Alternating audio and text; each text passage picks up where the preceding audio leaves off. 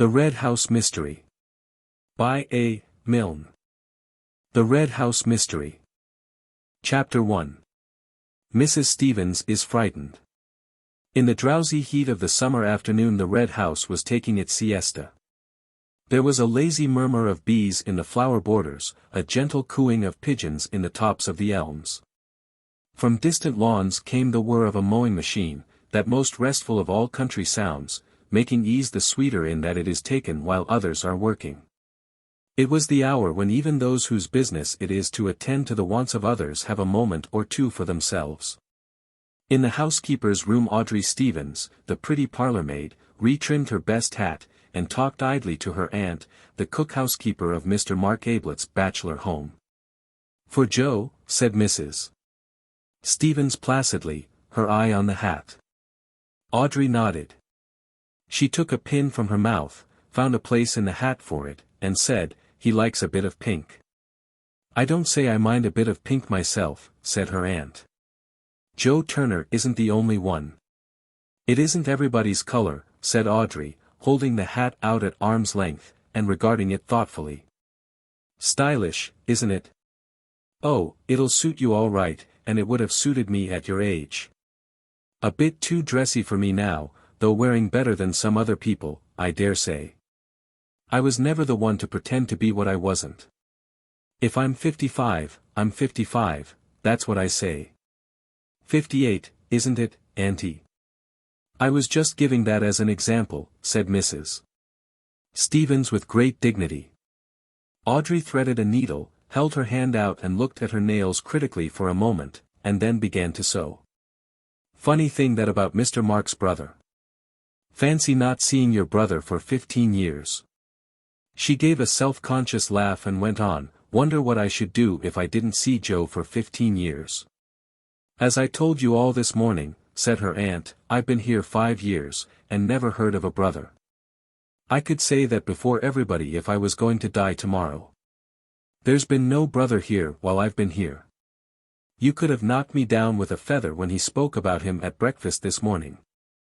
I didn't hear what went before, naturally, but they was all talking about the brother when I went in. Now what was it I went in for? Hot milk, was it, or toast? Well, they was all talking, and Mr. Mark turns to me, and says, you know his way, Stevens, he says, my brother is coming to see me this afternoon, I'm expecting him about 3, he says. Show him into the office, he says, just like that. Yes, sir, I says quite quietly, but I was never so surprised in my life, not knowing he had a brother. My brother from Australia, he says, there, I'd forgotten that. From Australia. Well, he may have been in Australia, said Mrs. Stevens, judicially. I can't say for that, not knowing the country, but what I do say is he's never been here.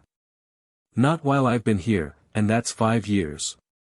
Well, but, Auntie, he hasn't been here for 15 years.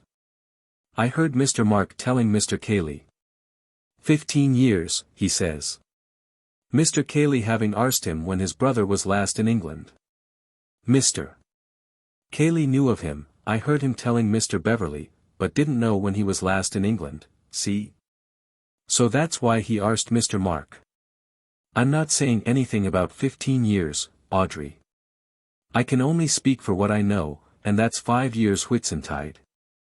I can take my oath he's not set foot in the house since 5 years Whitsuntide. And if he's been in Australia, as you say, well, I dare say he's had his reasons. What reasons? Said Audrey lightly. Never mind what reasons. Being in the place of a mother to you, since your poor mother died, I say this, Audrey, when a gentleman goes to Australia, he has his reasons. And when he stays in Australia 15 years, as Mr. Mark says, and as I know for myself for 5 years, he has his reasons. And a respectably brought-up girl doesn't ask what reasons. Got into trouble, I suppose, said Audrey carelessly. They were saying at breakfast he'd been a wild one. Debts.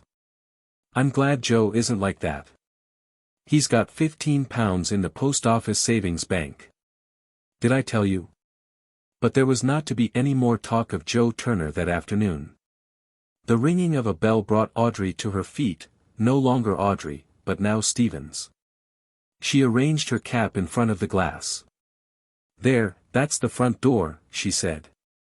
"That's him." "Show him into the office," said Mr. Mark. "I suppose he doesn't want the other ladies and gentlemen to see him." "Well, they're all out at their golf, anyhow. Wonder if he's going to stay. P'raps he's brought back a lot of gold from Australia. I might hear something about Australia. Because if anybody can get gold there, then I don't say but what Joe and I.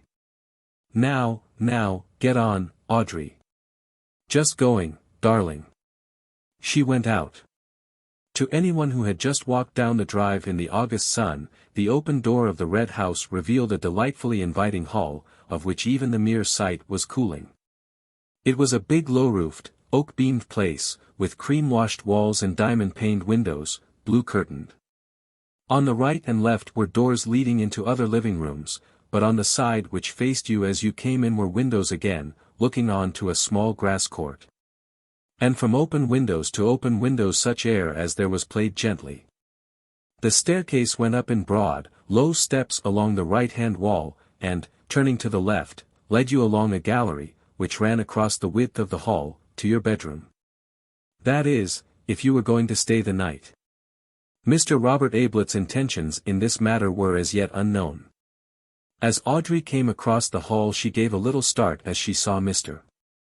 Cayley suddenly, sitting unobtrusively in a seat beneath one of the front windows, reading. No reason why he shouldn't be there, certainly a much cooler place than the golf links on such a day.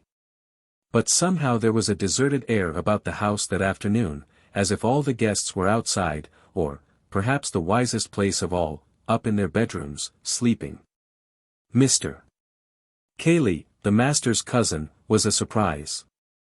And, having given a little exclamation as she came suddenly upon him, she blushed, and said, "Oh, I beg your pardon, sir, I didn't see you at first," and he looked up from his book and smiled at her. An attractive smile it was on that big ugly face. Such a gentleman, Mr. Cayley, she thought to herself as she went on, and wondered what the master would do without him. If this brother, for instance, had to be bundled back to Australia, it was Mr. Cayley who would do most of the bundling. "So this is Mr. Robert," said Audrey to herself, as she came in sight of the visitor. She told her aunt afterwards that she would have known him anywhere for Mr. Mark's brother, but she would have said that in any event. Actually she was surprised. Dapper little Mark, with his neat pointed beard and his carefully curled mustache. With his quick darting eyes, always moving from one to the other of any company he was in, to register one more smile to his credit when he had said a good thing. One more expectant look when he was only waiting his turn to say it. He was a very different man from this rough-looking, ill-dressed colonial, staring at her so loweringly. "I want to see Mr. Mark Ablett," he growled. It sounded almost like a threat. Audrey recovered herself and smiled reassuringly at him. She had a smile for everybody. "Yes, sir. He is expecting you, if you will come this way." "Oh. So you know who I am, eh? Mr. Robert Ablett?" "Aye, that's right. So he's expecting me, eh? He'll be glad to see me, eh? If you will come this way, sir," said Audrey primly. She went to the second door on the left, and opened it. "Mr. Robert she began, and then broke off. The room was empty. She turned to the man behind her. "If you will sit down, sir, I will find the master. I know he's in, because he told me that you were coming this afternoon." "Oh." He looked round the room. "What you call this place, eh?" "The office, sir." "The office?" "The room where the master works, sir." "Works, eh? That's new. Didn't know he'd ever done a stroke of work in his life." "Where he writes, sir," said Audrey, with dignity. The fact that Mr. Mark wrote, though nobody knew what, was a matter of pride in the housekeeper's room. "Not well dressed enough for the drawing room, eh?" "I will tell the master you are here, sir," said Audrey decisively. She closed the door and left him there. Well. Here was something to tell Auntie. Her mind was busy at once, going over all the things which he had said to her and she had said to him, quiet-like. Directly I saw him I said to myself, why, you could have knocked her over with a feather. Feathers, indeed, were a perpetual menace to Audrey. However, the immediate business was to find the master. She walked across the hall to the library, glanced in, came back a little uncertainly, and stood in front of Cayley. If you please, sir, she said in a low, respectful voice, can you tell me where the master is? It's Mr. Robert called. What? Said Cayley, looking up from his book. Who? Audrey repeated her question. I don't know. Isn't he in the office? He went up to the temple after lunch. I don't think I've seen him since.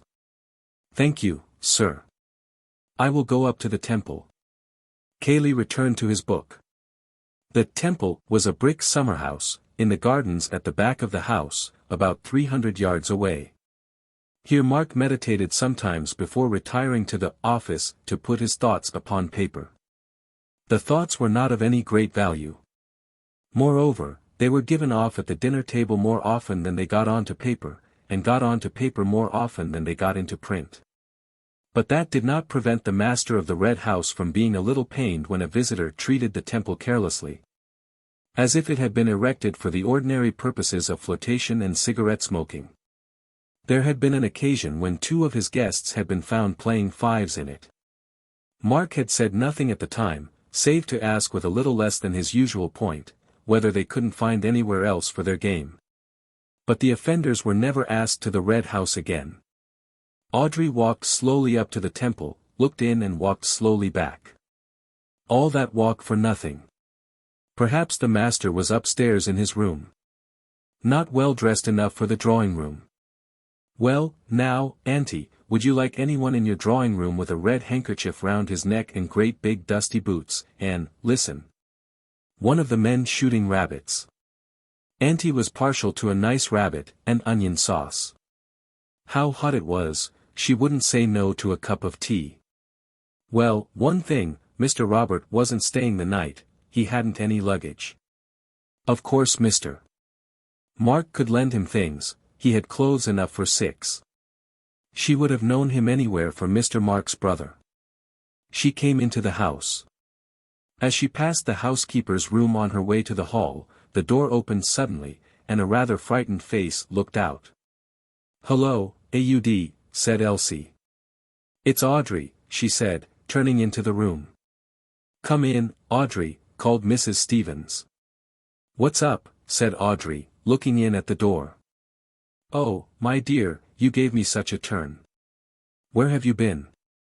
Up to the temple. Did you hear anything? Hear what? Bangs and explosions and terrible things. Oh, said Audrey, rather relieved. One of the men shooting rabbits. Why, I said to myself as I came along, Auntie's partial to a nice rabbit, I said, and I shouldn't be surprised if.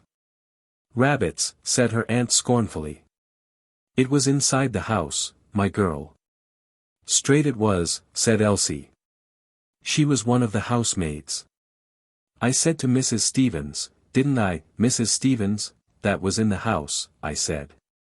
Audrey looked at her aunt and then at Elsie. Do you think he had a revolver with him? She said in a hushed voice. Who? Said Elsie excitedly. That brother of his. From Australia. I said as soon as I set eyes on him, you're a bad lot, my man. That's what I said, Elsie. Even before he spoke to me. Rude. She turned to her aunt. Well, I give you my word. If you remember, Audrey, I always said there was no saying with anyone from Australia. Mrs. Stevens lay back in her chair, breathing rather rapidly. I wouldn't go out of this room now, not if you paid me £100,000. Oh, Mrs. Stevens. Said Elsie, who badly wanted 5 shillings for a new pair of shoes, I wouldn't go as far as that, not myself, but. There, cried Mrs. Stevens, sitting up with a start. They listened anxiously, the 2 girls instinctively coming closer to the older woman's chair. A door was being shaken, kicked, rattled. "Listen." Audrey and Elsie looked at each other with frightened eyes. They heard a man's voice, loud, angry. "Open the door," it was shouting.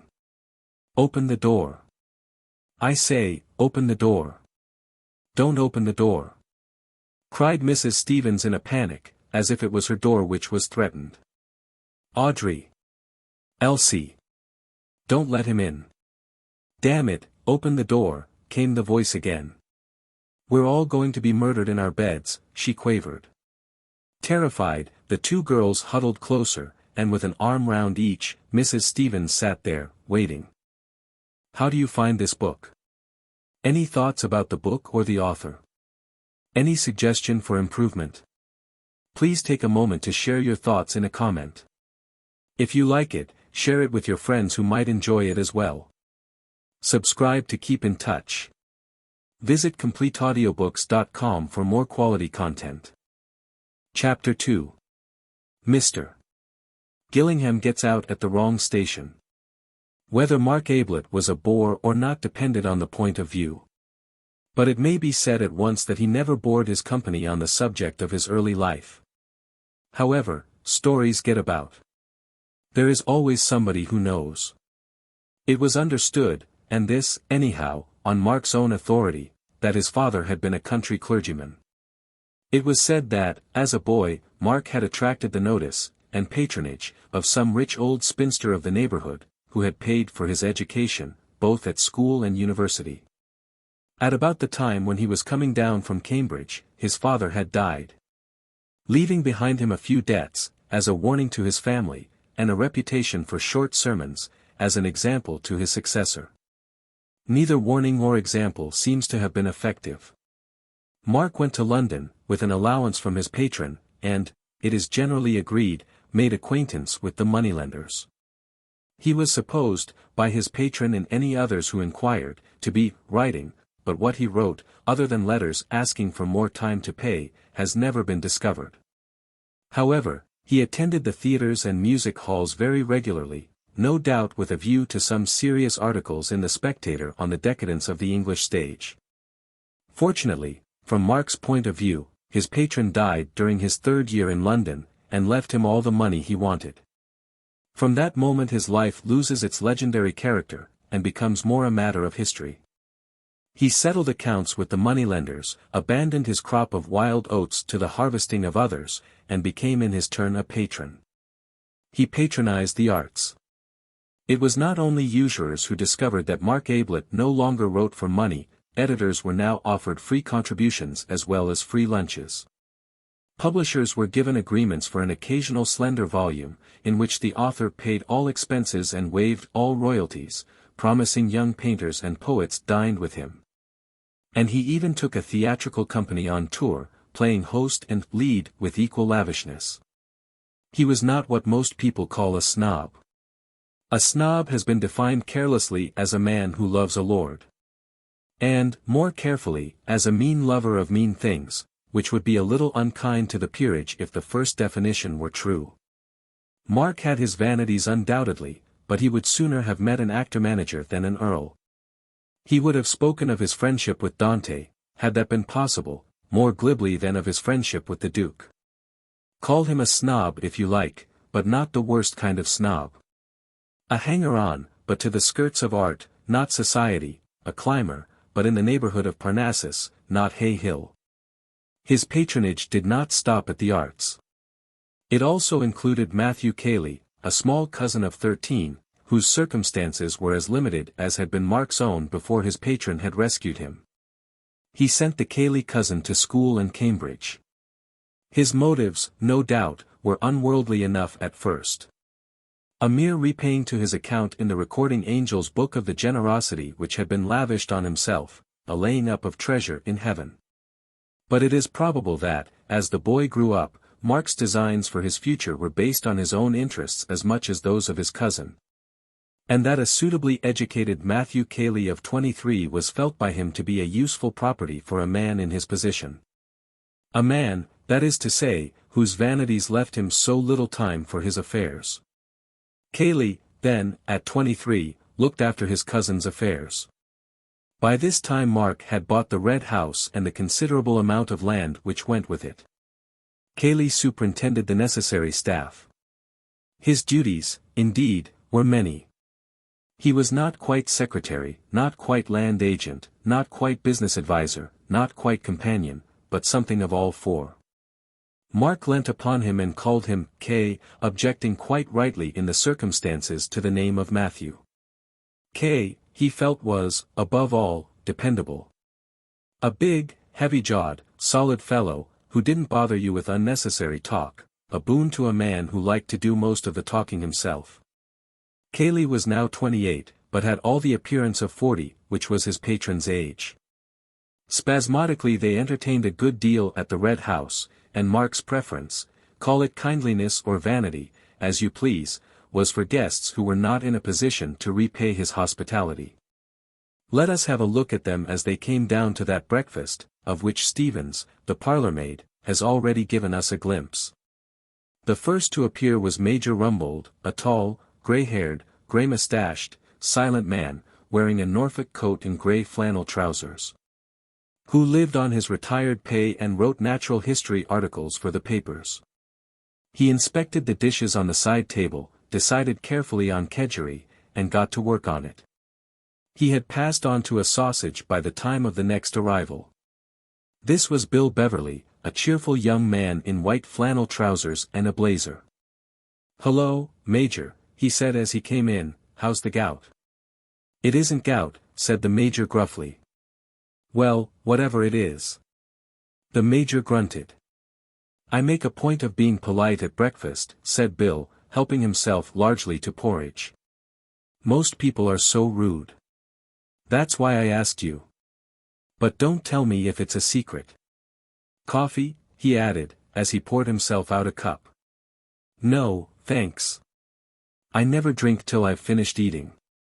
"Quite right, Major, it's only manners." He sat down opposite to the other. "Well, we've got a good day for our game. It's going to be dashed hot, but that's where Betty and I score. On the 5th green, your old wound, the one you got in that frontier skirmish in '43, will begin to trouble you. On the 8th, your liver, undermined by years of curry, will drop to pieces. On the 12th. Oh, shut up, you ass. Well, I'm only warning you. Hello, good morning, Miss Norris. I was just telling the Major what was going to happen to you and him this morning. Do you want any assistance, or do you prefer choosing your own breakfast?" "Please don't get up," said Miss Norris. "I'll help myself." "Good morning, Major." She smiled pleasantly at him. The Major nodded. "Good morning. Going to be hot." "As I was telling him," began Bill, "that's where, hello, here's Betty." "Morning, Cayley." Betty Calladine and Cayley had come in together. Betty was the 18-year-old daughter of Mrs. John Calladine, widow of the painter, who was acting hostess on this occasion for Mark. Ruth Norris took herself seriously as an actress and, on her holidays, seriously as a golfer. She was quite competent as either. Neither the stage society nor Sandwich had any terrors for her. "By the way, the car will be round at 10:30, said Cayley, looking up from his letters. "You're lunching there, and driving back directly afterwards. Isn't that right?" "I don't see why we shouldn't have 2 rounds, said Bill hopefully. "Much too hot in the afternoon," said the Major. "Get back comfortably for tea." Mark came in. He was generally the last. He greeted them and sat down to toast and tea. Breakfast was not his meal. The others chattered gently while he read his letters. "Good God," said Mark suddenly. There was an instinctive turning of heads towards him. "I beg your pardon, Miss Norris." "Sorry, Betty." Miss Norris smiled her forgiveness. She often wanted to say it herself, particularly at rehearsals. "I say, Kay." He was frowning to himself, annoyed, puzzled. He held up a letter and shook it. "Who do you think this is from?" Cayley, at the other end of the table, shrugged his shoulders. How could he possibly guess? Robert, said Mark. Robert? It was difficult to surprise Cayley. Well. It's all very well to say, well, like that, said Mark peevishly. He's coming here this afternoon. I thought he was in Australia, or somewhere. Of course. So did I. He looked across at Rumbold. Got any brothers, Major? No. Well, take my advice, and don't have any. Not likely to now, said the Major. Bill laughed. Miss Norris said politely, but you haven't any brothers, Mr. Ablett. One, said Mark grimly. If you're back in time you'll see him this afternoon. He'll probably ask you to lend him £5. Don't. Everybody felt a little uncomfortable. I've got a brother, said Bill helpfully, but I always borrow from him. Like Robert, said Mark. When was he in England last? Asked Cayley. About 15 years ago, wasn't it? You'd have been a boy, of course. Yes, I remember seeing him once about then, but I didn't know if he had been back since. No. Not to my knowledge. Mark, still obviously upset, returned to his letter. Personally, said Bill, I think relations are a great mistake. All the same, said Betty a little daringly, it must be rather fun having a skeleton in the cupboard. Mark looked up, frowning. If you think it's fun, I'll hand him over to you, Betty.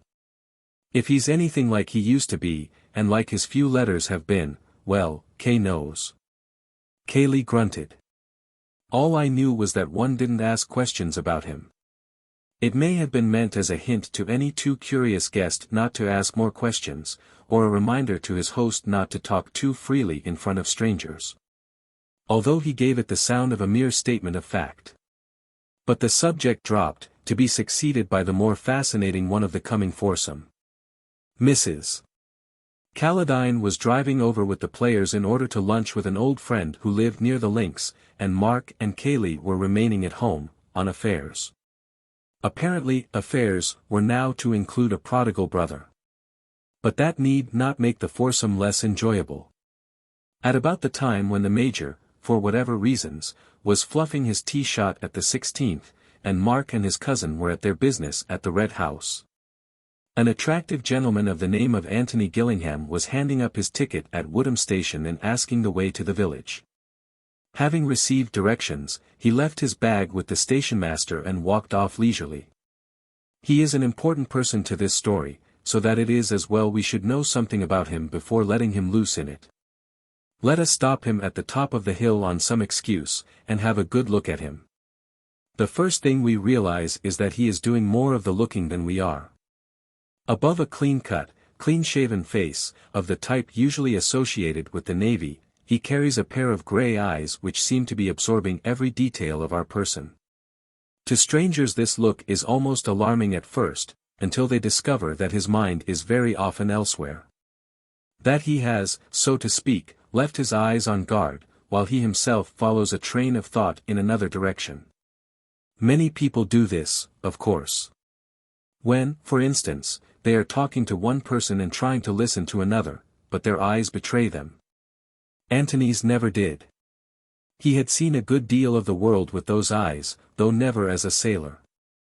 When at the age of 21 he came into his mother's money, £400 a year, old Gillingham looked up from the Stockbreeder's Gazette to ask what he was going to do. See the world, said Antony. Well, send me a line from America, or wherever you get to. Right, said Antony. Old Gillingham returned to his paper. Antony was a younger son, and, on the whole, not so interesting to his father as the cadets of certain other families, Champion Burkitt's, for instance. But, then, Champion Burkitt was the best Hereford bull he had ever bred. Antony, however, had no intention of going further away than London. His idea of seeing the world was to see, not countries, but people, and to see them from as many angles as possible. There are all sorts in London if you know how to look at them. So Antony looked at them, from various strange corners, from the viewpoint of the valet, the newspaper reporter, the waiter, the shop assistant. With the independence of £400 a year behind him, he enjoyed it immensely. He never stayed long in one job, and generally closed his connection with it by telling his employer, contrary to all etiquette as understood between master and servant, exactly what he thought of him. He had no difficulty in finding a new profession. Instead of experience and testimonials, he offered his personality and a sporting bet. He would take no wages the first month, and, if he satisfied his employer, double wages the second. He always got his double wages. He was now 30. He had come to Woodham for a holiday, because he liked the look of the station. His ticket entitled him to travel further, but he had always intended to please himself in the matter. Woodham attracted him, and he had a suitcase in the carriage with him and money in his pocket. Why not get out? The landlady of the George was only too glad to put him up, and promised that her husband would drive over that afternoon for his luggage. "And you would like some lunch, I expect, sir." "Yes, but don't give yourself any trouble about it. Cold anything you've got." "What about beef, sir?" she asked, as if she had 100 varieties of meat to select from, and was offering him her best. "That will do splendidly. And a pint of beer." While he was finishing his lunch, the landlord came in to ask about the luggage. Anthony ordered another pint, and soon had him talking. "It must be rather fun to keep a country inn," he said, thinking that it was about time he started another profession. "I don't know about fun, sir. It gives us a living, and a bit over." "You ought to take a holiday," said Anthony, looking at him thoughtfully. "Funny thing you're saying that," said the landlord, with a smile. "Another gentleman, over from the Red House, was saying that only yesterday. Offered to take my place and all." He laughed rumblingly. "The Red House?" "Not the Red House, Stanton." "That's right, sir. Stanton's the next station to Woodham. The Red House is about a mile from here, Mr. Ablett's." Anthony took a letter from his pocket. It was addressed from the Red House, Stanton, and signed Bill. "Good old Bill," he murmured to himself. "He's getting on." Anthony had met Bill Beverley 2 years before in a tobacconist's shop. Gillingham was on one side of the counter and Mr. Beverley on the other. Something about Bill, his youth and freshness, perhaps, attracted Anthony. And when cigarettes had been ordered, and an address given to which they were to be sent, he remembered that he had come across an aunt of Beverley's once at a country house. Beverley and he met again a little later at a restaurant. Both of them were in evening dress, but they did different things with their napkins, and Anthony was the more polite of the two. However, he still liked Bill. So on one of his holidays, when he was unemployed, he arranged an introduction through a mutual friend. Beverley was a little inclined to be shocked when he was reminded of their previous meetings, but his uncomfortable feeling soon wore off, and he and Anthony quickly became intimate. But Bill generally addressed him as "dear madman" when he happened to write. Anthony decided to stroll over to the Red House after lunch and call upon his friend. Having inspected his bedroom, which was not quite the lavender-smelling country inn bedroom of fiction, but sufficiently clean and comfortable, he set out over the fields. As he came down the drive and approached the old red brick front of the house, there was a lazy murmur of bees in the flower borders, a gentle cooing of pigeons in the tops of the elms. And from distant lawns the whir of a mowing machine, that most restful of all country sounds. And in the hall a man was banging at a locked door, and shouting, "Open the door, I say, open the door." "Hello," said Anthony in amazement. Chapter 3. 2 Men and a Body. Cayley looked round suddenly at the voice. "Can I help?" said Anthony politely. "Something's happened," said Cayley. He was breathing quickly. "I heard a shot, it sounded like a shot, I was in the library. A loud bang, I didn't know what it was. And the door's locked." He rattled the handle again, and shook it. "Open the door," he cried. "I say, Mark, what is it? Open the door." "But he must have locked the door on purpose," said Anthony. "So why should he open it just because you ask him to?" Cayley looked at him in a bewildered way. Then he turned to the door again. "We must break it in," he said, putting his shoulder to it. "Help me. Isn't there a window?" Cayley turned to him stupidly. "Window? Window? So much easier to break in a window," said Anthony with a smile. He looked very cool and collected, as he stood just inside the hall, leaning on his stick, and thinking, no doubt, that a great deal of fuss was being made about nothing. But then, he had not heard the shot. Window, of course. What an idiot I am. He pushed past Anthony, and began running out into the drive. Anthony followed him. They ran along the front of the house, down a path to the left, and then to the left again over the grass, Cayley in front, the other close behind him. Suddenly Cayley looked over his shoulder and pulled up short. "Here," he said. They had come to the windows of the locked room, French windows which opened on to the lawns at the back of the house. But now they were closed. Anthony couldn't help feeling a thrill of excitement as he followed Cayley's example, and put his face close up to the glass. For the first time he wondered if there really had been a revolver shot in this mysterious room. It had all seemed so absurd and melodramatic from the other side of the door. But if there had been one shot, why should there not be two more, at the careless fools who were pressing their noses against the panes, and asking for it? "My God, can you see it?" said Cayley in a shaking voice. "Down there. Look." The next moment Anthony saw it. A man was lying on the floor at the far end of the room, his back towards them. A man. Or the body of a man. "Who is it?" said Anthony. "I don't know," the other whispered. "Well, we'd better go and see." He considered the windows for a moment. "I should think, if you put your weight into it, just where they join, they'll give all right. Otherwise, we can kick the glass in." Without saying anything, Cayley put his weight into it. The window gave, and they went into the room. Cayley walked quickly to the body, and dropped on his knees by it. For the moment he seemed to hesitate. Then with an effort he put a hand onto its shoulder and pulled it over. "Thank God," he murmured, and let the body go again. "Who is it?" said Anthony. "Robert Ablett." "Oh," said Anthony. "I thought his name was Mark," he added, more to himself than to the other. "Yes, Mark Ablett lives here.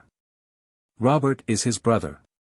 He shuddered, and said, "I was afraid it was Mark." "Was Mark in the room too?" "Yes," said Cayley absently. Then, as if resenting suddenly these questions from a stranger, "Who are you?" But Anthony had gone to the locked door, and was turning the handle. "I suppose he put the key in his pocket," he said, as he came back to the body again. "Who?" Anthony shrugged his shoulders. "Whoever did this," he said, pointing to the man on the floor. "Is he dead?" "Help me," said Cayley simply. They turned the body onto its back, nerving themselves to look at it. Robert Ablett had been shot between the eyes. It was not a pleasant sight, and with his horror Anthony felt a sudden pity for the man beside him, and a sudden remorse for the careless, easy way in which he had treated the affair. But then one always went about imagining that these things didn't happen, except to other people. It was difficult to believe in them just at first, when they happened to yourself. "Did you know him well?" said Anthony quietly. He meant, were you fond of him? "Hardly at all. Mark is my cousin. I mean, Mark is the brother I know best." "Your cousin?" "Yes." He hesitated, and then said, "Is he dead?" "I suppose he is." Do you know anything about that sort of thing? Perhaps I'd better get some water." There was another door opposite to the locked one, which led, as Anthony was to discover for himself directly, into a passage from which opened two more rooms. Cayley stepped into the passage, and opened the door on the right. The door from the office, through which he had gone, remained open. The door, at the end of the short passage, was shut. Anthony, kneeling by the body, followed Cayley with his eyes, and, after he had disappeared, kept his eyes on the blank wall of the passage, but he was not conscious of that at which he was looking. For his mind was with the other man, sympathizing with him. Not that water is any use to a dead body, he said to himself, but the feeling that you're doing something, when there's obviously nothing to be done, is a great comfort. Cayley came into the room again. He had a sponge in one hand, a handkerchief in the other. He looked at Anthony. Anthony nodded. Cayley murmured something, and knelt down to bathe the dead man's face. Then he placed the handkerchief over it. A little sigh escaped Anthony, a sigh of relief. They stood up and looked at each other. "If I can be of any help to you," said Anthony, "please let me." "That's very kind of you. There will be things to do. Police, doctors, I don't know. But you mustn't let me trespass on your kindness. Indeed, I should apologize for having trespassed so much already. I came to see Beverley. He is an old friend of mine. He's out playing golf. He will be back directly." Then, as if he had only just realized it, "They will all be back directly. I will stay if I can be of any help. Please do. You see, there are women. It will be rather painful. If you would," he hesitated, and gave Anthony a timid little smile, pathetic in so big and self-reliant a man. "Just your moral support, you know. It would be something." "Of course." Anthony smiled back at him, and said cheerfully, "Well, then, I'll begin by suggesting that you should ring up the police." "The police?" "Why, yes." He looked doubtfully at the other. "I suppose." Anthony spoke frankly. "Now, look here, Mr. Cayley. I'm Mark Ablett's cousin. I live with him. My name's Gillingham. I'm sorry, I ought to have told you before. Well now, Mr. Cayley, we shan't do any good by pretending. Here's a man been shot, well, somebody shot him." "He might have shot himself," mumbled Cayley. "Yes, he might have, but he didn't.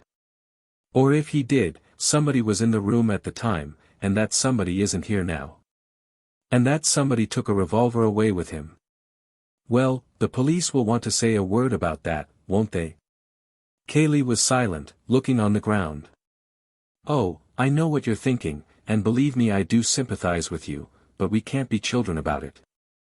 If your cousin Mark Ablett was in the room with this," he indicated the body, "this man, then." "Who said he was?" said Cayley, jerking his head up suddenly at Anthony. "You did." "I was in the library. Mark went in, he may have come out again, I know nothing. Somebody else may have gone in." "Yes, yes," said Anthony patiently, as if to a little child. "You know your cousin." "I don't. Let's agree that he had nothing to do with it. But somebody was in the room when this man was shot, and, well, the police will have to know. Don't you think?" He looked at the telephone. "Or would you rather I did it?" Cayley shrugged his shoulders and went to the telephone. "May I, look round a bit?" Anthony nodded towards the open door. "Oh, do." "Yes." He sat down and drew the telephone towards him. "You must make allowances for me, Mr. Gillingham. You see, I've known Mark for a very long time. But, of course, you're quite right, and I'm merely being stupid." He took off the receiver. "Let us suppose that, for the purpose of making a first acquaintance with this office, we are coming into it from the hall, through the door which is now locked, but which, for our special convenience, has been magically unlocked for us. As we stand just inside the door, the length of the room runs right and left, or, more accurately, to the right only, for the left-hand wall is almost within our reach. Immediately opposite to us, across the breadth of the room, some 15 feet, is that other door, by which Cayley went out and returned a few minutes ago. In the right-hand wall, 30 feet away from us, are the French windows. Crossing the room and going out by the opposite door, we come into a passage, from which 2 rooms lead. The one on the right, into which Cayley went, is less than half the length of the office, a small, square room, which has evidently been used some time or other as a bedroom. The bed is no longer there, but there is a basin, with hot and cold taps, in a corner, chairs, a cupboard or two, and a chest of drawers. The window faces the same way as the French windows in the next room. But anybody looking out of the bedroom window has his view on the immediate right shut off by the outer wall of the office, which projects, by reason of its greater length, 15 feet further into the lawn.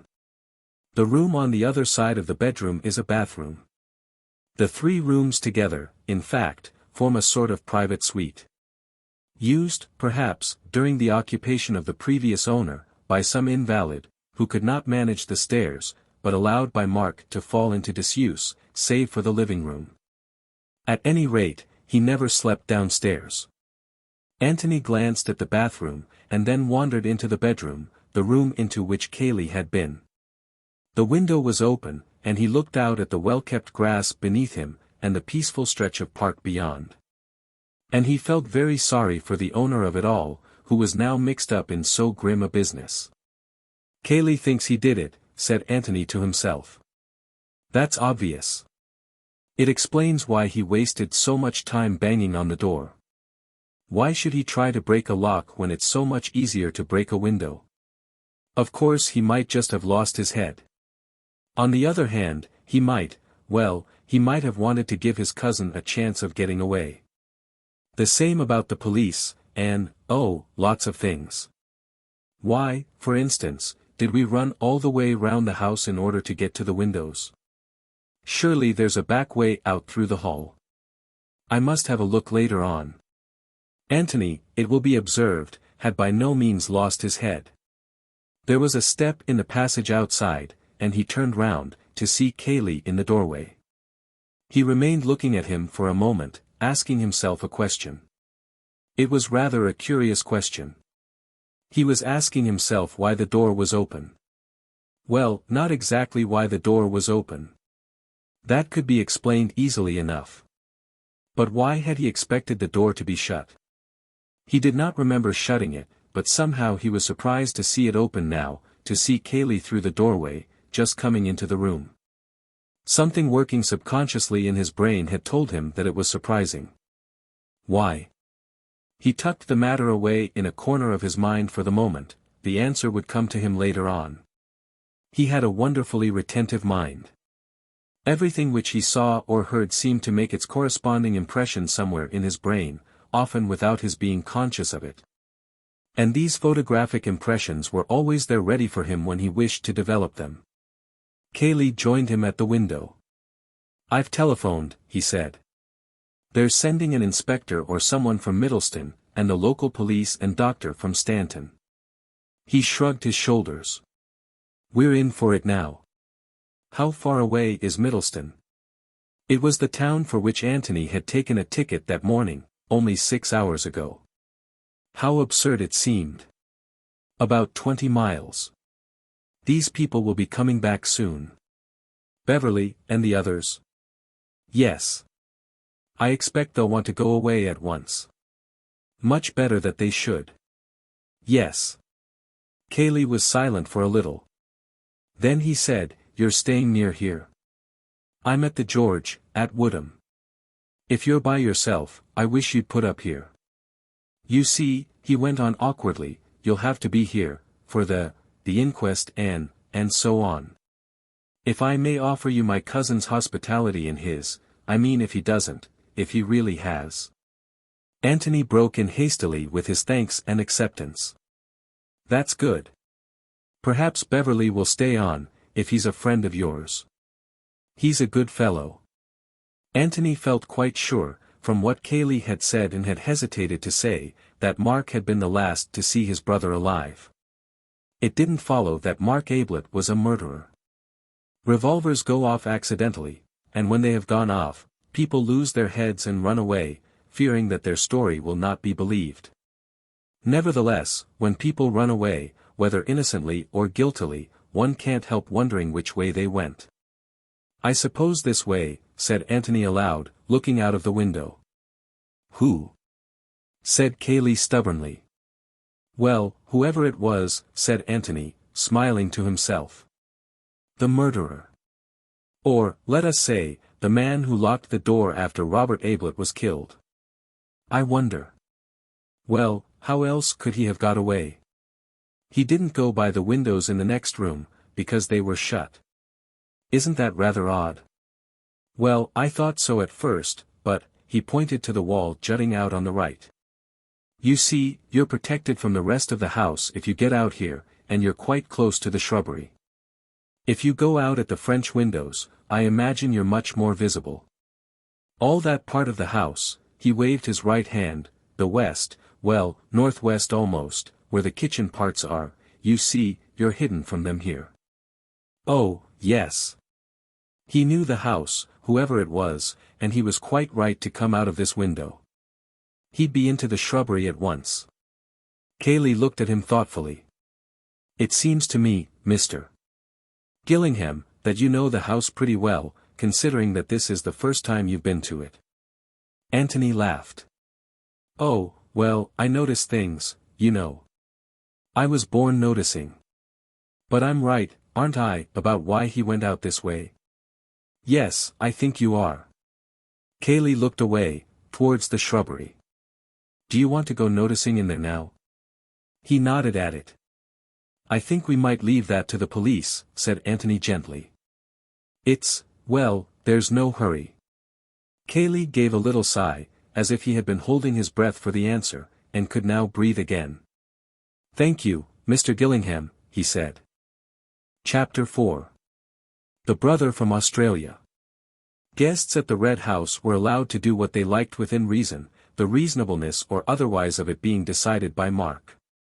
But when once they, or Mark, had made up their minds as to what they wanted to do, the plan had to be kept. Mrs. Caledine, who knew this little weakness of their hosts, resisted, therefore, the suggestion of Bill that they should have a second round in the afternoon, and drive home comfortably after tea. The other golfers were willing enough, but Mrs. Caledine, without actually saying that Mr. Ablett wouldn't like it, was firm on the point that, having arranged to be back by 4, they should be back by 4. I really don't think Mark wants us, you know, said the Major. Having played badly in the morning, he wanted to prove to himself in the afternoon that he was really better than that. With this brother of his coming, he'll be only too glad to have us out of the way. Of course he will, Major. This from Bill. You'd like to play, wouldn't you, Miss Norris? Miss Norris looked doubtfully at the hostess. Of course, if you want to get back, dear, we mustn't keep you here. Besides, it's so dull for you, not playing. Just 9 holes, Mother, pleaded Betty. The car could take you back, and you could tell them that we were having another round, and then it could come back for us, said Bill brilliantly. It's certainly much cooler here than I expected, put in the Major. Mrs. Caledine fell. It was very pleasantly cool outside the golf house, and of course Mark would be rather glad to have them out of the way. So she consented to 9 holes. And the match having ended all square, and everybody having played much better than in the morning, they drove back to the Red House, very well pleased with themselves. Hello, said Bill to himself, as they approached the house, isn't that old Tony? Anthony was standing in front of the house, waiting for them. Bill waved, and he waved back. Then as the car drew up, Bill, who was in front with the chauffeur, jumped down and greeted him eagerly. Hello, you madman, have you come to stay, or what? He had a sudden idea. Don't say you're Mark Ablett's long-lost brother from Australia, though I could quite believe it of you. He laughed boyishly. Hello, Bill, said Anthony quietly. Will you introduce me? I'm afraid I've got some bad news. Bill, rather sobered by this, introduced him. The Major and Mrs. Caledine were on the near side of the car, and Anthony spoke to them in a low voice. I'm afraid I'm going to give you rather a shock, he said. Robert Ablett, Mr. Mark Ablett's brother, has been killed. He jerked a thumb over his shoulder. In the house. Good God! Said the Major. Do you mean that he has killed himself? Asked Mrs. Caledine. Just now. It was about 2 hours ago. I happened to come here, he half turned to Beverley and explained, I was coming to see you, Bill, and I arrived just after the death. Mr. Cayley and I found the body. Mr. Cayley being busy just now, there are police and doctors and so on in the house, he asked me to tell you. He says that no doubt you would prefer, the house party having been broken up in this tragic way, to leave as soon as possible. He gave a pleasant apologetic little smile and went on, I am putting it badly, but what he means, of course, is that you must consult your own feelings in the matter entirely. And please make your own arrangements about ordering the car for whatever train you wish to catch. There is one this evening, I understand, which you could go by if you wished it. Bill gazed with open mouth at Anthony. He had no words in his vocabulary to express what he wanted to say, other than those the Major had already used. Betty was leaning across to Miss Norris and saying, Who's killed? In an awestruck voice, and Miss Norris, who was instinctively looking as tragic as she looked on the stage when a messenger announced the death of one of the cast, stopped for a moment in order to explain. Mrs. Calladine was quietly mistress of herself. We shall be in the way, yes, I quite understand, she said. But we can't just shake the dust of the place off our shoes because something terrible has happened there. I must see Mark, and we can arrange later what to do. He must know how very deeply we feel for him. Perhaps she hesitated. The Major and I might be useful anyway, said Bill. Isn't that what you mean, Mrs. Calladine? Where is Mark? Said the Major suddenly, looking hard at Anthony. Anthony looked back unwaveringly, and said nothing. I think, said the Major gently, leaning over to Mrs. Calladine, that it would be better if you took Betty back to London tonight. Very well, she agreed quietly. You will come with us, Ruth. I'll see you safely there, said Bill in a meek voice. He didn't quite know what was happening, and, having expected to stay at the Red House for another week, he had nowhere to go to in London. But London seemed to be the place that everyone was going to, and when he could get Tony alone for a moment, Tony no doubt would explain. Cayley wants you to stay, Bill. You have to go anyhow, tomorrow, Major rumbled. Yes. I'll come with you, Mrs. Calladine. Mr. Cayley would wish me to say again that you will please not hesitate to give your own orders, both as regard the car and as regard any telephoning or telegraphing that you want done. He smiled again and added, Please forgive me if I seem to have taken a good deal upon myself, but I just happened to be handy as a mouthpiece for Cayley. He bowed to them and went into the house. Well, said Miss Norris dramatically. As Anthony re-entered the hall, the inspector from Middleston was just crossing into the library with Cayley. The latter stopped and nodded to Anthony. Wait a moment, Inspector. Here's Mr. Gillingham. He'd better come with us. And then to Anthony, this is Inspector Birch. Birch looked inquiringly from one to the other. Mr. Gillingham and I found the body together, explained Cayley. Oh. Well, come along, and let's get the facts sorted out a bit. I like to know where I am, Mr. Gillingham. We all do. Oh. He looked at Anthony with interest. Do you know where you are in this case? I know where I'm going to be. Where's that? Put through it by Inspector Birch, said Anthony with a smile. The inspector laughed genially. Well, I'll spare you as much as I can. Come along. They went into the library. The inspector seated himself at a writing table, and Cayley sat in a chair by the side of it. Anthony made himself comfortable in an armchair and prepared to be interested. We'll start with the dead man, said the inspector. Robert Ablett, didn't you say? He took out his notebook. Yes. Brother of Mark Ablett, who lives here. Ah. He began to sharpen a pencil. Staying in the house? Oh, no. Anthony listened attentively while Cayley explained all that he knew about Robert. This was news to him. I see. Sent out of the country in disgrace. What had he done? I hardly know. I was only about 12 at the time. The sort of age when you're told not to ask questions.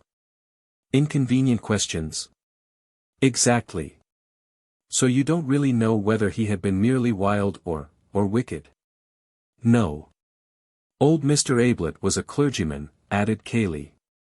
Perhaps what might seem wicked to a clergyman might seem only wild to a man of the world. I dare say, Mr. Cayley, smiled the inspector. Anyhow, it was more convenient to have him in Australia? Yes. Mark Ablett never talked about him. Hardly ever. He was very much ashamed of him, and, well, very glad he was in Australia. Did he write Mark sometimes? Occasionally. Perhaps 3 or 4 times in the last 5 years. Asking for money? Something of the sort. I don't think Mark always answered them. As far as I know, he never sent any money. Now your own private opinion, Mr. Cayley. Do you think that Mark was unfair to his brother? Unduly hard on him? They'd never liked each other as boys. There was never any affection between them. I don't know whose fault it was in the first place, if anybody's. Still, Mark might have given him a hand. I understand, said Cayley, that Robert spent his whole life asking for hands. The inspector nodded. I know that sort. Well, now, we'll go on to this morning. This letter that Mark got, did you see it? Not at the time. He showed it to me afterwards. Any address? No. A half-sheet of rather dirty paper. Where is it now? I don't know. In Mark's pocket, I expect. Ah. He pulled at his beard. Well, we'll come to that. Can you remember what it said? As far as I remember, something like this: Mark, your loving brother is coming to see you tomorrow, all the way from Australia. I give you warning so that you will be able to conceal your surprise, but not, I hope, your pleasure. Expect him at 3, or thereabouts. Ah. The inspector copied it down carefully. Did you notice the postmark? London. And what was Mark's attitude? Annoyance, disgust. Cayley hesitated. Apprehension? And no, not exactly. Or, rather, apprehension of an unpleasant interview, not of any unpleasant outcome for himself. You mean that he wasn't afraid of violence, or blackmail, or anything of that sort? He didn't appear to be. Right. Now then, he arrived, you say, about 3 o'clock. Yes, about that. Who was in the house then? Mark and myself, and some of the servants. I don't know which. Of course, you will ask them directly, no doubt. With your permission. No guests. They were out all day playing golf, explained Cayley. Oh, by the way, he put in, if I may interrupt a moment, will you want to see them at all? It isn't very pleasant for them now, naturally, and I suggested, he turned to Anthony, who nodded back to him. I understand that they want to go back to London this evening. There's no objection to that, I suppose. You will let me have their names and addresses in case I want to communicate with them? Of course. One of them is staying on, if you would like to see him later, but they only came back from their golf as we crossed the hall. That's all right, Mr. Cayley. Well, now then, let's go back to 3 o'clock. Where were you when Robert arrived? Cayley explained how he had been sitting in the hall, how Audrey had asked him where the master was, and how he had said that he had last seen him going up to the temple. She went away, and I went on with my book. There was a step on the stairs, and I looked up to see Mark coming down. He went into the office, and I went on with my book again. I went into the library for a moment, to refer to another book, and when I was in there I heard a shot. At least, it was a loud bang, I wasn't sure if it was a shot. I stood and listened. Then I came slowly to the door and looked out. Then I went back again, hesitated a bit, you know, and finally decided to go across to the office, and make sure that it was all right. I turned the handle of the door and found it was locked. Then I got frightened, and I banged at the door, and shouted, and, well, that was when Mr. Gillingham arrived. He went on to explain how they had found the body. The inspector looked at him with a smile. Yes, well, we shall have to go over some of that again, Mr. Cayley. Mr. Mark, now. You thought he was in the temple. Could he have come in, and gone up to his room, without your seeing him? There are back stairs. He wouldn't have used them in the ordinary way, of course. But I wasn't in the hall all the afternoon. He might easily have gone upstairs without my knowing anything about it. So that you weren't surprised when you saw him coming down? Oh, not a bit. Well, did he say anything? He said, "Robert's here," or something of the sort. I suppose he'd heard the bell, or the voices in the hall. Which way does his bedroom face? Could he have seen him coming down the drive? He might have, yes. Well, then, I said, yes, and he gave a sort of shrug, and said, "Don't go too far away, I might want you." And then went in. What did you think he meant by that? Well, he consults me a good deal, you know. I'm his sort of unofficial solicitor in a kind of way. This was a business meeting rather than a brotherly one. Oh, yes. That's how he regarded it, I'm sure. Yes. How long was it before you heard the shot? Very soon. 2 minutes, perhaps. The inspector finished his writing, and then regarded Cayley thoughtfully. Suddenly he said, "What is your theory of Robert's death?" Cayley shrugged his shoulders. "You've probably seen more than I've seen," he answered. "It's your job. I can only speak as a layman, and Mark's friend. Well, then I should say that Robert came here meaning trouble, and bringing a revolver with him. He produced it almost at once. Mark tried to get it from him, there was a little struggle perhaps, and it went off. Mark lost his head, finding himself there with a revolver in his hand and a dead man at his feet. His one idea was to escape. He locked the door almost instinctively, and then, when he heard me hammering at it, went out of the window." "Why, yes. Well, that sounds reasonable enough. What do you say, Mr. Gillingham?" "I should hardly call it reasonable to lose your head," said Anthony, getting up from his chair and coming towards them. "Well, you know what I mean. It explains things." "Oh, yes. Any other explanation would make them much more complicated."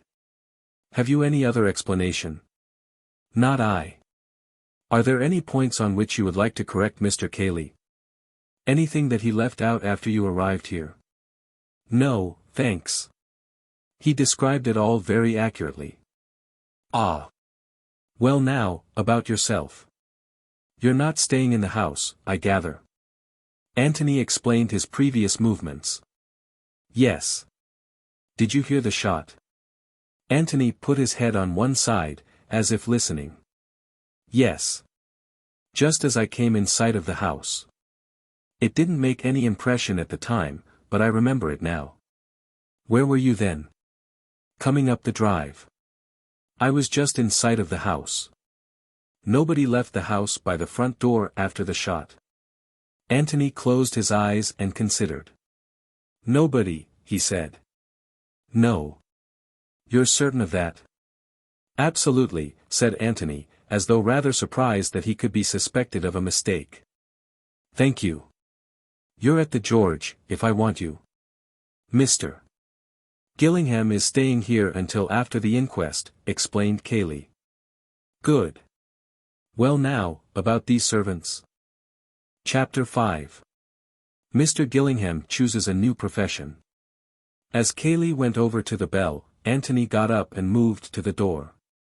"Well, you won't want me, I suppose, Inspector," he said. "No, thank you, Mr. Gillingham. You'll be about, of course." "Oh, yes." The inspector hesitated. "I think, Mr. Cayley, it would be better if I saw the servants alone. You know what they are. The more people about, the more they get alarmed." I expect I can get at the truth better by myself. Oh, quite so. In fact, I was going to ask you to excuse me. I feel rather responsible towards these guests of ours. Although Mr. Gillingham very kindly, he smiled at Anthony, who was waiting at the door, and left his sentence unfinished. Ah, that reminds me, said the inspector. Didn't you say that one of your guests, Mr. Beverley was it, a friend of Mr. Gillingham's, was staying on? Yes, would you like to see him? Afterwards, if I may. I'll warn him. I shall be up in my room, if you want me. I have a room upstairs where I work, any of the servants will show you. Ah, Stevens, Inspector Birch would like to ask you a few questions. Yes, sir, said Audrey primly, but inwardly fluttering. The housekeeper's room had heard something of the news by this time, and Audrey had had a busy time explaining to other members of the staff exactly what he had said, and what she had said. The details were not quite established yet, but this much at least was certain, that Mr. Mark's brother had shot himself and spirited Mr. Mark away, and that Audrey had seen at once that he was that sort of man when she opened the door to him. She had passed the remark to Mrs. Stevens. And Mrs. Stevens, if you remember, Audrey, had always said that people didn't go away to Australia except for very good reasons. Elsie agreed with both of them, but she had a contribution of her own to make. She had actually heard Mr. Mark in the office, threatening his brother. You mean Mr. Robert, said the second parlour-maid. She had been having a little nap in her room, but she had heard the bang. In fact, it had woken her up, just like something going off, it was. It was Mr. Mark's voice, said Elsie firmly. Pleading for mercy, said an eager-eyed kitchen-maid hopefully from the door, and was hurried out again by the others, wishing that she had not given her presence away. But it was hard to listen in silence when she knew so well from her novelettes just what happened on these occasions. I shall have to give that girl a piece of my mind, said Mrs. Stevens. Well, Elsie. He said, I heard him say it with my own ears, it's my turn now, he said, triumphant-like. Well, if you think that's a threat, dear, you're very particular, I must say. But Audrey remembered Elsie's words when she was in front of Inspector Birch. She gave her own evidence with the readiness of one who had already repeated it several times, and was examined and cross-examined by the inspector with considerable skill. The temptation to say, never mind about what you said to him, was strong, but he resisted it, knowing that in this way he would discover best what he said to her. By this time both his words and the looks he gave her were getting their full value from Audrey, but the general meaning of them seemed to be well established. Then you didn't see Mr. Mark at all? No, sir, he must have come in before and gone up to his room. Or come in by the front door, likely enough, while I was going out by the back. Yes. Well, I think that's all that I want to know, thank you very much. Now what about the other servants? Elsie heard the master and Mr. Robert talking together, said Audrey eagerly. He was saying, Mr. Mark, I mean. Ah. Well, I think Elsie had better tell me that herself. Who is Elsie, by the way? One of the housemaids. Shall I send her to you, sir? Please. Elsie was not sorry to get the message. It interrupted a few remarks from Mrs. Stevens about Elsie's conduct that afternoon which were, Elsie thought, much better interrupted. In Mrs. Stevens' opinion any crime committed that afternoon in the office was as nothing to the double crime committed by the unhappy Elsie. For Elsie realized too late that she would have done better to have said nothing about her presence in the hall that afternoon. She was bad at concealing the truth and Mrs. Stevens was good at discovering it. Elsie knew perfectly well that she had no business to come down the front stairs, and it was no excuse to say that she happened to come out of Miss Norris' room just at the head of the stairs. And didn't think it would matter, as there was nobody in the hall, and what was she doing anyhow in Miss Norris' room at that time? Returning a magazine? Lent by Miss Norris, might she ask? Well, not exactly lent. Really, Elsie, and this in a respectable house. In vain for poor Elsie to plead that a story by her favorite author was advertised on the cover, with a picture of the villain falling over the cliff. "That's where you'll go to, my girl, if you aren't careful," said Mrs. Stevens firmly. But, of course, there was no need to confess all these crimes to Inspector Birch. All that interested him was that she was passing through the hall, and heard voices in the office. And stopped to listen. "Certainly not," said Elsie with dignity, feeling that nobody really understood her. "I was just passing through the hall, just as you might have been yourself, and not supposing they was talking secrets, didn't think to stop my ears, as no doubt I ought to have done." And she sniffed slightly. "Come, come," said the inspector soothingly, "I didn't mean to suggest." "Everyone is very unkind to me," said Elsie between sniffs, "and there's that poor man lying dead there. And sorry they'd have been, if it had been me, to have spoken to me as they have done this day." "Nonsense, we're going to be very proud of you. I shouldn't be surprised if your evidence were of very great importance. Now then, what was it you heard? Try to remember the exact words." "Something about working in a passage," thought Elsie. "Yes, but who said it?" "Mr. Robert." "How do you know it was Mr. Robert? Had you heard his voice before?" "I don't take it upon myself to say that I had had any acquaintance with Mr. Robert, but seeing that it wasn't Mr. Mark, nor yet Mr. Cayley, nor any other of the gentlemen, and Miss Stevens had shown Mr. Robert into the office not 5 minutes before." "Quite so," said the inspector hurriedly. "Mr. Robert, undoubtedly. Working in a passage? That was what it sounded like, sir." "Hum. Working a passage over, could that have been it?" "That's right, sir," said Elsie eagerly. "He'd worked his passage over. Well?" And then Mr. Mark said loudly, sort of triumphant-like, "It's my turn now." "You wait." Triumphantly. As much as to say his chance had come. "And that's all you heard?" "That's all, sir, not standing there listening, but just passing through the hall, as it might be any time." "Yes. Well, that's really very important, Elsie. Thank you." Elsie gave him a smile, and returned eagerly to the kitchen. She was ready for Mrs. Stevens or anybody now. Meanwhile Anthony had been exploring a little on his own. There was a point which was puzzling him. He went through the hall to the front of the house and stood at the open door, looking out onto the drive. He and Cayley had run round the house to the left. Surely it would have been quicker to have run round to the right. The front door was not in the middle of the house, it was to the end. Undoubtedly they went the longest way round. But perhaps there was something in the way, if one went to the right, a wall, say.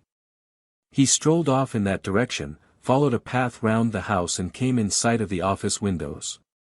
Quite simple, and about half the distance of the other way. He went on a little farther, and came to a door, just beyond the broken-in windows. It opened easily, and he found himself in a passage.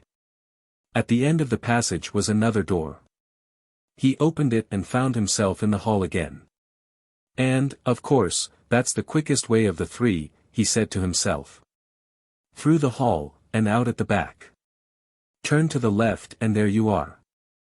Instead of which, we ran the longest way round the house. Why? Was it to give Mark more time in which to escape? Only, in that case, why run? Also, how did Cayley know then that it was Mark who was trying to escape? If he had guessed, well, not guessed, but been afraid, that one had shot the other, it was much more likely that Robert had shot Mark. Indeed, he had admitted that this was what he thought. The first thing he had said when he turned the body over was, "Thank God. I was afraid it was Mark." But why should he want to give Robert time in which to get away? And again, why run, if he did want to give him time?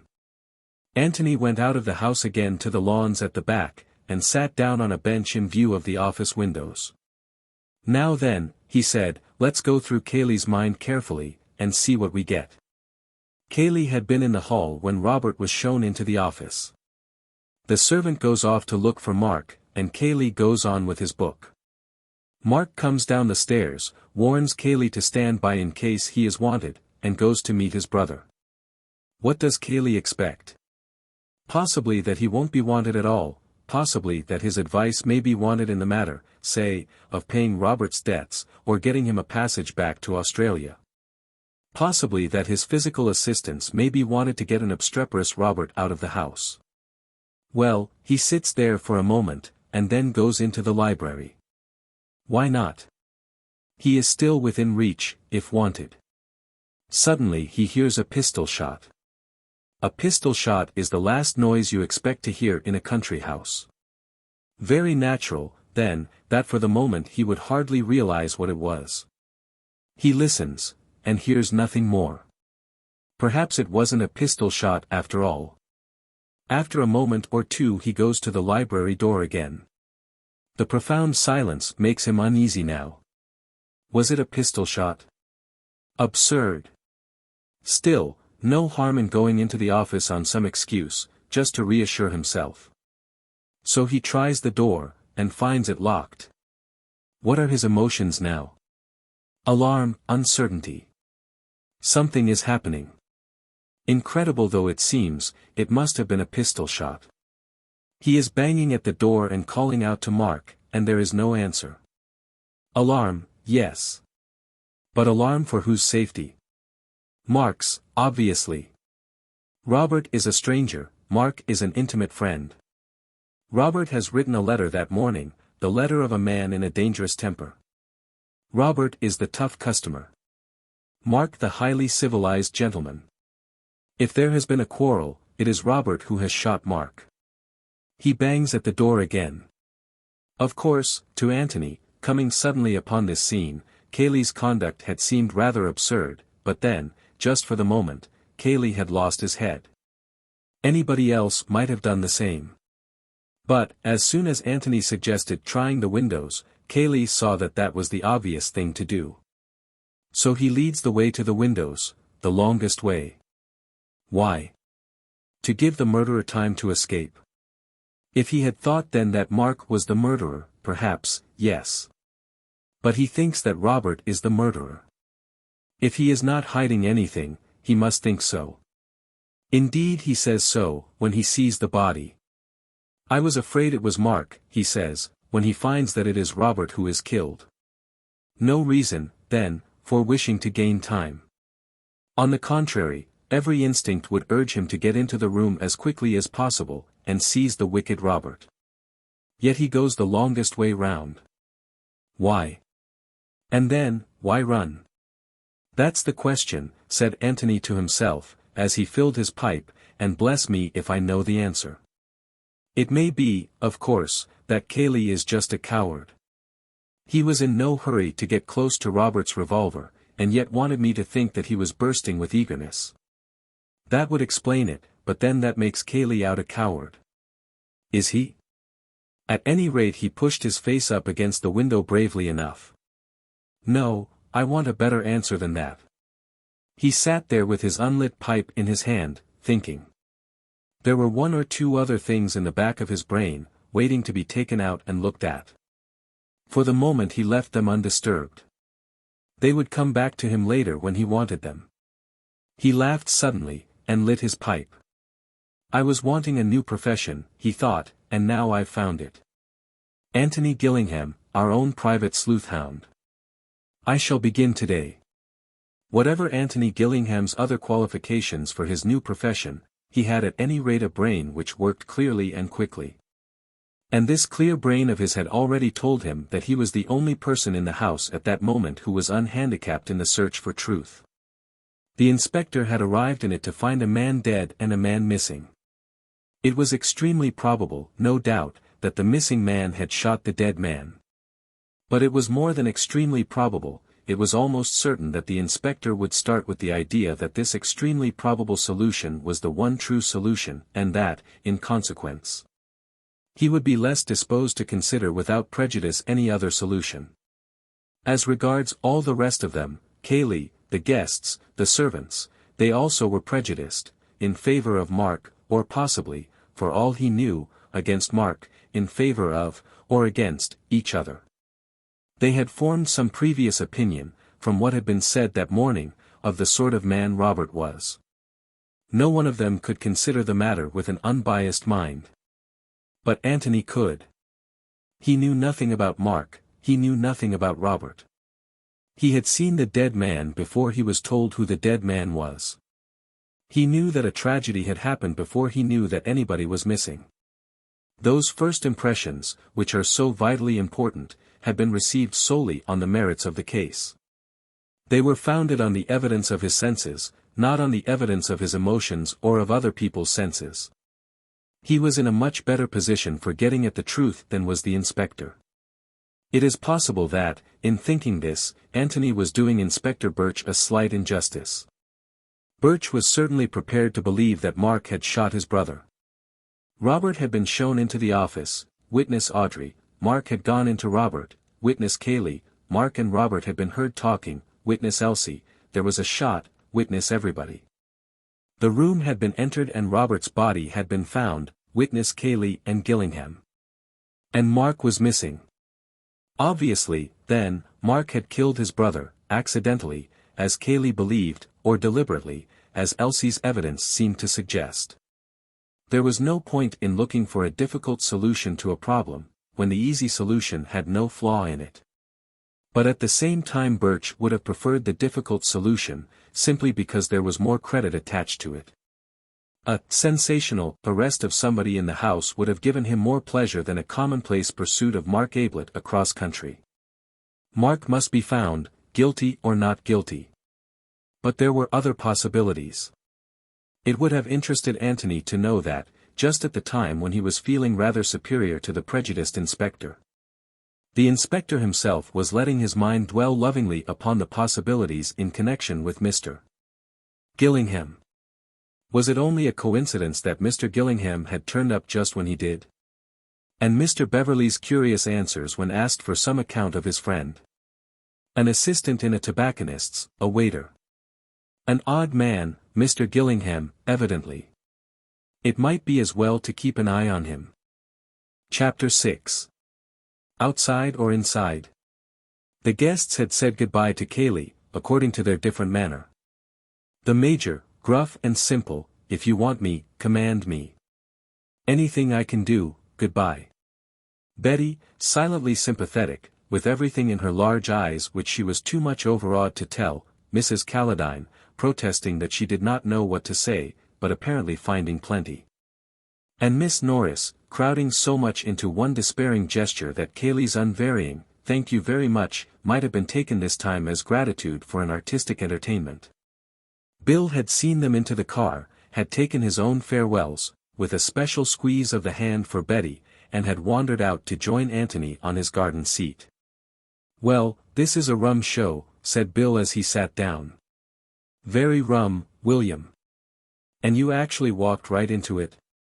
"Right into it," said Anthony. "Then you're the man I want. There are all sorts of rumors and mysteries about, and that inspector fellow simply wouldn't keep to the point when I wanted to ask him about the murder, or whatever it is.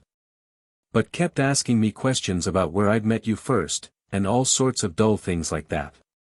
Now, what really happened?" Anthony told him as concisely as he could all that he had already told the inspector, Bill interrupting him here and there with appropriate "good lords" and whistles. "I say, it's a bit of a business, isn't it? Where do I come in, exactly?" "How do you mean?" "Well, everybody else is bundled off except me, and I get put through it by that inspector as if I knew all about it. What's the idea?" Anthony smiled at him. "Well, there's nothing to worry about, you know. Naturally Birch wanted to see one of you so as to know what you'd all been doing all day. And Cayley was nice enough to think that you'd be company for me, as I knew you already. And, well, that's all." "You're staying here, in the house?" said Bill eagerly. "Good man. That's splendid. It reconciles you to the departure of some of the others?" Bill blushed. "Oh, well, I shall see her again next week, anyway," he murmured. "I congratulate you. I liked her looks. And that grey dress. A nice comfortable sort of woman." "You fool," that's her mother. Oh, I beg your pardon. But anyhow, Bill, I want you more than she does just now. So try and put up with me. I say, do you really? Said Bill, rather flattered. He had a great admiration for Anthony, and was very proud to be liked by him. Yes. You see, things are going to happen here soon. Inquests and that sort of thing. Well, perhaps something before that. Hello, here comes Cayley. Cayley was walking across the lawn towards them, a big, heavy-shouldered man, with one of those strong, clean-shaven, ugly faces which can never quite be called plain. Bad luck on Cayley, said Bill. I say, ought I to tell him how sorry I am and all that sort of thing? It seems so dashed inadequate. I shouldn't bother, said Anthony. Cayley nodded as he came to them, and stood there for a moment. We can make room for you, said Bill, getting up. Oh, don't bother, thanks.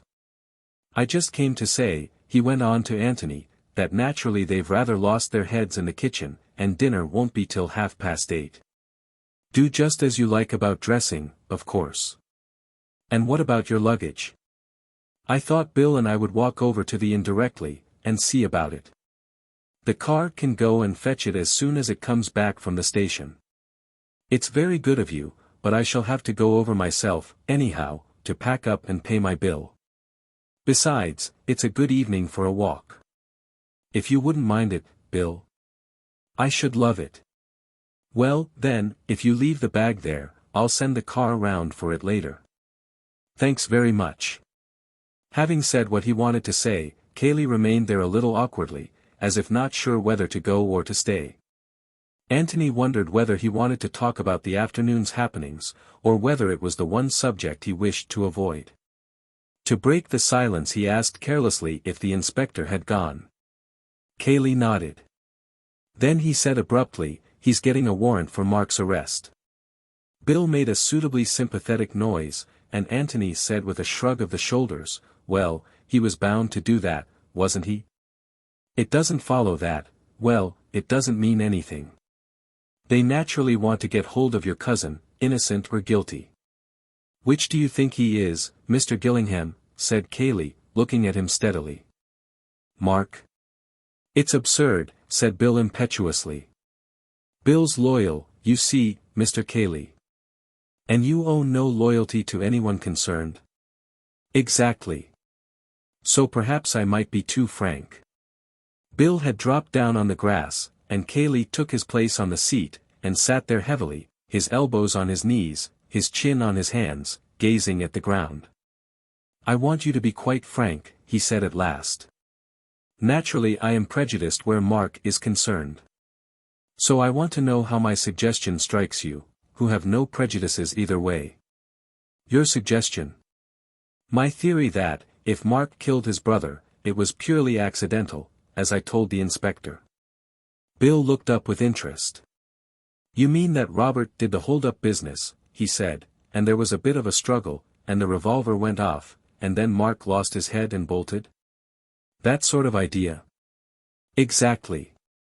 Well, that seems all right. He turned to Anthony. There's nothing wrong with that, is there? It's the most natural explanation to anyone who knows Mark. Anthony pulled at his pipe. I suppose it is, he said slowly. But there's one thing that worries me rather. What's that? Bill and Cayley asked the question simultaneously. The key. The key, said Bill. Cayley lifted his head and looked at Anthony. What about the key? He asked. Well, there may be nothing in it, I just wondered. Suppose Robert was killed as you say, and suppose Mark lost his head and thought of nothing but getting away before anyone could see him. Well, very likely he'd lock the door and put the key in his pocket. He'd do it without thinking, just to gain a moment's time. Yes, that's what I suggest. It seems sound enough, said Bill. Sort of thing you'd do without thinking. Besides, if you are going to run away, it gives you more of a chance. Yes, that's all right if the key is there. But suppose it isn't there? The suggestion, made as if it were already an established fact, startled them both. They looked at him wonderingly. "What do you mean?" said Cayley. "Well, it's just a question of where people happen to keep their keys. You go up to your bedroom, and perhaps you like to lock your door in case anybody comes wandering in when you've only got one sock and a pair of braces on. Well, that's natural enough. And if you look round the bedrooms of almost any house, you'll find the keys all ready, so that you can lock yourself in at a moment's notice. But downstairs people don't lock themselves in. It's really never done at all. Bill, for instance, has never locked himself into the dining room in order to be alone with the sherry. On the other hand, all women, and particularly servants, have a horror of burglars. And if a burglar gets in by the window, they like to limit his activities to that particular room. So they keep the keys on the outside of the doors, and lock the doors when they go to bed." He knocked the ashes out of his pipe, and added, "At least, my mother always used to." "You mean," said Bill excitedly, "that the key was on the outside of the door when Mark went into the room?" "Well, I was just wondering. Have you noticed the other rooms, the billiard room, and library, and so on?" said Cayley. "I've only just thought about it while I've been sitting out here." "You live here, haven't you ever noticed them?" Cayley sat considering, with his head on one side. "It seems rather absurd, you know, but I can't say that I have." He turned to Bill. "Have you?" "Good Lord, no. I should never worry about a thing like that." "I'm sure you wouldn't," laughed Anthony. "Well, we can have a look when we go in. If the other keys are outside, then this one was probably outside too, and in that case, well, it makes it more interesting." Cayley said nothing. Bill chewed a piece of grass, and then said, "Does it make much difference?" "It makes it more hard to understand what happened in there. Take your accidental theory and see where you get to. No instinctive turning of the key now, is there? He's got to open the door to get it, and opening the door means showing his head to anybody in the hall, his cousin, for instance, whom he left there 2 minutes ago. Is a man in Mark's state of mind, frightened to death lest he should be found with the body, going to do anything so foolhardy as that?" "He needn't have been afraid of me," said Cayley. "Then why didn't he call for you?" "He knew you were about. You could have advised him, heaven knows he wanted advice. But the whole theory of Mark's escape is that he was afraid of you and of everybody else, and that he had no other idea but to get out of the room himself. And prevent you or the servants from coming into it. If the key had been on the inside, he would probably have locked the door. If it were on the outside, he almost certainly wouldn't." "Yes, I expect you're right," said Bill thoughtfully. "Unless he took the key in with him, and locked the door at once." "Exactly. But in that case you have to build up a new theory entirely." "You mean that it makes it seem more deliberate?" "Yes. That, certainly. But it also seems to make Mark out an absolute idiot. Just suppose for a moment that, for urgent reasons which neither of you know anything about, he had wished to get rid of his brother. Would he have done it like that? Just killed him and then run away? Why, that's practically suicide whilst of unsound mind. No. If you really wanted to remove an undesirable brother, you would do it a little bit more cleverly than that. You'd begin by treating him as a friend, so as to avoid suspicion, and when you did kill him at last, you would try to make it look like an accident, or suicide, or the work of some other man. Wouldn't you? You mean you'd give yourself a bit of a run for your money? Yes, that's what I mean. If you were going to do it deliberately, that is to say, and lock yourself in before you began. Cayley had been silent, apparently thinking over this new idea. With his eyes still on the ground, he said now, "I hold to my opinion that it was purely accidental, and that Mark lost his head and ran away." "But what about the key?" asked Bill. "We don't know yet that the keys were outside. I don't at all agree with Mr. Gillingham that the keys of the downstairs rooms are always outside the doors. Sometimes they are, no doubt. But I think we shall probably find that these are inside. Oh, well, of course, if they are inside, then your original theory is probably the correct one. Having often seen them outside, I just wondered, that's all. You asked me to be quite frank, you know, and tell you what I thought. But no doubt you're right, and we shall find them inside, as you say. Even if the key was outside, went on Cayley stubbornly, I still think it might have been accidental. He might have taken it in with him, knowing that the interview would be an unpleasant one, and not wishing to be interrupted. But he had just told you to stand by in case he wanted you. So why should he lock you out? Besides, I should think that if a man were going to have an unpleasant interview with a threatening relation, the last thing he would do would be to barricade himself in with him. He would want to open all the doors and say, "Get out of it." Cayley was silent, but his mouth looked obstinate. Anthony gave a little apologetic laugh and stood up. "Well, come on, Bill," he said, "we ought to be stepping."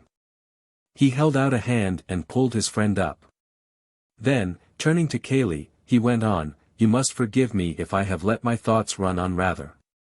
Of course, I was considering the matter purely as an outsider. Just as a problem, I mean, which didn't concern the happiness of any of my friends." "That's all right, Mr. Gillingham," said Cayley, standing up too. "It is for you to make allowances for me. I'm sure you will. You say that you're going up to the inn now about your bag?" "Yes." He looked up at the sun and then round the parkland stretching about the house. "Let me see. It's over in that direction, isn't it?" He pointed southwards. "Can we get to the village that way, or must we go by the road?" "I'll show you, my boy," said Bill. "Bill will show you. The park reaches almost as far as the village. Then I'll send the car round in about half an hour." "Thanks very much." Cayley nodded and turned to go into the house. Anthony took hold of Bill's arm and walked off with him in the opposite direction. Chapter 7. Portrait of a Gentleman. They walked in silence for a little, until they had left the house and gardens well behind them. In front of them and to the right the park dipped and then rose slowly, shutting out the rest of the world. A thick belt of trees on the left divided them from the main road. "Ever been here before?" said Anthony suddenly. "Oh, rather. Dozens of times. I meant just here, where we are now. Or do you stay indoors and play billiards all the time?" "Oh Lord, no. Well, tennis and things. So many people with beautiful parks never by any chance use them, and all the poor devils passing by on the dusty road think how lucky the owners are to have them. And imagine them doing all sorts of jolly things inside." He pointed to the right. "Ever been over there?" Bill laughed, as if a little ashamed. "Well, not very much. I've often been along here, of course, because it's the short way to the village." "Yes. All right, now tell me something about Mark." "What sort of things?" "Well, never mind about his being your host, or about your being a perfect gentleman, or anything like that. Cut out the manners for men, and tell me what you think of Mark, and how you like staying with him, and how many rows your little house party has had this week, and how you get on with Cayley.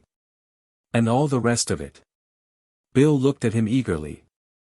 "I say, are you being the complete detective?" "Well, I wanted a new profession," smiled the other. "What fun. I mean," he corrected himself apologetically, "one oughtn't to say that, when there's a man dead in the house, and one's host," he broke off a little uncertainly. And then rounded off his period by saying again, "By Jove, what a rum show it is." "Good Lord." "Well," said Anthony. "Carry on, Mark. What do I think of him?" "Yes." Bill was silent, wondering how to put into words thoughts which had never formed themselves very definitely in his own mind. What did he think of Mark?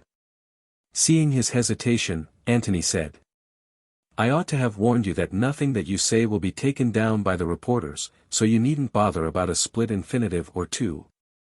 Talk about anything you like, how you like. Well, I'll give you a start. Which do you enjoy more, a weekend here or at the Barringtons, say?" "Well, Of course, that would depend. Take it that she was there in both cases. Ass, said Bill, putting an elbow into Antony's ribs. It's a little difficult to say, he went on. Of course they do you awfully well here. Yes. I don't think I know any house where things are so comfortable. One's room, the food, drinks, cigars, the way everything's arranged. All that sort of thing. They look after you awfully well. Yes. Yes.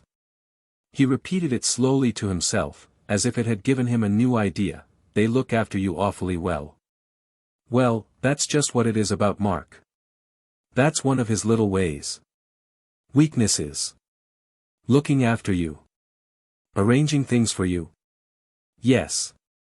Of course, it's a delightful house, and there's plenty to do, and opportunities for every game or sport that's ever been invented, and, as I say, one gets awfully well done. But with it all, Tony, there's a faint sort of feeling that, well, that one is on parade, as it were. You've got to do as you're told. How do you mean? Well, Mark fancies himself rather at arranging things. He arranges things, and it's understood that the guests fall in with the arrangement. For instance, Betty, Miss Caledine, and I were going to play a single just before tea, the other day. Tennis. She's frightfully hot stuff at tennis, and backed herself to take me on level. I'm rather erratic, you know.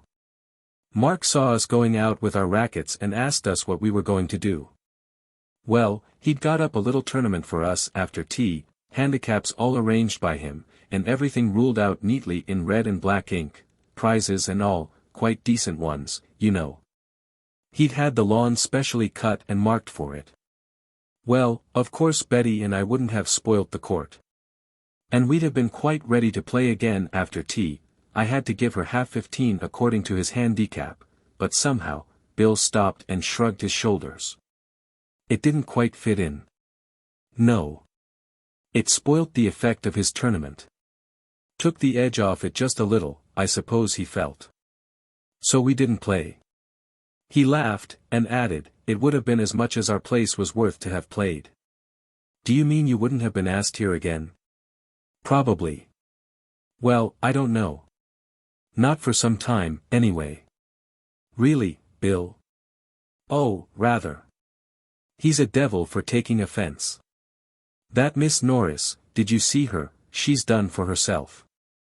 I don't mind betting what you like that she never comes here again. Why? Bill laughed to himself. We were all in it, really, at least, Betty and I were. There's supposed to be a ghost attached to the house. Lady and Patten. Ever heard of her? Never. Mark told us about her at dinner one night. He rather liked the idea of there being a ghost in his house, you know, except that he doesn't believe in ghosts.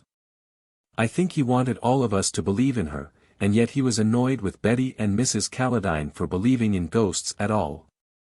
Rum chap. Well, anyhow, Miss Norris, she's an actress, some actress too, dressed up as the ghost and played the fool a bit. And poor Mark was frightened out of his life. Just for a moment, you know. What about the others? Well, Betty and I knew, in fact, I told her, Miss Norris I mean, not to be a silly ass. Knowing Mark. Mrs. Caledine wasn't there, Betty wouldn't let her be. As for the Major, I don't believe anything would frighten him. Where did the ghost appear? Down by the bowling green. That's supposed to be its haunt, you know. We were all down there in the moonlight, pretending to wait for it. Do you know the bowling green? No. I'll show it to you after dinner. I wish you would.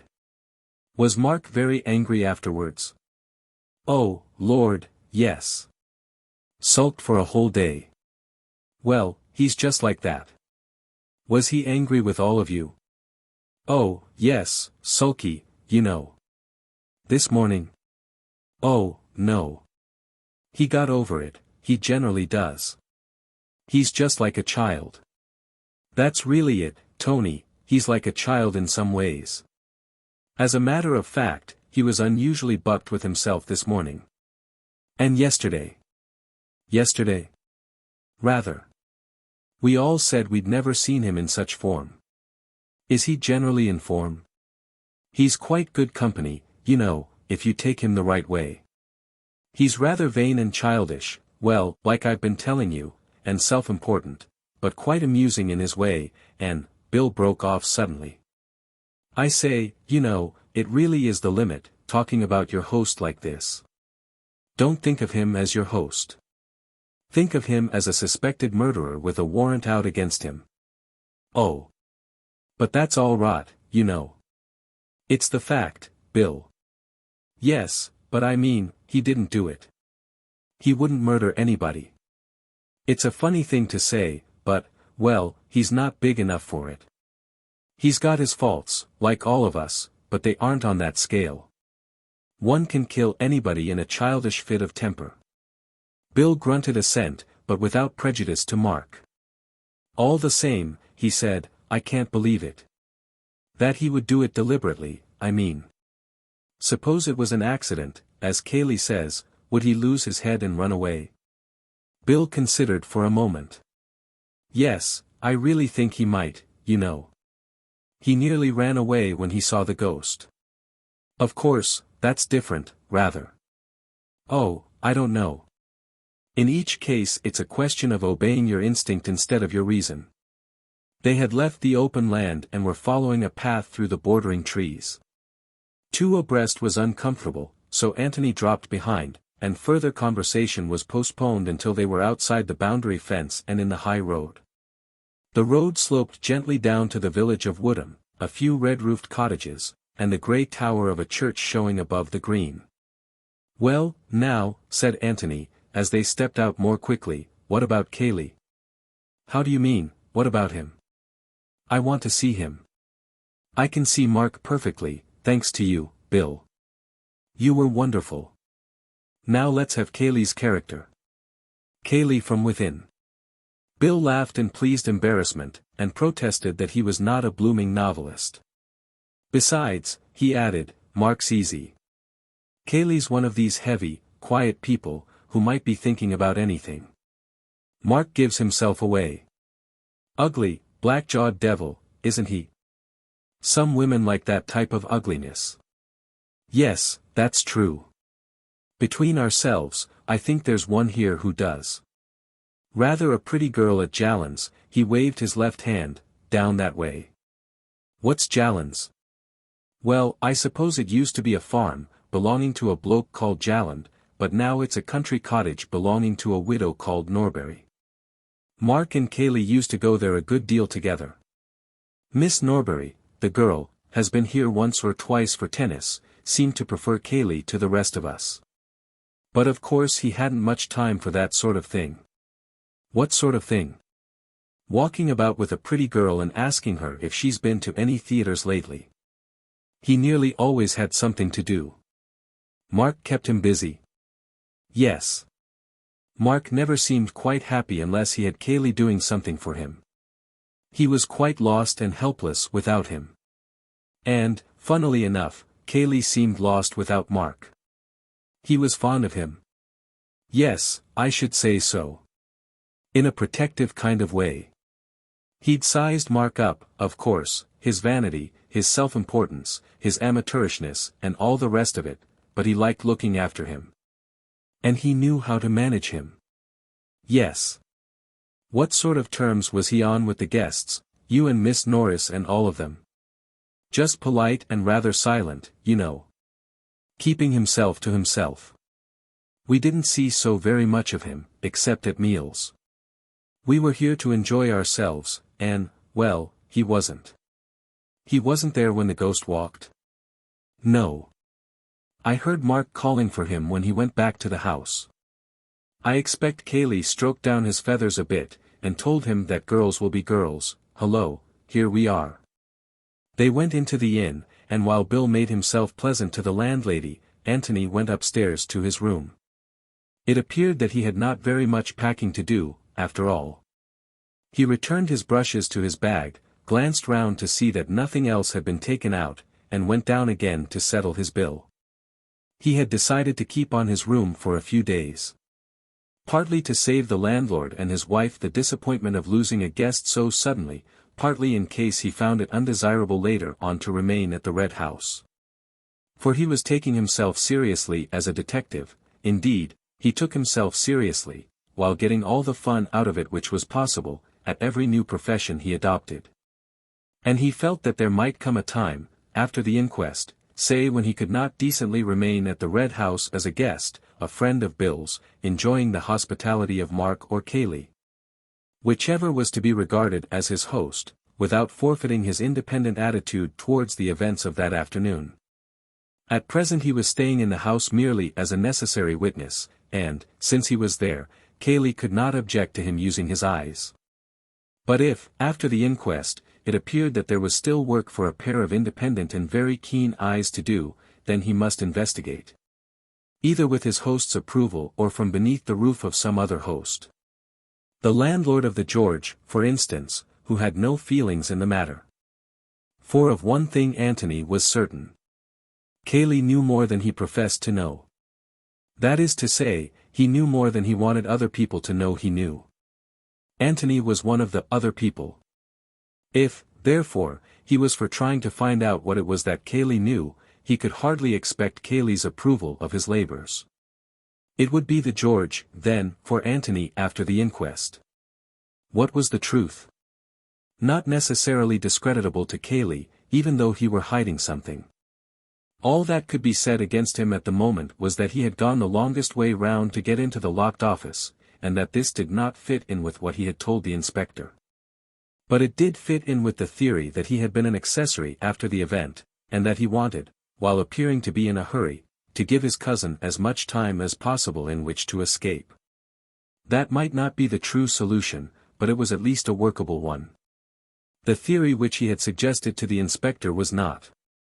However, there would be a day or two before the inquest, in which Antony could consider all these matters from within the Red House. The car was at the door. He got in with Bill, the landlord put his bag on the front seat next to the chauffeur, and they drove back. Chapter 8. Do you follow me, Watson? Antony's bedroom looked over the park at the back of the house. The blinds were not yet drawn while he was changing his clothes for dinner, and at various stages of undress he would pause and gaze out of the window, sometimes smiling to himself, sometimes frowning, as he turned over in his mind all the strange things that he had seen that day. He was sitting on his bed, in shirt and trousers, absently smoothing down his thick black hair with his brushes, when Bill shouted an "hello" through the door, and came in. "I say, buck up, old boy, I'm hungry," he said. Antony stopped smoothing himself and looked up at him thoughtfully. "Where's Mark?" he said. "Mark? You mean Cayley." Antony corrected himself with a little laugh. "Yes, I mean Cayley. Is he down?" "I say, I shan't be a moment, Bill." He got up from the bed and went on briskly with his dressing. "Oh, by the way," said Bill, taking his place on the bed, "your idea about the keys is a washout." "Why, how do you mean?" "I went down just now and had a look at them. We were asses not to have thought of it when we came in. The library key is outside, but all the others are inside." "Yes, I know." "You devil, I suppose you did think of it, then." "I did, Bill," said Antony apologetically. "Bother. I hoped you'd forgotten." "Well, that knocks your theory on the head, doesn't it?" "I never had a theory. I only said that if they were outside, it would probably mean that the office key was outside, and that in that case Cayley's theory was knocked on the head." "Well, now, it isn't, and we don't know anything. Some were outside and some inside, and there you are. It makes it much less exciting. When you were talking about it on the lawn, I really got quite keen on the idea of the key being outside and Mark taking it in with him." "It's going to be exciting enough," said Antony mildly, as he transferred his pipe and tobacco into the pocket of his black coat. "Well, let's come down, I'm ready now." Cayley was waiting for them in the hall. He made some polite inquiry as to the guest's comfort, and the three of them fell into a casual conversation about houses in general and the Red House in particular. "You were quite right about the keys," said Bill, during a pause. He was less able than the other two, perhaps because he was younger than they, to keep away from the subject which was uppermost in the minds of them all. "Keys?" said Cayley blankly. "We were wondering whether they were outside or inside." "Oh. Oh, yes." He looked slowly round the hall, at the different doors, and then smiled in a friendly way at Anthony. "We both seem to have been right, Mr. Gillingham. So we don't get much farther." "No," he gave a shrug. "I just wondered, you know. I thought it was worth mentioning." "Oh, quite. Not that you would have convinced me, you know. Just as Elsie's evidence doesn't convince me." "Elsie?" said Bill excitedly. Anthony looked inquiringly at him, wondering who Elsie was. "One of the housemaids," explained Cayley. "You didn't hear what she told the inspector?" "Of course, as I told Birch, girls of that class make things up, but he seemed to think she was genuine." "What was it?" said Bill. Cayley told them of what Elsie had heard through the office door that afternoon. "You were in the library then, of course," said Anthony, rather to himself than to the other. "She might have gone through the hall without your hearing." "Oh, I've no doubt she was there, and heard voices. Perhaps heard those very words. But," he broke off, and then added impatiently, "it was accidental." "I know it was accidental. What's the good of talking as if Mark was a murderer?" Dinner was announced at that moment, and as they went in, he added, "What's the good of talking about it at all, if it comes to that?" "What, indeed?" said Anthony, and to Bill's great disappointment they talked of books and politics during the meal. Cayley made an excuse for leaving them as soon as their cigars were alight. He had business to attend to, as was natural. Bill would look after his friend. Bill was only too willing. He offered to beat Anthony at billiards, to play him at piquet, to show him the garden by moonlight, or indeed to do anything else with him that he required. "Thank the Lord you're here," he said piously. "I couldn't have stood it alone." "Let's go outside," suggested Anthony. "It's quite warm. Somewhere where we can sit down, right away from the house. I want to talk to you." "Good man. What about the bowling green?" "Oh, you were going to show me that, anyhow, weren't you? Is it somewhere where we can talk without being overheard?" "Rather. The ideal place. You'll see." They came out of the front door and followed the drive to the left. Coming from Woodham, Anthony had approached the house that afternoon from the other side. The way they were going now would take them out at the opposite end of the park, on the high road to Stanton, a country town some 3 miles away. They passed by a gate and a gardener's lodge, which marked the limit of what auctioneers like to call the ornamental grounds of the estate, and then the open park was before them. "Sure we haven't missed it," said Anthony. The park lay quietly in the moonlight on either side of the drive, wearing a little way ahead of them a deceptive air of smoothness which retreated always as they advanced. "Rum, isn't it?" said Bill. "An absurd place for a bowling green, but I suppose it was always here." "Yes, but always where?" "It's short enough for golf, perhaps, but, hullo." They had come to the place. The road bent round to the right, but they kept straight on over a broad grass path for 20 yards, and there in front of them was the green. A dry ditch, 10 feet wide and 6 feet deep, surrounded it, except in the one place where the path went forward. 2 or 3 grass steps led down to the green, on which there was a long wooden bench for the benefit of spectators. "Yes, it hides itself very nicely," said Anthony. "Where do you keep the bowls?" "In a sort of summer house place. Round here." They walked along the edge of the green until they came to it, a low wooden bunk which had been built into one wall of the ditch. Jolly view." Bill laughed. "Nobody sits there. It's just for keeping things out of the rain." They finished their circuit of the green, "just in case anybody's in the ditch," said Anthony, and then sat down on the bench. Now then, said Bill, we are alone. Fire ahead. Anthony smoked thoughtfully for a little. Then he took his pipe out of his mouth and turned to his friend. Are you prepared to be the complete Watson? He asked. Watson. Do you follow me, Watson, that one? Are you prepared to have quite obvious things explained to you, to ask futile questions, to give me chances of scoring off you? To make brilliant discoveries of your own 2 or 3 days after I have made them myself, all that kind of thing? Because it all helps. My dear Tony, said Bill delightedly, need you ask? Anthony said nothing, and Bill went on happily to himself. I perceive from the strawberry mark on your shirt front that you had strawberries for dessert. Holmes, you astonish me. Tut, tut, you know my methods. Where is the tobacco? The tobacco is in the Persian slipper. Can I leave my practice for a week? I can. Anthony smiled and went on smoking.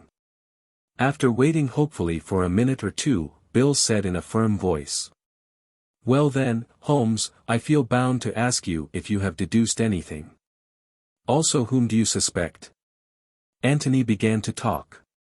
Do you remember, he said, one of Holmes's little scores over Watson about the number of steps up to the Baker Street lodging? Poor old Watson had been up and down them 1,000 times, but he had never thought of counting them, whereas Holmes had counted them as a matter of course, and knew that there were 17. And that was supposed to be the difference between observation and non-observation. Watson was crushed again, and Holmes appeared to him more amazing than ever. Now, it always seemed to me that in that matter Holmes was the ass, and Watson the sensible person. What on earth is the point of keeping in your head an unnecessary fact like that? If you really want to know at any time the number of steps to your lodging, you can ring up your landlady and ask her. I've been up and down the steps of the club 1,000 times, but if you asked me to tell you at this moment how many steps there are, I couldn't do it. Could you? I certainly couldn't, said Bill. But if you really wanted to know, said Anthony casually, with a sudden change of voice, I could find out for you without even bothering to ring up the hall porter. Bill was puzzled as to why they were talking about the club steps, but he felt it his duty to say that he did want to know how many they were. Right, said Anthony. I'll find out. He closed his eyes. I'm walking up St. James Street, he said slowly. Now I've come to the club and I'm going past the smoking room windows, 1, 2, 3, 4. Now I'm at the steps. I turn in and begin going up them. 1, 2, 3, 4, 5, 6, then a broad step, 6, 7, 8, 9, another broad step, 9, 10, 11. 11, I'm inside. Good morning, Rogers. Fine day again. With a little start he opened his eyes and came back again to his present surroundings. He turned to Bill with a smile. 11, he said. Count them the next time you're there. 11, and now I hope I shall forget it again. Bill was distinctly interested. That's rather hot, he said. Expound. Well, I can't explain it, whether it's something in the actual eye, or something in the brain, or what, but I have got rather an uncanny habit of recording things unconsciously. You know that game where you look at a tray full of small objects for 3 minutes, and then turn away and try to make a list of them? It means a devil of a lot of concentration for the ordinary person, if he wants to get his list complete, but in some odd way I manage to do it without concentration at all. I mean that my eyes seem to do it without the brain consciously taking any part. I could look at the tray, for instance, and talk to you about golf at the same time, and still get my list right. I should think that's rather a useful gift for an amateur detective. You ought to have gone into the profession before. Well, it is rather useful. It's rather surprising, you know, to a stranger. Let's surprise Cayley with it, shall we? How? Well, let's ask him. Anthony stopped and looked at Bill comically. Let's ask him what he's going to do with the key of the office. For a moment Bill did not understand. Key of the office? He said vaguely. You don't mean, Tony. What do you mean? Good God. Do you mean that, Cayley? But what about Mark? I don't know where Mark is, that's another thing I want to know, but I'm quite certain that he hasn't got the key of the office with him.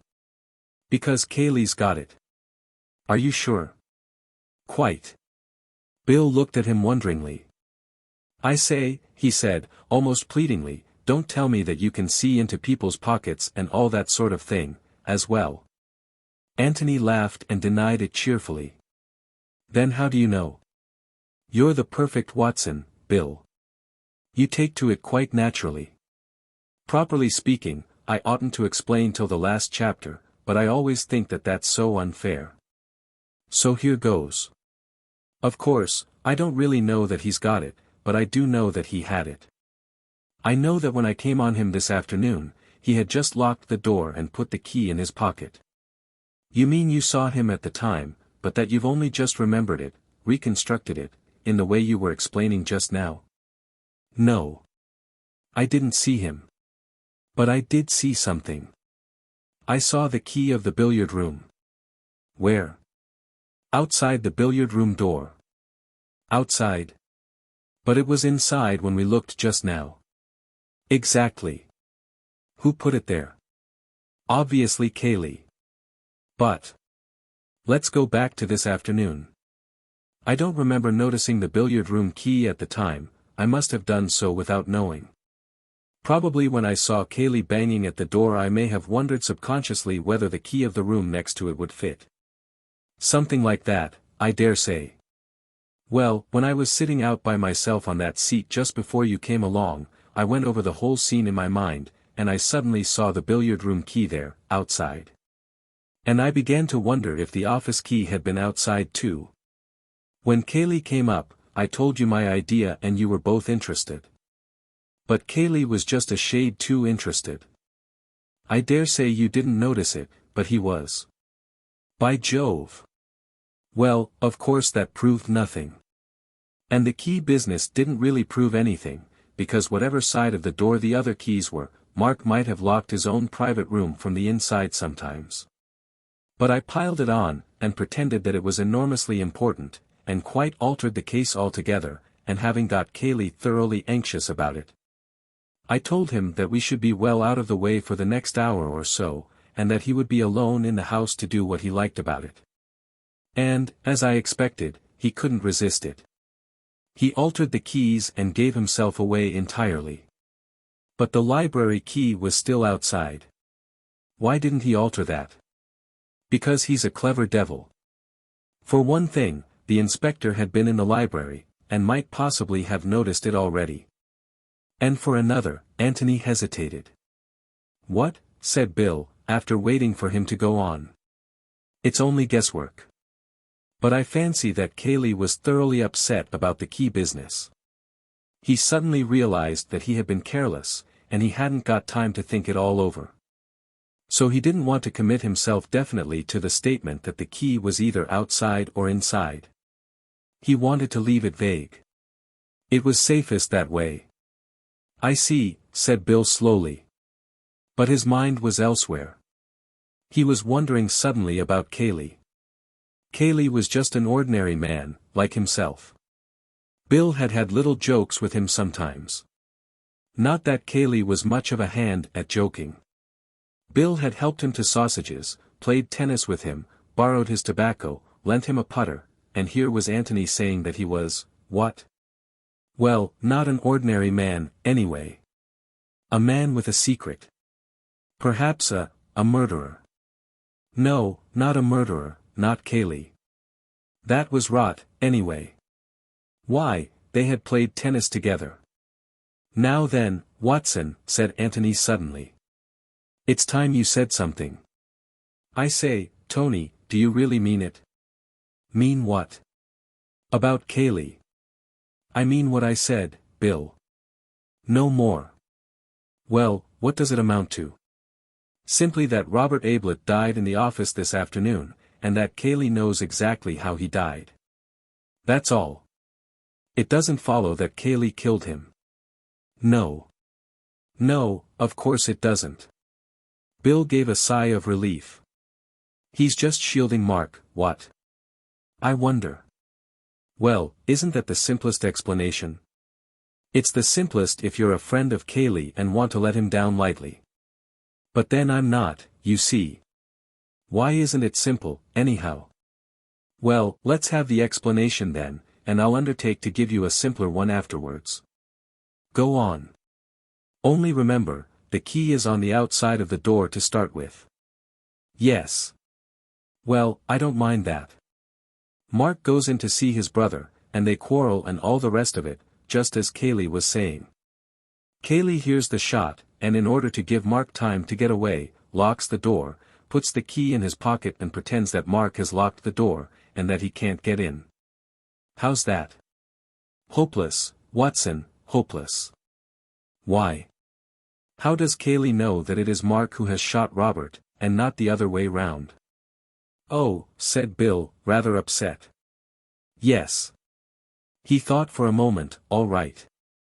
Say that Cayley has gone into the room first, and seen Robert on the ground. Well. Well, there you are. And what does he say to Mark?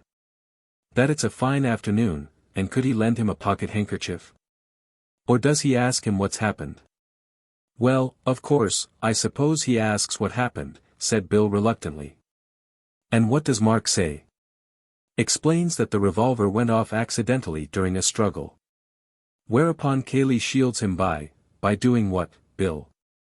Encouraging him to do the damn silliest thing that any man could possibly do, confess his guilt by running away. No, that's rather hopeless, isn't it? Bill thought again. Well, he said reluctantly, suppose Mark confessed that he'd murdered his brother? That's better, Bill. Don't be afraid of getting away from the accident idea. Well then, your new theory is this. Mark confesses to Cayley that he shot Robert on purpose, and Cayley decides, even at the risk of committing perjury, and getting into trouble himself, to help Mark to escape. Is that right? Bill nodded. Well then, I want to ask you two questions. First, is it possible, as I said before dinner, that any man would commit such an idiotic murder, a murder that puts the rope so very tightly round his neck? Secondly, if Cayley is prepared to perjure himself for Mark, as he has to, anyway, now, wouldn't it be simpler for him to say that he was in the office all the time? And that Robert's death was accidental? Bill considered this carefully, and then nodded slowly again. Yes, my simple explanation is a washout, he said. Now let's have yours. Anthony did not answer him. He had begun to think about something quite different. Chapter 9. Possibilities of a croquet set. What's the matter? Said Bill sharply. Anthony looked round at him with raised eyebrows. You've thought of something suddenly, said Bill. What is it? Anthony laughed.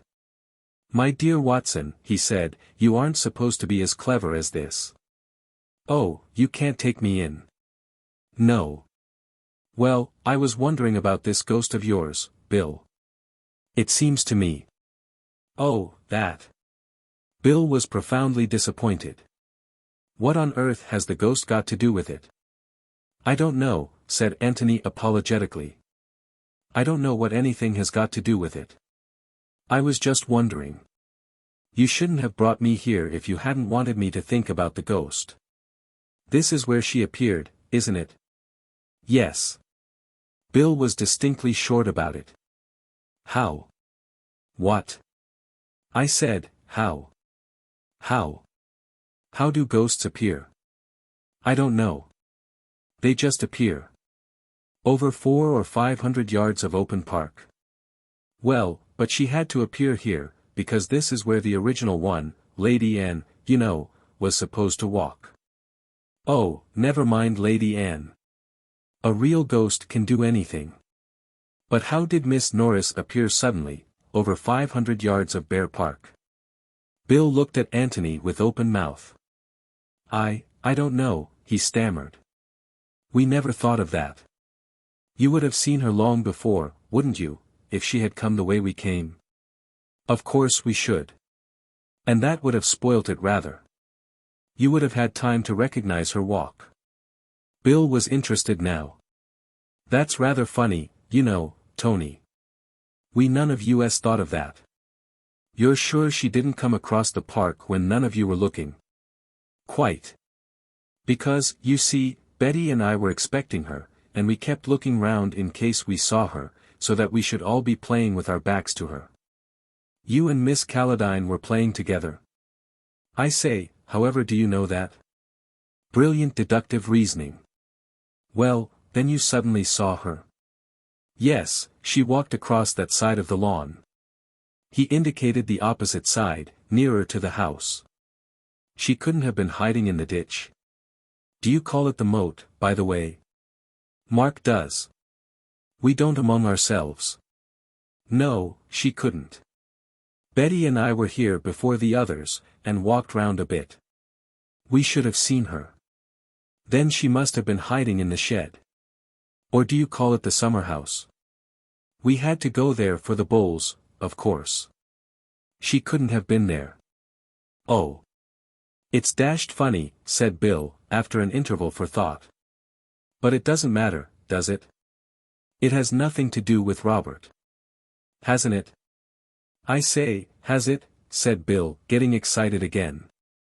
I don't know. We don't know what has, or what hasn't. But it has got something to do with Miss Norris. And Miss Norris, he broke off suddenly. What about her? Well, you're all in it in a kind of way. And if something unaccountable happens to one of you a day or two before something unaccountable happens to the whole house, one is, well, interested.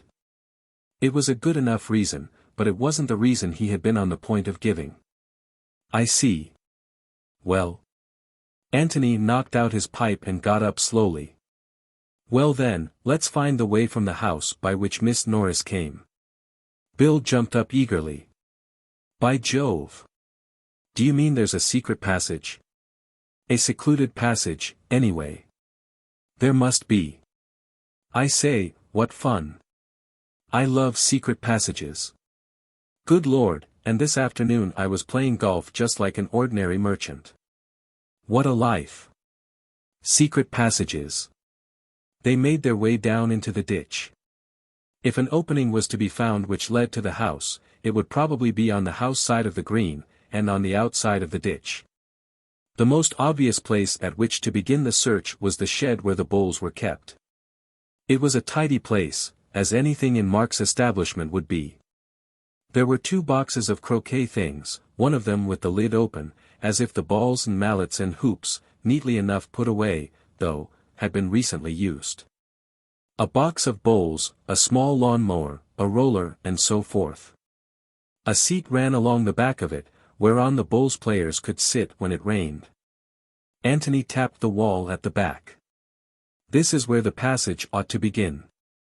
It doesn't sound very hollow, does it? It needn't begin here at all, need it? Said Bill, walking round with bent head, and tapping the other walls.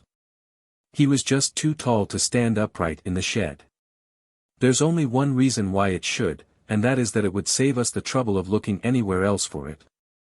Surely Mark didn't let you play croquet on his bowling green? He pointed to the croquet things. He didn't encourage it at one time, but this year he got rather keen about it. There's really nowhere else to play. Personally I hate the game. He wasn't very keen on bowls, you know, but he liked calling it the bowling green, and surprising his visitors with it. Anthony laughed. I love you on Mark, he said. You're priceless. He began to feel in his pockets for his pipe and tobacco, and then suddenly stopped and stiffened to attention. For a moment he stood listening, with his head on one side, holding up a finger to bid Bill listen too. What is it? Whispered Bill. Anthony waved him to silence, and remained listening. Very quietly he went down on his knees, and listened again. Then he put his ear to the floor. He got up and dusted himself quickly, walked across to Bill and whispered in his ear. Footsteps. Somebody coming. When I begin to talk, back me up. Bill nodded. Anthony gave him an encouraging pat on the back, and stepped firmly across to the box of bowls, whistling loudly to himself. He took the bowls out, dropped one with a loud bang on the floor, said, "Oh, Lord," and went on. "I say, Bill, I don't think I want to play bowls, after all." "Well, why did you say you did?" grumbled Bill. Anthony flashed a smile of appreciation at him. "Well, I wanted to when I said I did, and now I don't want to." "Then what do you want to do?" "Talk." "Oh, right-o," said Bill eagerly. "There's a seat on the lawn, I saw it. Let's bring these things along in case we want to play, after all." "Right-o," said Bill again. He felt safe with that, not wishing to commit himself until he knew what he was wanted to say. As they went across the lawn, Anthony dropped the bowls and took out his pipe. "Got a match?" he said loudly. As he bent his head over the match, he whispered, "There'll be somebody listening to us. You take the Cayley view," and then went on in his ordinary voice, "I don't think much of your matches, Bill," and struck another. They walked over to the seat and sat down. "What a heavenly night," said Anthony. "Ripping. I wonder where that poor devil Mark is now. It's a rum business." "You agree with Cayley, that it was an accident?" "Yes. You see, I know Mark." "Hum." Anthony produced a pencil and a piece of paper and began to write on his knee, but while he wrote, he talked. He said that he thought Mark had shot his brother in a fit of anger, and that Cayley knew, or anyhow guessed, this and had tried to give his cousin a chance of getting away. "Mind you, I think he's right. I think it's what any of us would do. I shan't give it away, of course, but somehow there are one or two little things which make me think that Mark really did shoot his brother, I mean other than accidentally. Murdered him? Well, manslaughtered him, anyway. I may be wrong. Anyway, it's not my business." "But why do you think so?" "Because of the keys." "Oh, the keys are a washout." "Still, it was a brilliant idea of mine, wasn't it? And it would have been rather a score for me if they had all been outside." He had finished his writing, and now passed the paper over to Bill. In the clear moonlight the carefully printed letters could easily be read. "Go on talking as if I were here. After a minute or two, turn round as if I were sitting on the grass behind you, but go on talking. I know you don't agree with me," Anthony went on as Bill read, "but you'll see that I'm right." Bill looked up and nodded eagerly. He had forgotten golf and Betty and all the other things which had made up his world lately. This was the real thing. This was life. "Well," he began deliberately, "the whole point is that I know Mark. Now, Mark." But Anthony was off the seat and letting himself gently down into the ditch. His intention was to crawl round it until the shed came in sight. The footsteps which he had heard seemed to be underneath the shed, probably there was a trapdoor of some kind in the floor. Whoever it was would have heard their voices, and would probably think it worth while to listen to what they were saying. He might do this merely by opening the door a little without showing himself, in which case Anthony would have found the entrance to the passage without any trouble to himself. But when Bill turned his head and talked over the back of the seat, it was probable that the listener would find it necessary to put his head outside in order to hear. And then Anthony would be able to discover who it was. Moreover, if he should venture out of his hiding place altogether and peep at them over the top of the bank. The fact that Bill was talking over the back of the seat would mislead the watcher into thinking that Anthony was still there, sitting on the grass, no doubt, behind the seat, swinging his legs over the side of the ditch. He walked quickly but very silently along the half-length of the bowling green to the first corner, passed cautiously round, and then went even more carefully along the width of it to the second corner. He could hear Bill hard at it, arguing from his knowledge of Mark's character that this, that and the other must have happened, and he smiled appreciatively to himself. Bill was a great conspirator worth 100 Watsons. As he approached the second corner he slowed down, and did the last few yards on hands and knees. Then, lying at full length, inch by inch his head went round the corner. The shed was 2 or 3 yards to his left, on the opposite side of the ditch. From where he lay he could see almost entirely inside it. Everything seemed to be as they left it. The bowls box, the lawn mower, the roller, the open croquet box, the... By Jove! Said Anthony to himself, that's neat. The lid of the other croquet box was open, too. Bill was turning round now, his voice became more difficult to hear. You see what I mean, he was saying. If Cayley. And out of the second croquet box came Cayley's black head. Anthony wanted to shout his applause. It was neat, devilish neat. For a moment he gazed, fascinated, at that wonderful new kind of croquet ball which had appeared so dramatically out of the box, and then reluctantly wriggled himself back. There was nothing to be gained by staying there, and a good deal to be lost, for Bill showed signs of running down. As quickly as he could Anthony hurried round the ditch and took up his place at the back of the seat. Then he stood up with a yawn, stretched himself and said carelessly, well, don't worry yourself about it, Bill, old man. I dare say you're right. You know Mark, and I don't. And that's the difference. Shall we have a game or shall we go to bed? Bill looked at him for inspiration, and, receiving it, said, oh, just let's have one game, shall we? Right you are, said Anthony. But Bill was much too excited to take the game which followed very seriously. Anthony, on the other hand, seemed to be thinking of nothing but bowls. He played with great deliberation for 10 minutes, and then announced that he was going to bed. Bill looked at him anxiously. It's all right, laughed Anthony. You can talk if you want to. Just let's put Em away first, though. They made their way down to the shed, and while Bill was putting the bowls away, Anthony tried the lid of the closed croquet box. As he expected, it was locked. Now then, said Bill, as they were walking back to the house again, I'm simply bursting to know. Who was it? Cayley. Good Lord. Where? Inside one of the croquet boxes. Don't be an ass. It's quite true, Bill. He told the other what he had seen. But aren't we going to have a look at it? Asked Bill, in great disappointment. I'm longing to explore. Aren't you? Tomorrow and tomorrow and tomorrow. We shall see Cayley coming along this way directly. Besides, I want to get in from the other end, if I can. I doubt very much if we can do it this end without giving ourselves away. Look, there's Cayley. They could see him coming along the drive towards them.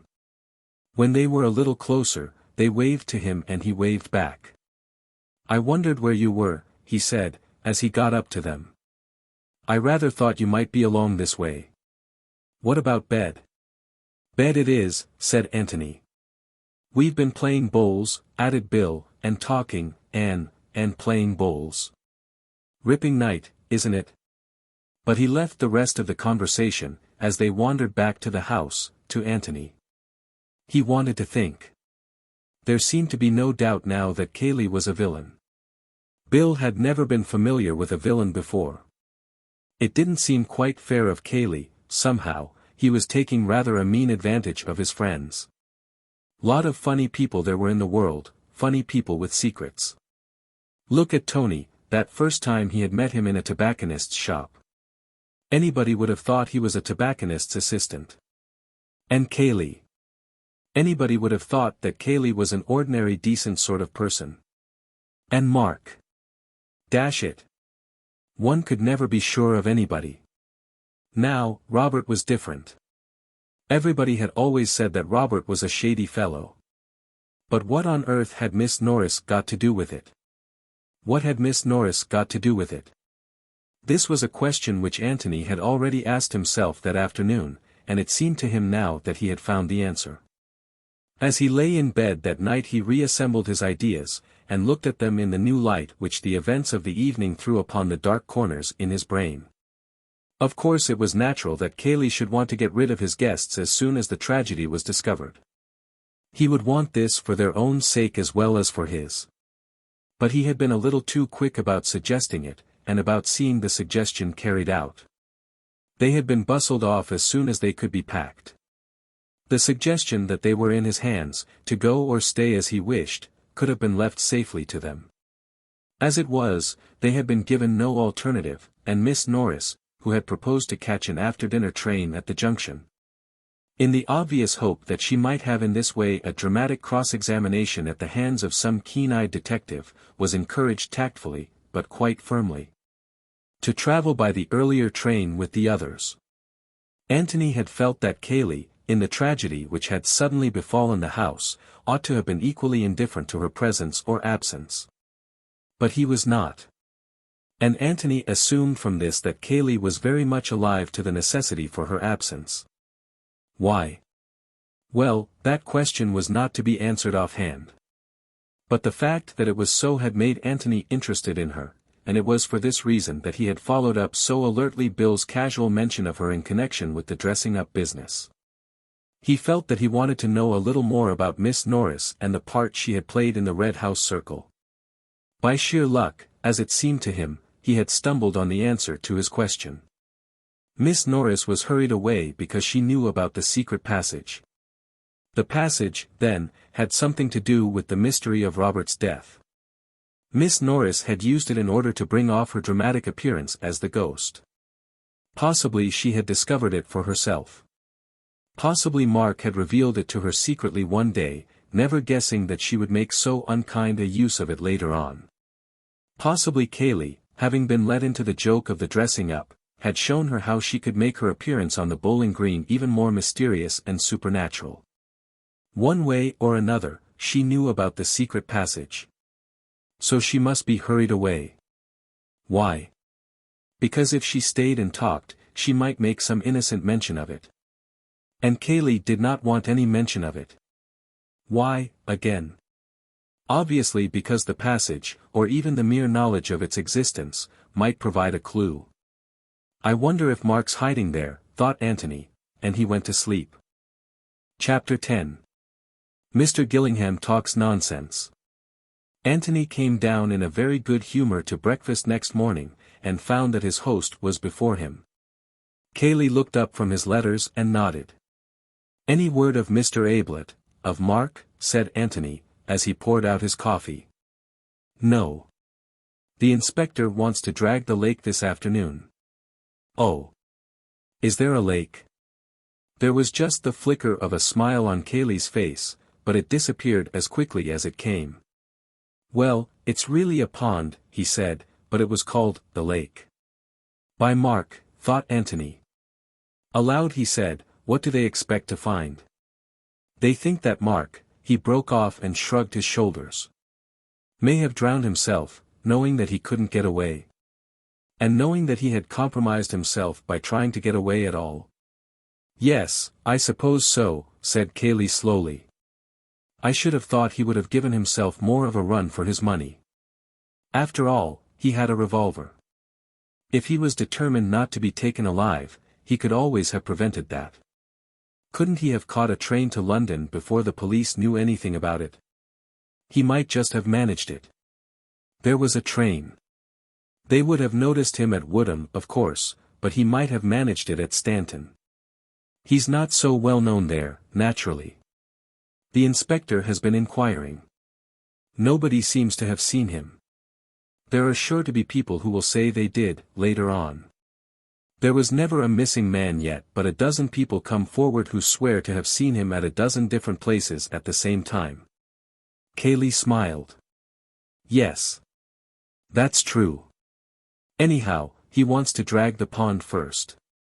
He added dryly, "From what I've read of detective stories, inspectors always do want to drag the pond first." "Is it deep?" "Quite deep enough," said Cayley as he got up. On his way to the door he stopped, and looked at Anthony. "I'm so sorry that we're keeping you here like this, but it will only be until tomorrow. The inquest is tomorrow afternoon. Do amuse yourself how you like till then. Beverley will look after you." "Thanks very much. I shall really be quite all right." Anthony went on with his breakfast. Perhaps it was true that inspectors liked dragging ponds, but the question was, did Cayley's like having them dragged? Was Cayley anxious about it, or quite indifferent?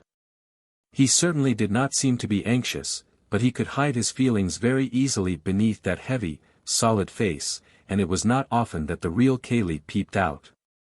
Just a little too eager once or twice, perhaps, but there was nothing to be learnt from it this morning. Perhaps he knew that the pond had no secrets to give up. After all, inspectors were always dragging ponds. Bill came in noisily. Bill's face was an open book. Excitement was written all over it.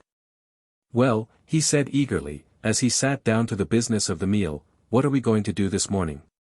"Not talk so loudly, for one thing," said Anthony. Bill looked about him apprehensively. Was Cayley under the table, for example? After last night one never knew. He raised his eyebrows. "No. But one doesn't want to shout. One should modulate the voice, my dear William, while breathing gently from the hips. Thus one avoids those chest notes which have betrayed many a secret. In other words, pass the toast. You seem bright this morning." "I am. Very bright." Cayley noticed it. Cayley said, "Were it not that I have other business, I would come gathering nuts and may with thee. Fain would I gyrate round the mulberry bush and hop upon the little hills. But the waters of Jordan encompass me, and Inspector Birch tarries outside with his shrimping net. My friend William Beverley will attend thee anon. Farewell, a long farewell to all, thy grape nuts." He then left up centre. Enter W. Beverley, R. "Are you often like this at breakfast?" "Almost invariably," said he with his mouth full. Exit W. Beverley, L. "It's a touch of the sun, I suppose," said Bill, shaking his head sadly. "It's the sun and the moon and the stars, all acting together on an empty stomach. Do you know anything about the stars, Mr. Beverley? Do you know anything about Orion's belt, for instance? And why isn't there a star called Beverley's Belt? Or a novel?" said he, masticating. Re-enter W. Beverley through trapdoor. "Talking about trapdoors." "Don't," said Anthony, getting up. "Some talk of Alexander and some of Hercules, but nobody talks about, what's the Latin for trapdoor, mensa, a table, you might get it from that. Well, Mr. Beverley," and he slapped him heartily on the back as he went past him, "I shall see you later. Cayley says that you will amuse me, but so far you have not made me laugh once. You must try and be more amusing when you have finished your breakfast. But don't hurry. Let the upper mandibles have time to do the work." With those words Mr. Gillingham then left the spacious apartment. Bill continued his breakfast with a slightly bewildered air. He did not know that Cayley was smoking a cigarette outside the windows behind him. Not listening, perhaps, possibly not even overhearing, but within sight of Anthony, who was not going to take any risks. So he went on with his breakfast, reflecting that Anthony was a rum fellow, and wondering if he had dreamed only of the amazing things which had happened the day before. Anthony went up to his bedroom to fetch his pipe. It was occupied by a housemaid, and he made a polite apology for disturbing her. Then he remembered. "Is it Elsie?" he asked, giving her a friendly smile. "Yes, sir," she said, shy but proud. She had no doubts as to why it was that she had achieved such notoriety. "It was you who heard Mr. Mark yesterday, wasn't it? I hope the inspector was nice to you." "Yes, thank you, sir. It's my turn now." "You wait," murmured Anthony to himself. "Yes, sir." Nasty-like. Meaning to say his chance had come. "I wonder." "Well, that's what I heard, sir." "Truly?" Anthony looked at her thoughtfully and nodded. "Yes. I wonder. I wonder why." "Why what, sir?" "Oh, lots of things, Elsie. It was quite an accident your being outside just then." Elsie blushed. She had not forgotten what Mrs. Stevens had said about it. "Quite, sir. In the general way I use the other stairs." "Of course." He had found his pipe and was about to go downstairs again when she stopped him. I beg your pardon, sir, but will there be an inquest? Oh, yes. Tomorrow, I think. Shall I have to give my evidence, sir? Of course. There's nothing to be frightened of. I did hear it, sir. Truly. Why, of course you did. Who says you didn't? Some of the others, sir, Mrs. Stevens and all. Oh, that's just because they're jealous, said Anthony with a smile. He was glad to have spoken to her, because he had recognized at once the immense importance of her evidence. To the inspector no doubt it had seemed only of importance in that it had shown Mark to have adopted something of a threatening attitude towards his brother. To Anthony it had much more significance. It was the only trustworthy evidence that Mark had been in the office at all that afternoon. For who saw Mark go into the office? Only Cayley. And if Cayley had been hiding the truth about the keys, why should he not be hiding the truth about Mark's entry into the office? Obviously all Cayley's evidence went for nothing. Some of it no doubt was true, but he was giving it, both truth and falsehood, with a purpose. What the purpose was Anthony did not know as yet, to shield Mark, to shield himself, even to betray Mark, it might be any of these. But since his evidence was given for his own ends, it was impossible that it could be treated as the evidence of an impartial and trustworthy onlooker. Such, for instance, as Elsie appeared to be. Elsie's evidence, however, seemed to settle the point. Mark had gone into the office to see his brother, Elsie had heard them both talking. And then Anthony and Cayley had found the body of Robert, and the inspector was going to drag the pond. But certainly Elsie's evidence did not prove anything more than the mere presence of Mark in the room. It's my turn now, you wait. That was not an immediate threat. It was a threat for the future. If Mark had shot his brother immediately afterwards it must have been an accident, the result of a struggle, say, provoked by that nasty-like tone of voice. Nobody would say, you wait, to a man who was just going to be shot. You wait meant, you wait, and see what's going to happen to you later on. The owner of the Red House had had enough of his brother's sponging, his brother's blackmail, now it was Mark's turn to get a bit of his own back. Let Robert just wait a bit, and he would see. The conversation which Elsie had overheard might have meant something like this. It couldn't have meant murder. Anyway, not murder of Robert by Mark. It's a funny business, thought Anthony. The one obvious solution is so easy and yet so wrong. And I've got 100 things in my head, and I can't fit them together. And this afternoon will make 101. I mustn't forget this afternoon. He found Bill in the hall and proposed a stroll. Bill was only too ready. Where do you want to go? He asked. I don't mind much. Show me the park. Righto. They walked out together. Watson, old man, said Anthony, as soon as they were away from the house, you really mustn't talk so loudly indoors. There was a gentleman outside, just behind you, all the time. Oh, I say, said Bill, going pink. I'm awfully sorry.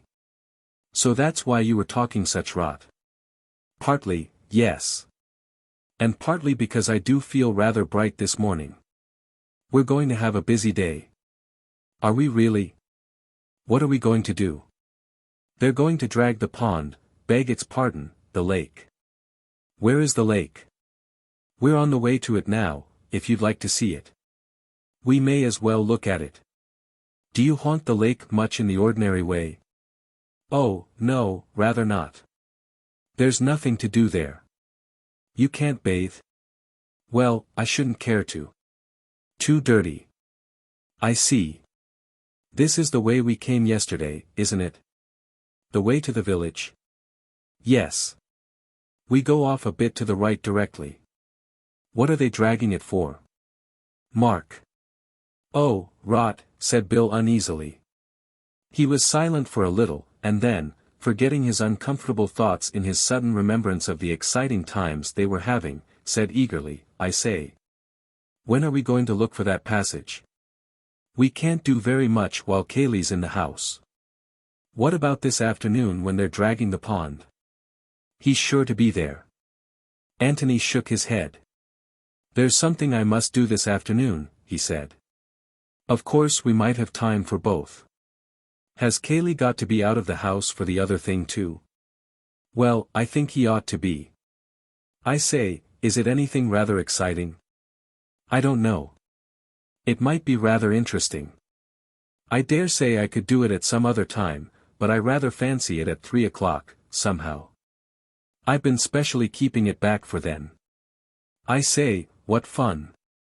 You do want me, don't you? Of course I do. Only, Bill, don't talk about things inside the house, unless I begin. There's a good Watson. I won't. I swear I won't. They had come to the pond, Mark's lake, and they walked silently round it. When they had made the circle, Anthony sat down on the grass, and relit his pipe. Bill followed his example. Well, Mark isn't there, said Anthony. No, said Bill. At least, I don't quite see why you know he isn't. It isn't knowing, it's guessing, said Anthony rapidly.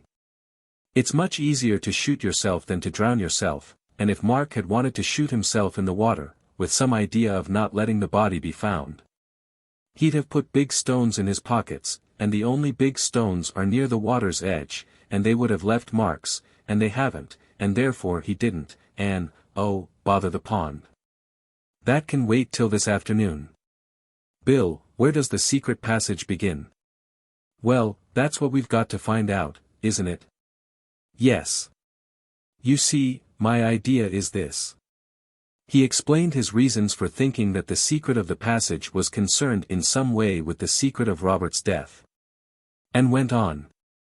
My theory is that Mark discovered the passage about a year ago, the time when he began to get keen on croquet. The passage came out into the floor of the shed, and probably it was Cayley's idea to put a croquet box over the trapdoor, so as to hide it more completely. You know, when once you've discovered a secret yourself, it always seems as if it must be so obvious to everybody else. I can imagine that Mark loved having this little secret all to himself, and to Cayley, of course, but Cayley wouldn't count, and they must have had great fun fixing it up. And making it more difficult for other people to find out. Well then, when Miss Norris was going to dress up, Cayley gave it away. Probably he told her that she could never get down to the bowling green without being discovered, and then perhaps showed that he knew there was one way in which she could do it. And she wormed the secret out of him somehow. But this was 2 or 3 days before Robert turned up. Exactly. I am not suggesting that there was anything sinister about the passage in the first place. It was just a little private bit of romance and adventure for Mark, 3 days ago. He didn't even know that Robert was coming. But somehow the passage has been used since, in connection with Robert. Perhaps Mark escaped that way, perhaps he's hiding there now. And if so, then the only person who could give him away was Miss Norris. And she of course would only do it innocently, not knowing that the passage had anything to do with it. So it was safer to have her out of the way. Yes. But, look here, Tony, why do you want to bother about this end of it? We can always get in at the bowling green end. I know, but if we do that we shall have to do it openly. It will mean breaking open the box, and letting Cayley know that we've done it. You see, Bill, if we don't find anything out for ourselves in the next day or two, we've got to tell the police what we have found out, and then they can explore the passage for themselves. But I don't want to do that yet. Rather not. So we've got to carry on secretly for a bit. It's the only way. He smiled and added, and it's much more fun. Rather. Bill chuckled to himself. Very well. Where does the secret passage begin? Chapter 11. The Reverend Theodore Ussher. There's one thing, which we have got to realize at once, said Anthony, and that is that if we don't find it easily, we shan't find it at all. You mean that we shan't have time? Neither time nor opportunity. Which is rather a consoling thought to a lazy person like me. But it makes it much harder, if we can't really look properly. Harder to find, yes, but so much easier to look. For instance, the passage might begin in Cayley's bedroom. Well, now we know that it doesn't. We don't know anything of the sort, protested Bill. We know for the purposes of our search. Obviously we can't go tailing into Cayley's bedroom and tapping his wardrobes. And obviously, therefore, if we are going to look for it at all, we must assume that it doesn't begin there. Oh, I see. Bill chewed a piece of grass thoughtfully. Anyhow, it wouldn't begin on an upstairs floor, would it? Probably not. Well, we're getting on. You can wash out the kitchen and all that part of the house, said Bill, after more thought. We can't go there. Right. And the cellars, if there are any. Well, that doesn't leave us much. No. Of course it's only 100 to 1 chance that we find it, but what we want to consider is which is the most likely place of the few places in which we can look safely. All it amounts to, said Bill, is the living rooms downstairs, dining room, library, hall, billiard room and the office rooms. Yes, that's all. Well, the office is the most likely, isn't it? Yes. Except for one thing. What's that? Well, it's on the wrong side of the house. One would expect the passage to start from the nearest place to which it is going. Why make it longer by going under the house first? Yes, that's true. Well, then, you think the dining room or the library? Yes. And the library for choice. I mean for our choice. There are always servants going into dining rooms. We shouldn't have much of a chance of exploring properly in there. Besides, there's another thing to remember. Mark has kept this a secret for a year. Could he have kept it a secret in the dining room? Could Miss Norris have got into the dining room and used the secret door just after dinner without being seen? It would have been much too risky. Bill got up eagerly. Come along, he said, let's try the library. If Cayley comes in, we can always pretend we're choosing a book. Anthony got up slowly, took his arm and walked back to the house with him. The library was worth going into, passages or no passages. Anthony could never resist another person's bookshelves. As soon as he went into the room, he found himself wandering round it to see what books the owner read, or, more likely, did not read, but kept for the air which they lent to the house. Mark had prided himself on his library. It was a mixed collection of books. Books which he had inherited both from his father and from his patron. Books which he had bought because he was interested in them or, if not in them, in the authors to whom he wished to lend his patronage. Books which he had ordered in beautifully bound editions, partly because they looked well on his shelves, lending a noble color to his rooms. Partly because no man of culture should ever be without them. Old editions, new editions, expensive books, cheap books, a library in which everybody, whatever his taste, could be sure of finding something to suit him. And which is your particular fancy, Bill, said Anthony, looking from one shelf to another. Or are you always playing billiards? I have a look at badminton sometimes, said Bill. It's over in that corner there. He waved a hand. Over here, said Anthony, going to it. Yes. He corrected himself suddenly. Oh, no, it's not. It's over there on the right now. Mark had a grand rearrangement of his library about a year ago. It took him more than a week, he told us. He's got such a frightful lot, hasn't he? Now that's very interesting, said Anthony, and he sat down and filled his pipe again. There was indeed a frightful lot of books. The four walls of the library were plastered with them from floor to ceiling, save only where the door and the two windows insisted on living their own life, even though an illiterate one. To Bill it seemed the most hopeless room of any in which to look for a secret opening. We shall have to take every blessed book down, he said, before we can be certain that we haven't missed it. Anyway, said Anthony, if we take them down one at a time, nobody can suspect us of sinister designs. After all, what does one go into a library for, except to take books down? But there's such a frightful lot. Anthony's pipe was now going satisfactorily, and he got up and walked leisurely to the end of the wall opposite the door. "Well, let's have a look," he said, "and see if they are so very frightful. Hello, here's your badminton. You often read that, you say?" "If I read anything." "Yes." He looked down and up the shelf. "Sport and travel chiefly." "I like books of travel, don't you?" "They're pretty dull as a rule." "Well, anyhow, some people like them very much," said Anthony, reproachfully. He moved on to the next row of shelves. "The drama. The Restoration dramatists. You can have most of them. Still, as you well remark, many people seem to love them. Shaw, Wilde, Robertson. I like reading plays, Bill. There are not many people who do, but those who do are usually very keen. Let us pass on." "I say, we haven't too much time," said Bill restlessly. "We haven't. That's why we aren't wasting any. Poetry. Who reads poetry nowadays? Bill, when did you last read Paradise Lost?" "Never." "I thought not. And when did Miss Caledine last read The Excursion aloud to you?" "As a matter of fact, Betty, Miss Caledine, happens to be jolly keen on, what's the beggar's name?" "Never mind his name.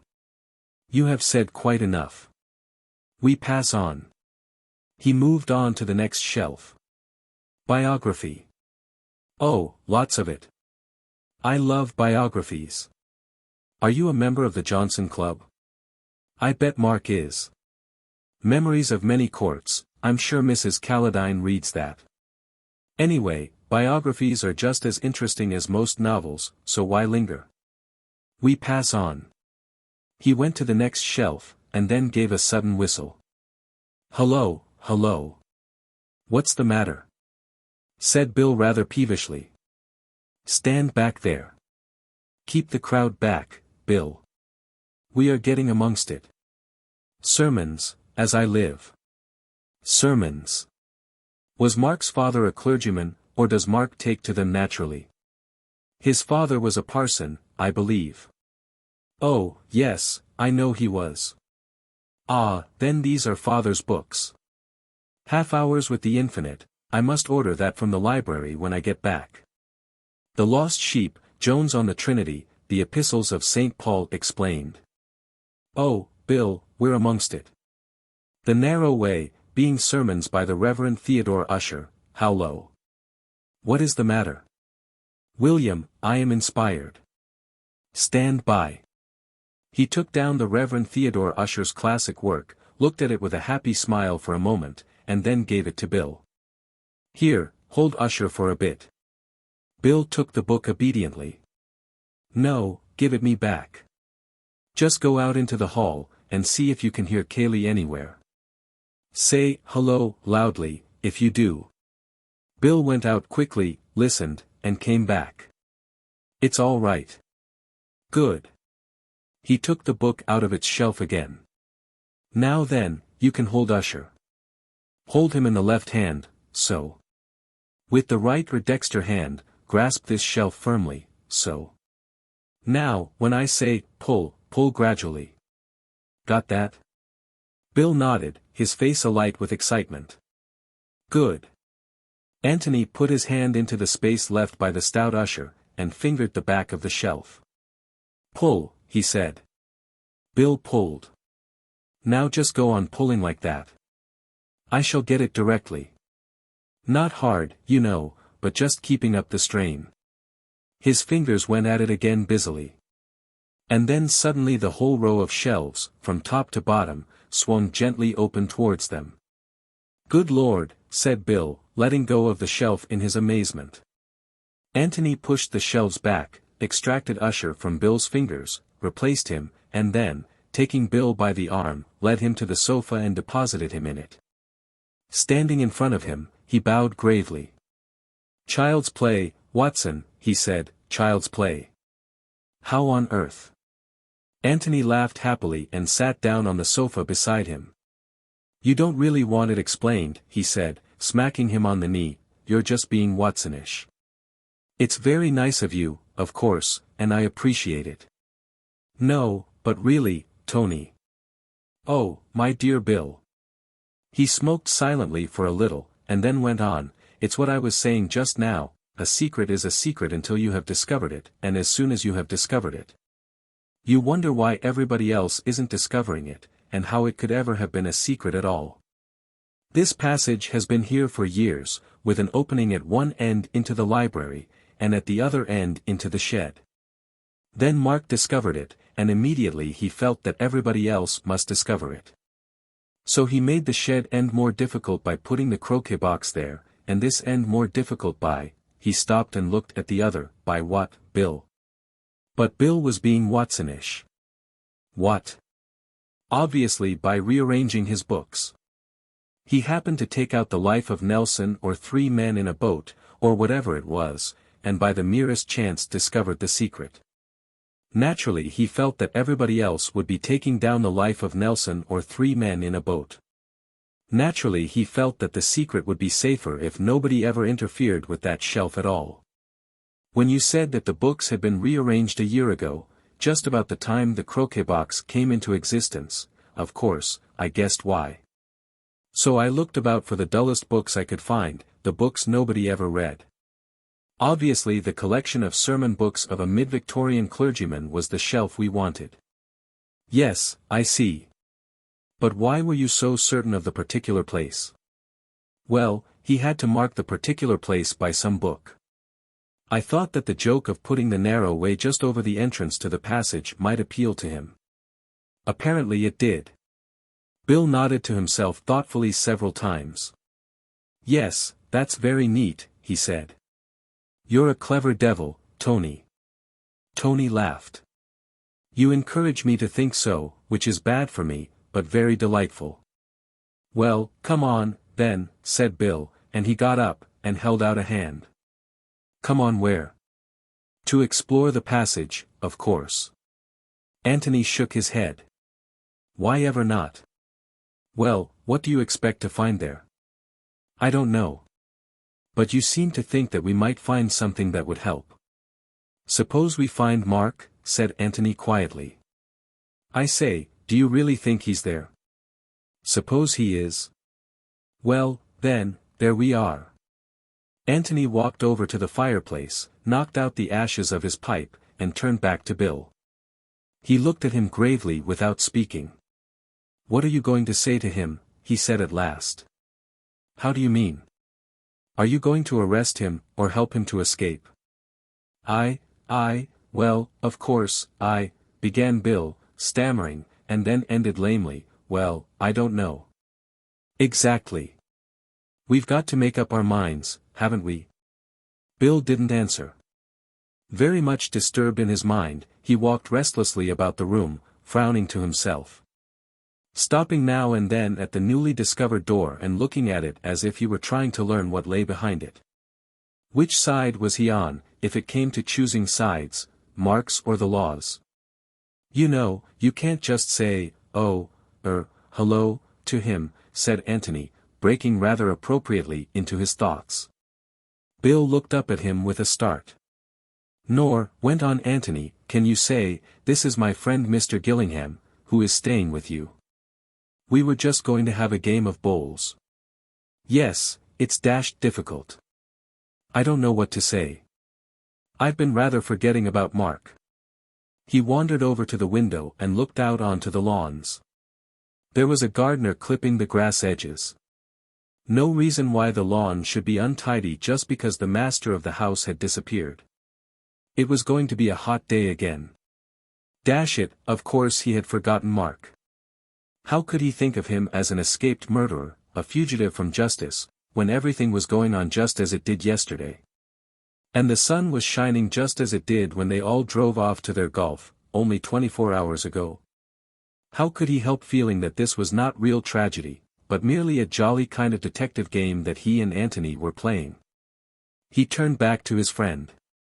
All the same, he said, you wanted to find the passage, and now you've found it. Aren't you going into it at all? Anthony took his arm. Let's go outside again, he said. We can't go into it now, anyhow. It's too risky, with Cayley about. Bill, I feel like you, just a little bit frightened. But what I'm frightened of I don't quite know. Anyway, you want to go on with it, don't you? Yes, said Bill firmly. We must. Then we'll explore the passage this afternoon, if we get the chance. And if we don't get the chance, then we'll try it tonight. They walked across the hall and out into the sunlight again. Do you really think we might find Mark hiding there? Asked Bill. It's possible, said Anthony. Either Mark or, he pulled himself up quickly. No, he murmured to himself, I won't let myself think that, not yet, anyway. It's too horrible. Chapter 12. A shadow on the wall. In the 20 hours or so at his disposal Inspector Birch had been busy. He had telegraphed to London a complete description of Mark in the brown flannel suit which he had last been seen wearing. He had made inquiries at Stanton as to whether anybody answering to this description had been seen leaving by the 4:20. And though the evidence which had been volunteered to him had been inconclusive, it made it possible that Mark had indeed caught that train, and had arrived in London before the police at the other end had been ready to receive him. But the fact that it was market day at Stanton, and that the little town would be more full than usual of visitors, made it less likely that either the departure of Mark by the 4:20, or the arrival of Robert by the 2:10 earlier in the afternoon, would have been particularly noticed. As Anthony had said to Cayley, there would always be somebody ready to hand the police a circumstantial story of the movements of any man in whom the police were interested.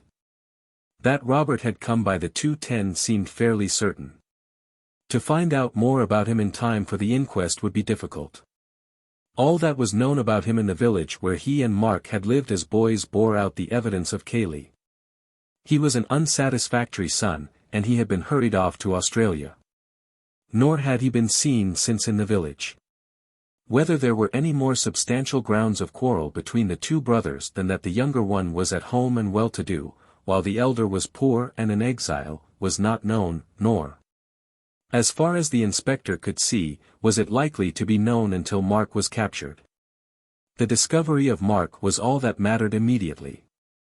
Dragging the pond might not help towards this, but it would certainly give the impression in court tomorrow that Inspector Birch was handling the case with zeal.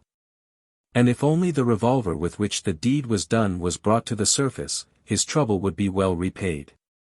Inspector Birch produces the weapon would make an excellent headline in the local paper.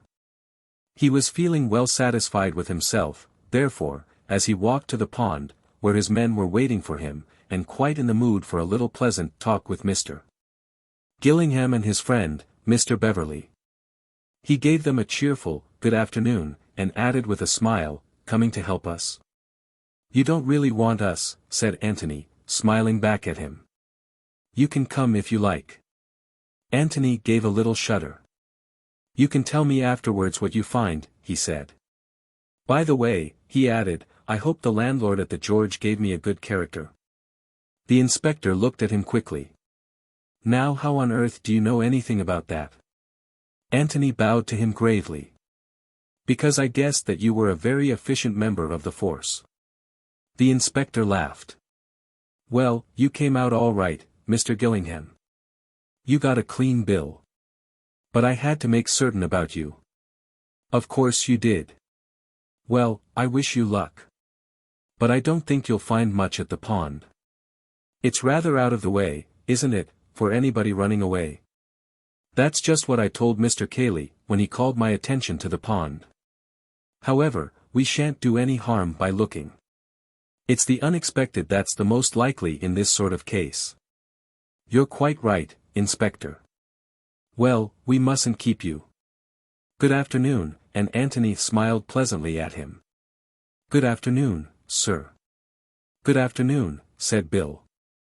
Anthony stood looking after the inspector as he strode off, silent for so long that Bill shook him by the arm at last, and asked him rather crossly what was the matter. Anthony shook his head slowly from side to side. I don't know, really I don't know. It's too devilish what I keep thinking. He can't be as cold-blooded as that. Who? Without answering, Anthony led the way back to the garden seat on which they had been sitting. He sat there with his head in his hands. "Oh, I hope they find something," he murmured. "Oh, I hope they do." "In the pond?" "Yes." "But what?" "Anything, Bill, anything." Bill was annoyed. "I say, Tony, this won't do. You really mustn't be so damn mysterious. What's happened to you suddenly?" Anthony looked up at him in surprise. "Didn't you hear what he said?" "What, particularly?" "That it was Cayley's idea to drag the pond." "Oh. Oh, I say." Bill was rather excited again. "You mean that he's hidden something there? Some false clue which he wants the police to find?" "I hope so," said Anthony earnestly, "but I'm afraid—" He stopped short. "Afraid of what?" "Afraid that he hasn't hidden anything there." "Afraid that—" "Well, what's the safest place in which to hide anything very important?" "Somewhere where nobody will look." "There's a better place than that." "What?" "Somewhere where everybody has already looked." "By Jove! You mean that as soon as the pond has been dragged, Cayley will hide something there?" "Yes, I'm afraid so." "But why afraid?" "Because I think that it must be something very important, something which couldn't easily be hidden anywhere else." "What?" asked Bill eagerly. Anthony shook his head. "No, I'm not going to talk about it yet. We can wait and see what the inspector finds. He may find something, I don't know what, something that Cayley has put there for him to find. But if he doesn't, then it will be because Cayley is going to hide something there tonight." "What?" asked Bill again. "You will see what, Bill," said Anthony, "because we shall be there." "Are we going to watch him?" "Yes, if the inspector finds nothing." "That's good," said Bill. If it were a question of Cayley or the law, he was quite decided as to which side he was taking. Previous to the tragedy of yesterday he had got on well enough with both of the cousins, without being in the least intimate with either. Indeed, of the two he preferred, perhaps, the silent, solid Cayley to the more volatile Mark. Cayley's qualities, as they appeared to Bill, may have been chiefly negative. But even if this merit lay in the fact that he never exposed whatever weaknesses he may have had, this is an excellent quality in a fellow guest, or, if you like, fellow host, in a house where one is continually visiting. Mark's weaknesses, on the other hand, were very plain to the eye, and Bill had seen a good deal of them. Yet, though he had hesitated to define his position that morning in regard to Mark, he did not hesitate to place himself on the side of the law against Cayley. Mark, after all, had done him no harm, but Cayley had committed an unforgivable offense. Cayley had listened secretly to a private conversation between himself and Tony. Let Cayley hang, if the law demanded it. Anthony looked at his watch and stood up. "Come along," he said. "It's time for that job I spoke about." "The passage," said Bill eagerly. "No. The thing which I said that I had to do this afternoon." "Oh, of course. What is it?" Without saying anything, Anthony led the way indoors to the office. It was 3 o'clock, and at 3 o'clock yesterday Anthony and Cayley had found the body. At a few minutes after 3, he had been looking out of the window of the adjoining room, and had been surprised suddenly to find the door open and Cayley behind him. He had vaguely wondered at the time why he had expected the door to be shut, but he had had no time then to worry the thing out, and he had promised himself to look into it at his leisure afterwards.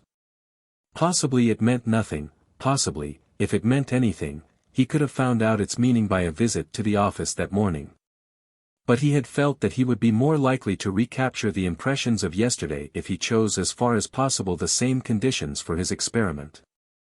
So he had decided that 3 o'clock that afternoon should find him once more in the office. As he went into the room, followed by Bill, he felt it almost as a shock that there was now no body of Robert lying there between the two doors. But there was a dark stain which showed where the dead man's head had been, and Anthony knelt down over it, as he had knelt 24 hours before. "I want to go through it again," he said. You must be Cayley. Cayley said he would get some water. I remember thinking that water wasn't much good to a dead man, and that probably he was only too glad to do anything rather than nothing. He came back with a wet sponge and a handkerchief. I suppose he got the handkerchief from the chest of drawers. Wait a bit. He got up and went into the adjoining room. Looked round it, pulled open a drawer or two, and, after shutting all the doors, came back to the office. The sponge is there, and there are handkerchiefs in the top right-hand drawer. Now then, Bill, just pretend you're Cayley. You've just said something about water, and you get up. Feeling that it was all a little uncanny, Bill, who had been kneeling beside his friend, got up and walked out. Anthony, as he had done on the previous day, looked up after him as he went. Bill turned into the room on the right, opened the drawer and got the handkerchief, damped the sponge and came back. Well, he said wonderingly. Anthony shook his head. It's all different, he said. For one thing, you made a devil of a noise and Cayley didn't. Perhaps you weren't listening when Cayley went in. I wasn't. But I should have heard him if I could have heard him, and I should have remembered afterwards. Perhaps Cayley shut the door after him. Wait. He pressed his hand over his eyes and thought. It wasn't anything which he had heard, but something which he had seen. He tried desperately hard to see it again. He saw Cayley getting up, opening the door from the office, leaving it open and walking into the passage, turning to the door on the right, opening it, going in. And then, what did his eyes see after that? If they would only tell him again. Suddenly he jumped up, his face alight. Bill, I've got it, he cried. What? The shadow on the wall. I was looking at the shadow on the wall. Oh, ass, and 10 times ass. Bill looked uncomprehendingly at him. Anthony took his arm and pointed to the wall of the passage. Look at the sunlight on it, he said. That's because you've left the door of that room open. The sun comes straight in through the windows. Now, I'm going to shut the door. Look. Do you see how the shadow moves across? That's what I saw, the shadow moving across as the door shut behind him. Bill, go in and shut the door behind you, quite naturally. Quick. Bill went out and Anthony knelt, watching eagerly. I thought so, he cried. I knew it couldn't have been that. What happened, said Bill, coming back. Just what you would expect. The sunlight came, and the shadow moved back again, all in one movement. And what happened yesterday? The sunlight stayed there. And then the shadow came very slowly back, and there was no noise of the door being shut. Bill looked at him with startled eyes. By Jove! You mean that Cayley closed the door afterwards as an afterthought, and very quietly, so that you couldn't hear? Anthony nodded. Yes. That explains why I was surprised afterwards when I went into the room to find the door open behind me. You know how those doors with springs on them close? The sort which old gentlemen have to keep out drafts. Yes. Just at first they hardly move at all, and then very, very slowly they swing to, well, that was the way the shadow moved. And subconsciously I must have associated it with the movement of that sort of door. By Jove! He got up, and dusted his knees. Now, Bill, just to make sure, go in and close the door like that. As an afterthought, you know, and very quietly, so that I don't hear the click of it. Bill did as he was told, and then put his head out eagerly to hear what had happened. That was it, said Anthony, with absolute conviction. That was just what I saw yesterday. He came out of the office, and joined Bill in the little room. And now, he said, let's try and find out what it was that Mr. Cayley was doing in here, and why he had to be so very careful that his friend Mr. Gillingham didn't overhear him. Chapter 13. The Open Window. Anthony's first thought was that Cayley had hidden something, perhaps, which he had found by the body, but that was absurd. In the time at his disposal, he could have done no more than put it away in a drawer, where it would be much more open to discovery by Antony than if he had kept it in his pocket. In any case he would have removed it by this time, and hidden it in some more secret place. Besides, why in this case bother about shutting the door? Bill pulled open a drawer in the chest, and looked inside. "Is it any good going through these, do you think?" he asked. Antony looked over his shoulder. "Why did he keep clothes here at all?" he asked. "Did he ever change down here?" "My dear Tony, he had more clothes than anybody in the world. He just kept them here in case they might be useful, I expect. When you and I go from London to the country we carry our clothes about with us. Mark never did. In his flat in London he had everything all over again which he has here. It was a hobby with him, collecting clothes. If he'd had half a dozen houses, they would all have been full of a complete gentleman's town and country outfit." "I see. Of course, it might be useful sometimes, when he was busy in the next room, not to have to go upstairs for a handkerchief or a more comfortable coat." "I see. Yes." He was walking round the room as he answered, and he lifted the top of the linen basket which stood near the wash basin and glanced in. "He seems to have come in here for a collar lately." Bill peered in. There was one collar at the bottom of the basket. "Yes. I dare say he would," he agreed. "If he suddenly found that the one he was wearing was uncomfortable or a little bit dirty, or something. He was very finicking." Antony leant over and picked it out. "It must have been uncomfortable this time," he said, after examining it carefully. "It couldn't very well be cleaner." He dropped it back again. "Anyway, he did come in here sometimes." "Oh, yes, rather." "Yes, but what did Cayley come in for so secretly?" "What did he want to shut the door for?" said Bill. "That's what I don't understand." "You couldn't have seen him, anyhow." "No. So it follows that I might have heard him. He was going to do something which he didn't want me to hear."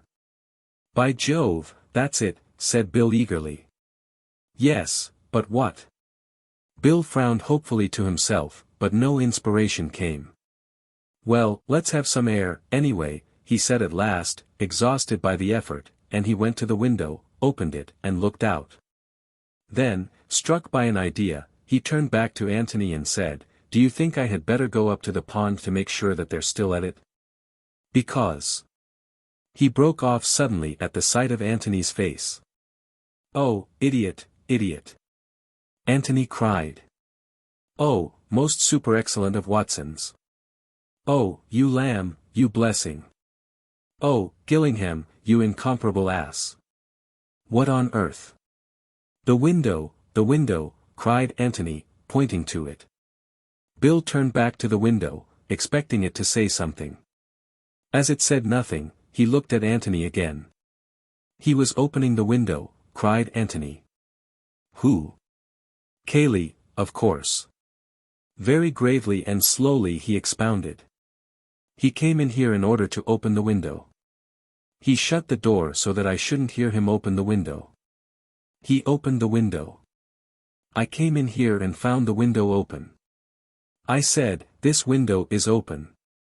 My amazing powers of analysis tell me that the murderer must have escaped by this window." "Oh," said Cayley, raising his eyebrows. "Well," said he, "I suppose you must be right." Said I proudly, "I am. For the window is open," I said. "Oh, you incomparable ass." He understood now. It explained so much that had been puzzling him. He tried to put himself in Cayley's place, Cayley, when Antony had first discovered him, hammering at the door and crying, "Let me in." Whatever had happened inside the office, whoever had killed Robert, Cayley knew all about it, and knew that Mark was not inside, and had not escaped by the window. But it was necessary to Cayley's plans, to Mark's plans if they were acting in concert, that he should be thought so to have escaped. At some time, then, while he was hammering, the key in his pocket, at the locked door, he must suddenly have remembered, with what a shock, that a mistake had been made.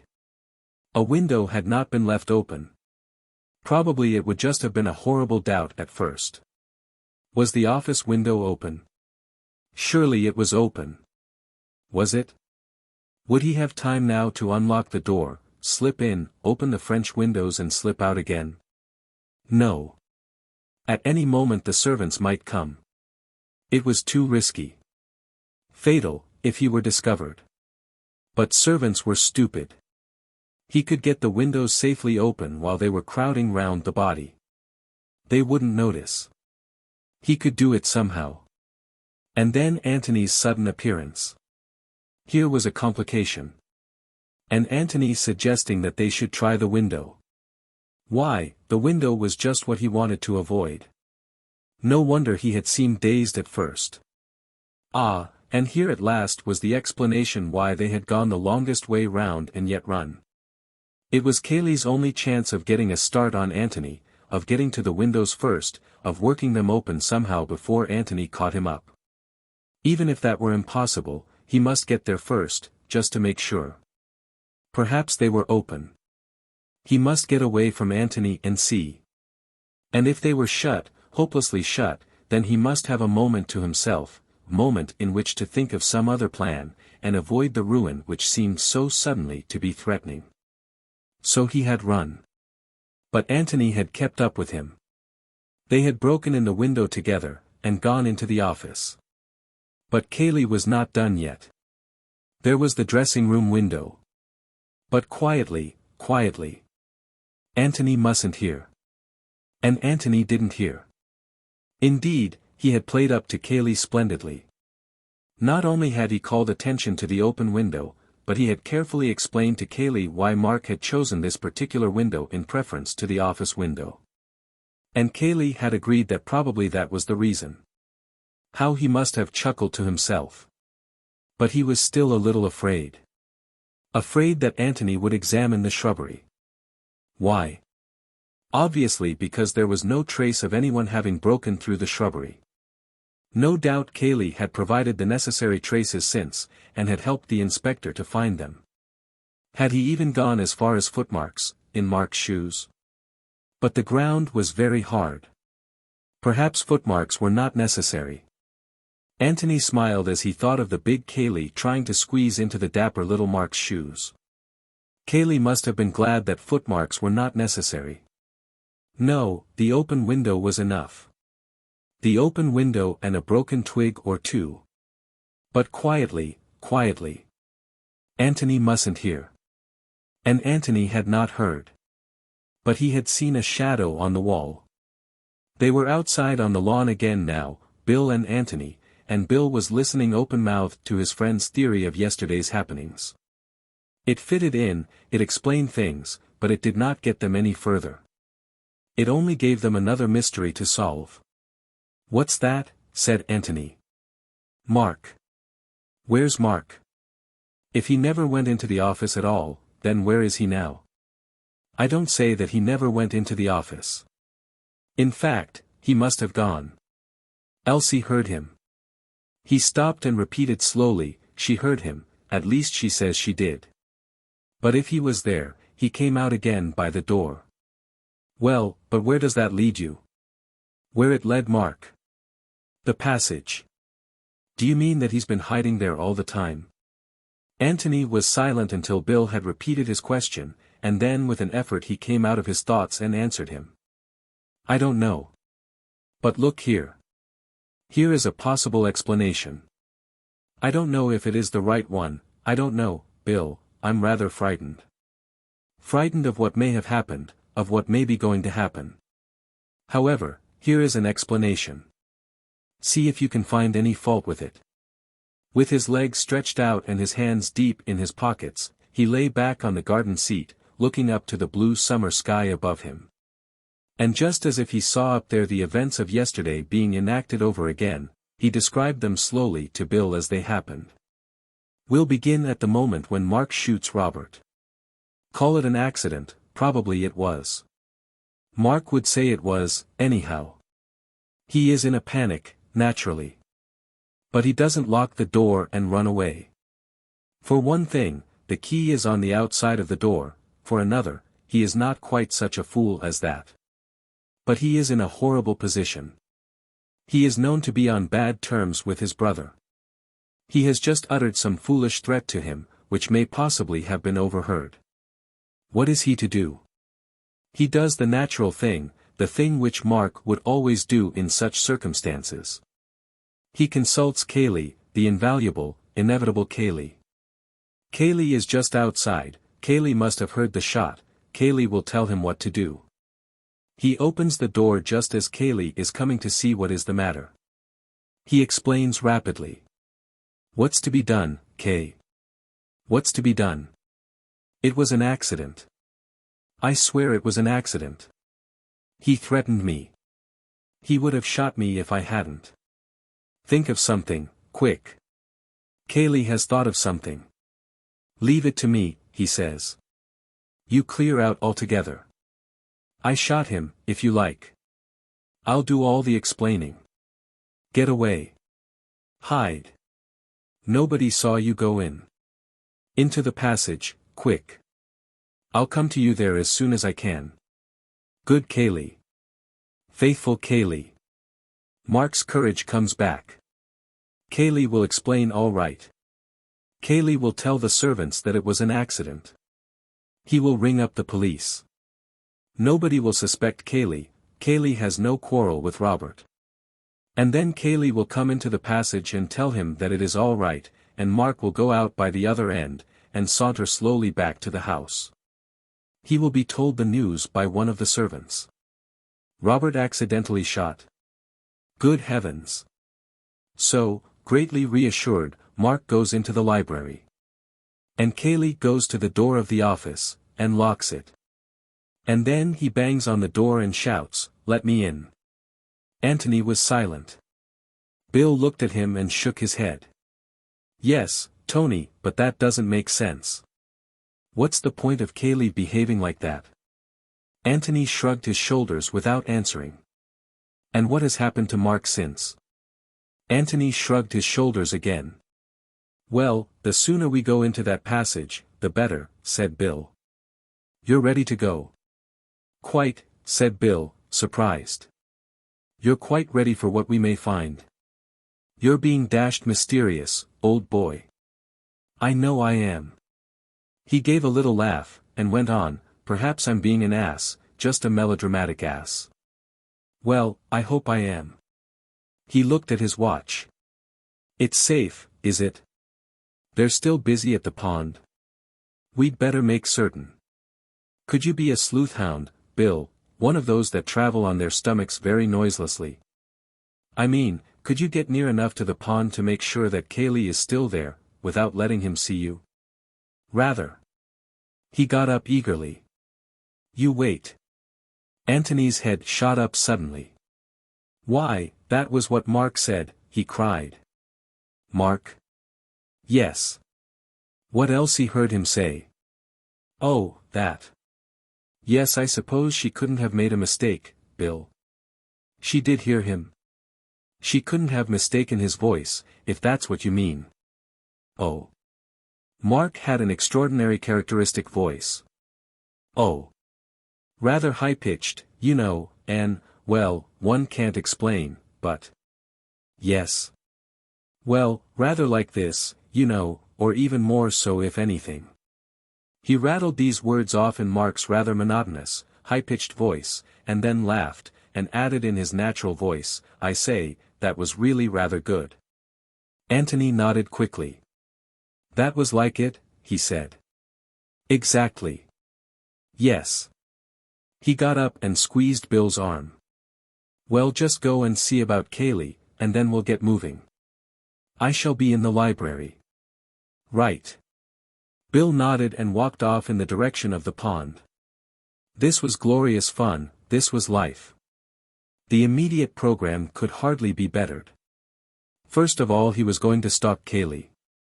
There was a little copse above the level of the pond, and about 100 yards away from it.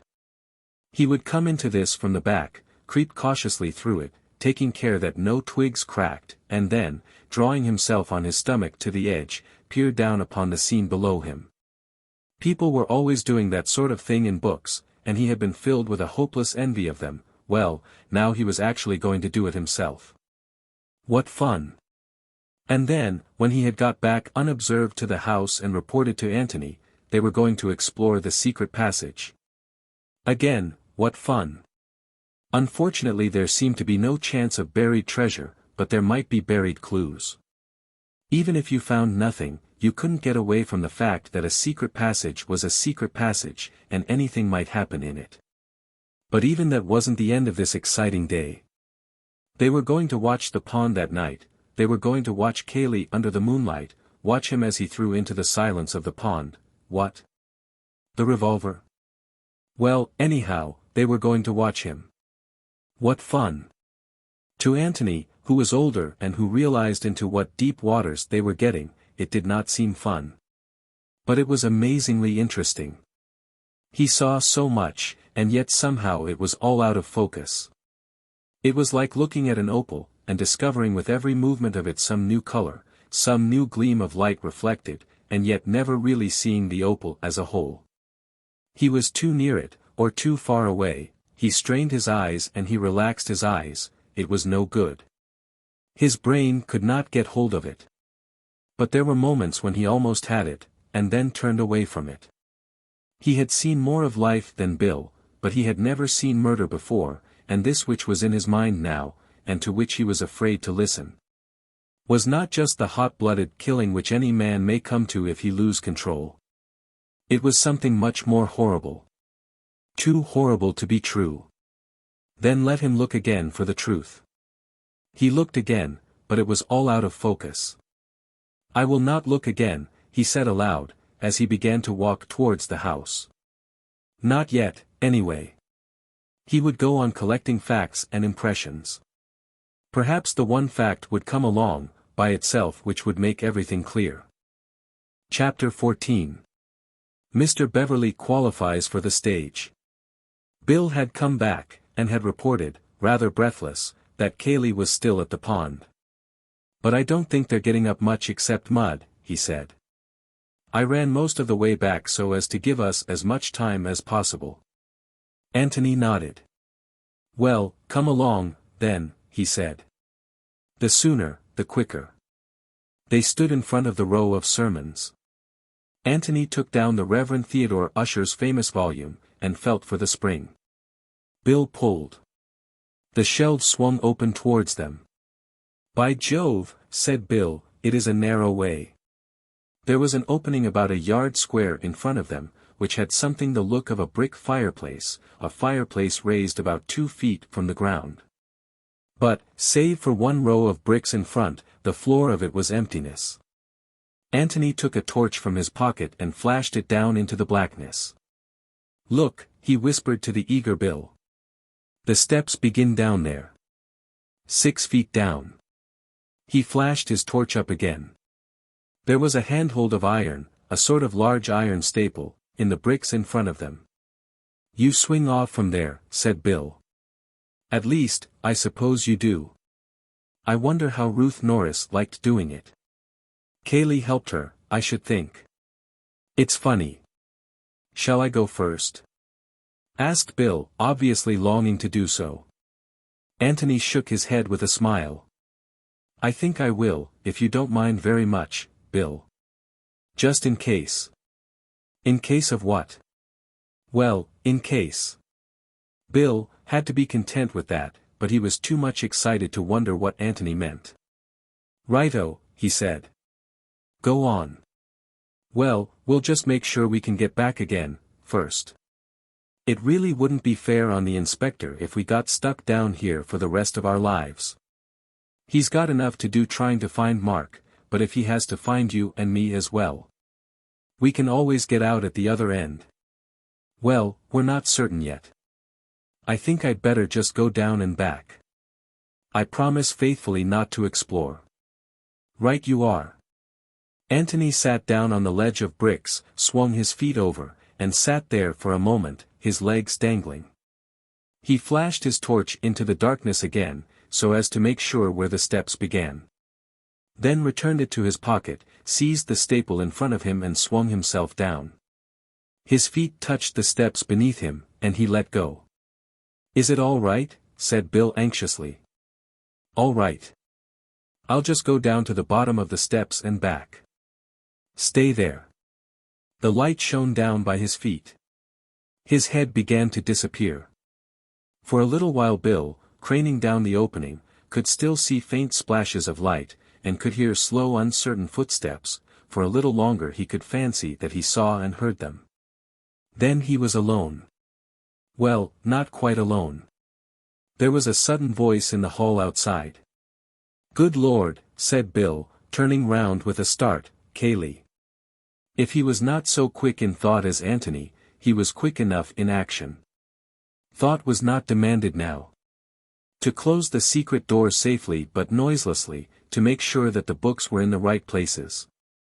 To move away to another row of shelves so as to be discovered deep in Badminton or Baedeker or whomever the kind gods should send to his aid. The difficulty was not to decide what to do, but to do all this in 5 seconds rather than in 6. Ah, there you are, said Cayley from the doorway. Hello, said Bill, in surprise, looking up from the 4th volume of the life and works of Samuel Taylor Coleridge. Have they finished?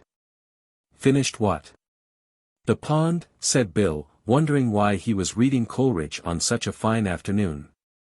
Desperately he tried to think of a good reason, verifying a quotation, an argument with Anthony, that would do. But what quotation? Oh, no.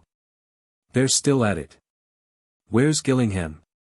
The ancient mariner, water, water, everywhere, or was that something else? And where was Gillingham? Water, water everywhere. Tony. Oh, he's about somewhere. We're just going down to the village. They aren't finding anything at the pond, are they?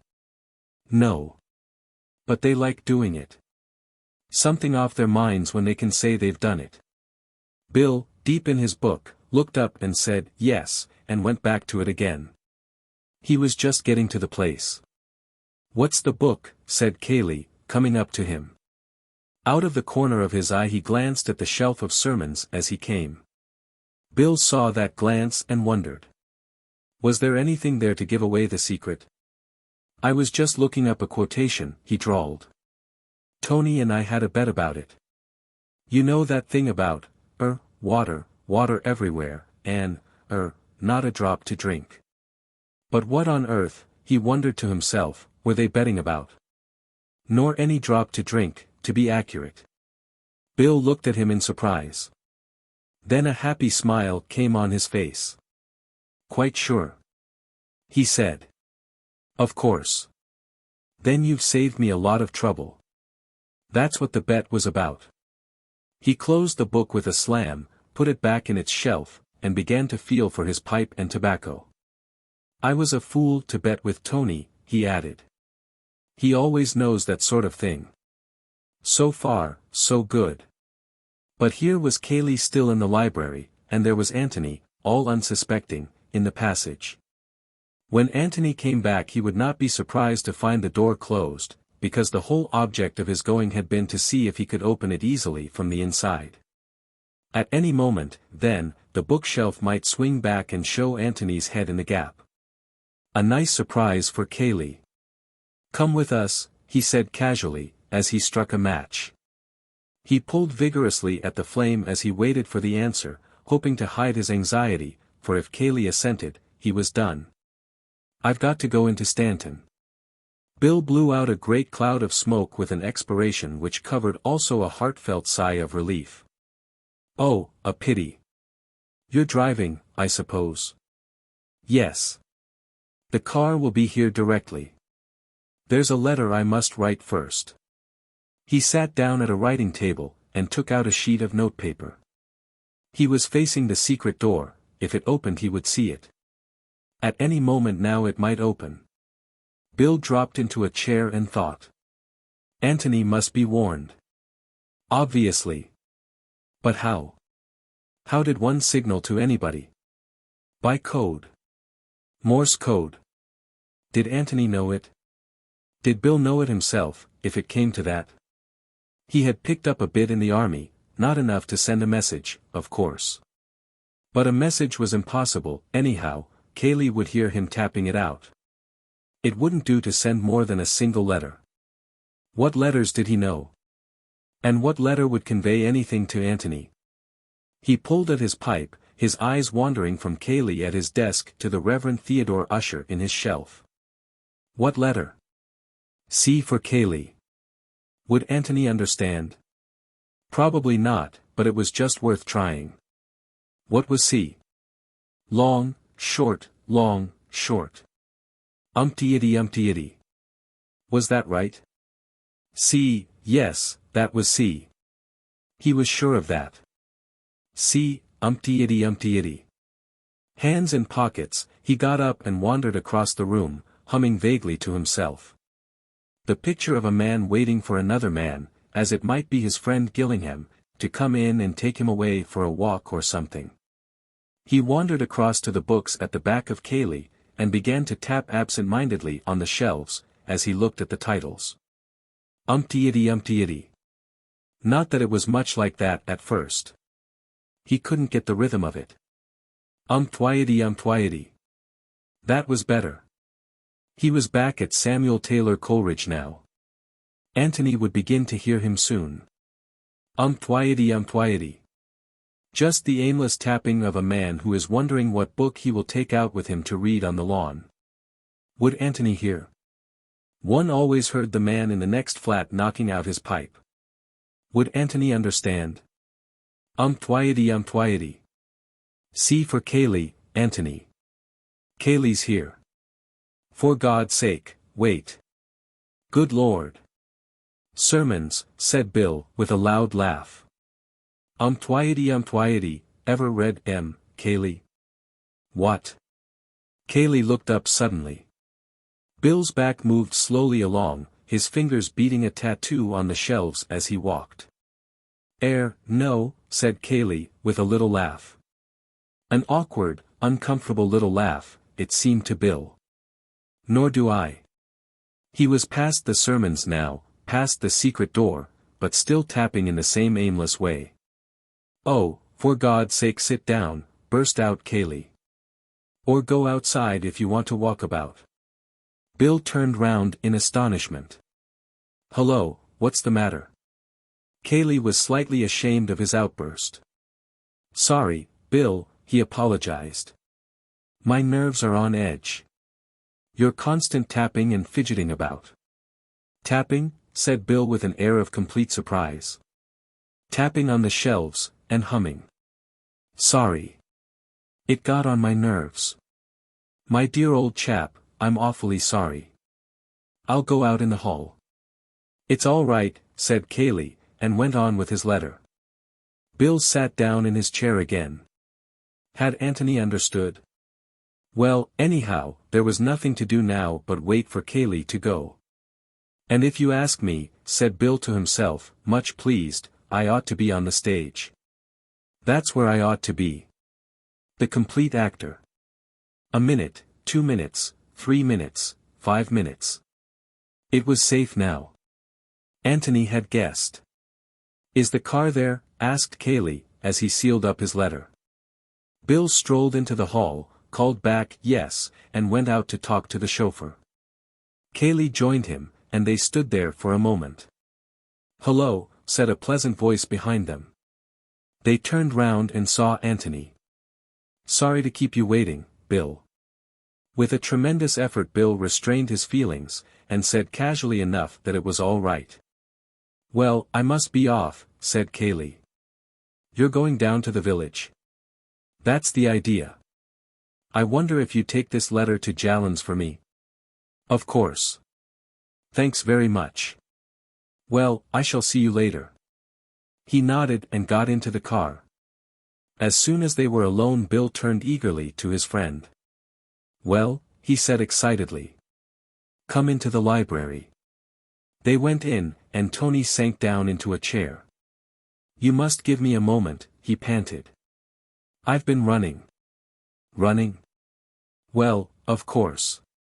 How do you think I got back here? You don't mean you went out at the other end? Anthony nodded. I say, did you hear me tapping? I did, indeed. Bill, you're a genius. Bill blushed. I knew you'd understand, he said. You guessed that I meant Cayley. I did. It was the least I could do after you had been so brilliant. You must have had rather an exciting time. Exciting? Good Lord, I should think it was. Tell me about it.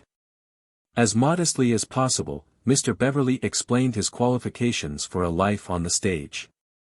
Good man, said Anthony at the end of it. You are the most perfect Watson that ever lived. Bill, my lad, he went on dramatically, rising and taking Bill's hand in both of his, there is nothing that you and I could not accomplish together, if we gave our minds to it. Silly old ass. That's what you always say when I'm being serious. Well, anyway, thanks awfully. You really saved us this time. Were you coming back? Yes. At least I think I was. I was just wondering when I heard you tapping. The fact of the door being shut was rather surprising. Of course the whole idea was to see if it could be opened easily from the other side, but I felt somehow that you wouldn't shut it until the last possible moment, until you saw me coming back. Well, then I heard the taps, and I knew it must mean something, so I sat tight. Then when C began to come along I said, Cayley, be Jove, bright, aren't I? And I simply hared to the other end of the passage for all I was worth. And hared back again. Because I thought you might be getting rather involved in explanations, about where I was, and so on. You didn't see Mark, then? No. Nor his, no, I didn't see anything. Nor what? Anthony was silent for a moment. I didn't see anything, Bill. Or rather, I did see something. I saw a door in the wall, a cupboard. And it's locked. So if there's anything we want to find, that's where it is. Could Mark be hiding there? I called through the keyhole, in a whisper, Mark, are you there? He would have thought it was Cayley. There was no answer. Well, let's go down and try again. We might be able to get the door open. Anthony shook his head. Aren't I going at all? Said Bill in great disappointment. When Anthony spoke, it was to ask another question. Can Cayley drive a car? Yes, of course. Why? Then he might easily drop the chauffeur at his lodge and go off to Stanton, or wherever he wanted to, on his own. I suppose so, if he wanted to. Yes. Anthony got up. Well, look here, as we said we were going into the village, and as we promised to leave that letter, I almost think we'd better do it. Oh. Oh, very well. Jalons. What were you telling me about that? Oh, yes, the widow Norbury. That's right. Cayley used to be rather keen on the daughter. The letter's for her. Yes, well, let's take it. Just to be on the safe side. Am I going to be done out of that secret passage altogether? Asked Bill fretfully. There's nothing to see, really, I promise you. You're very mysterious. What's upset you? You did see something down there, I'm certain of it. I did, and I've told you about it. No, you haven't. You only told me about the door in the wall. That's it, Bill. And it's locked. And I'm frightened of what's behind it. But then we shall never know what's there if we aren't going to look.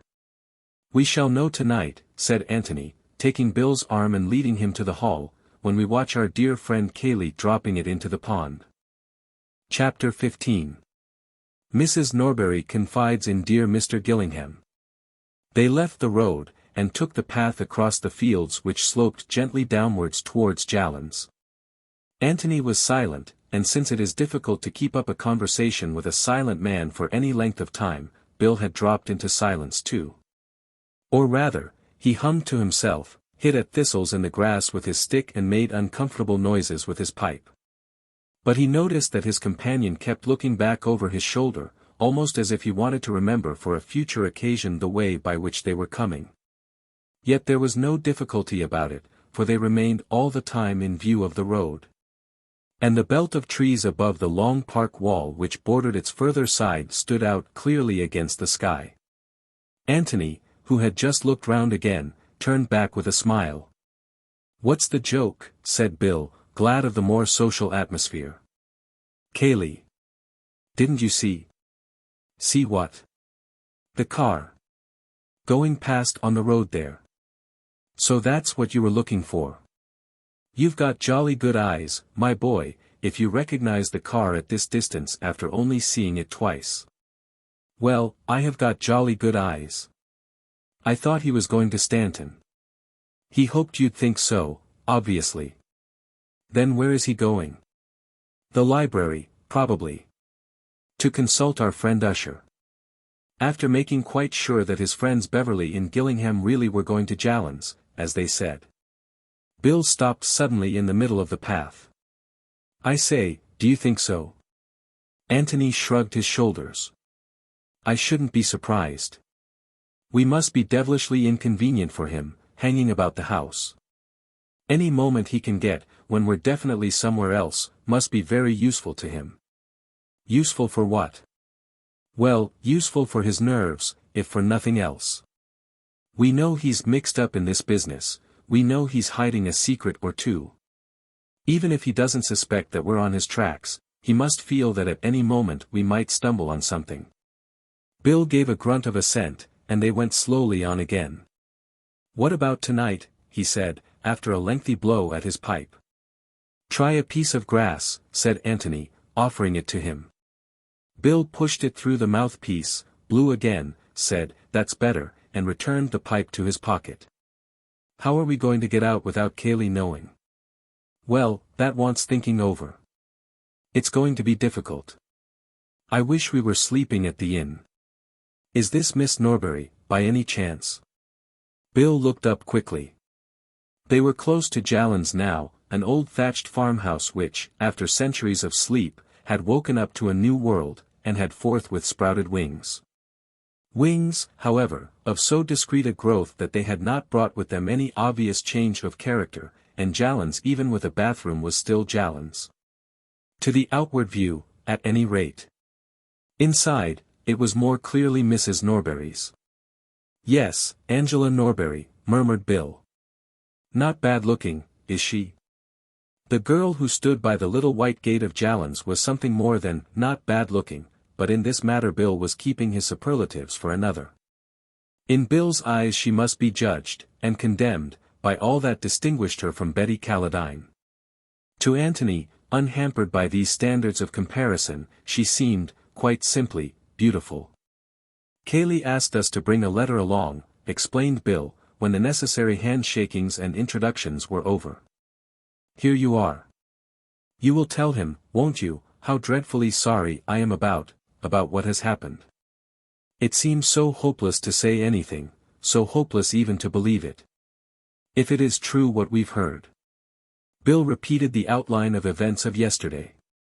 "Yes. And Mr. Ablett hasn't been found yet?" She shook her head in distress. "It still seems to have happened to somebody else. Somebody we didn't know at all."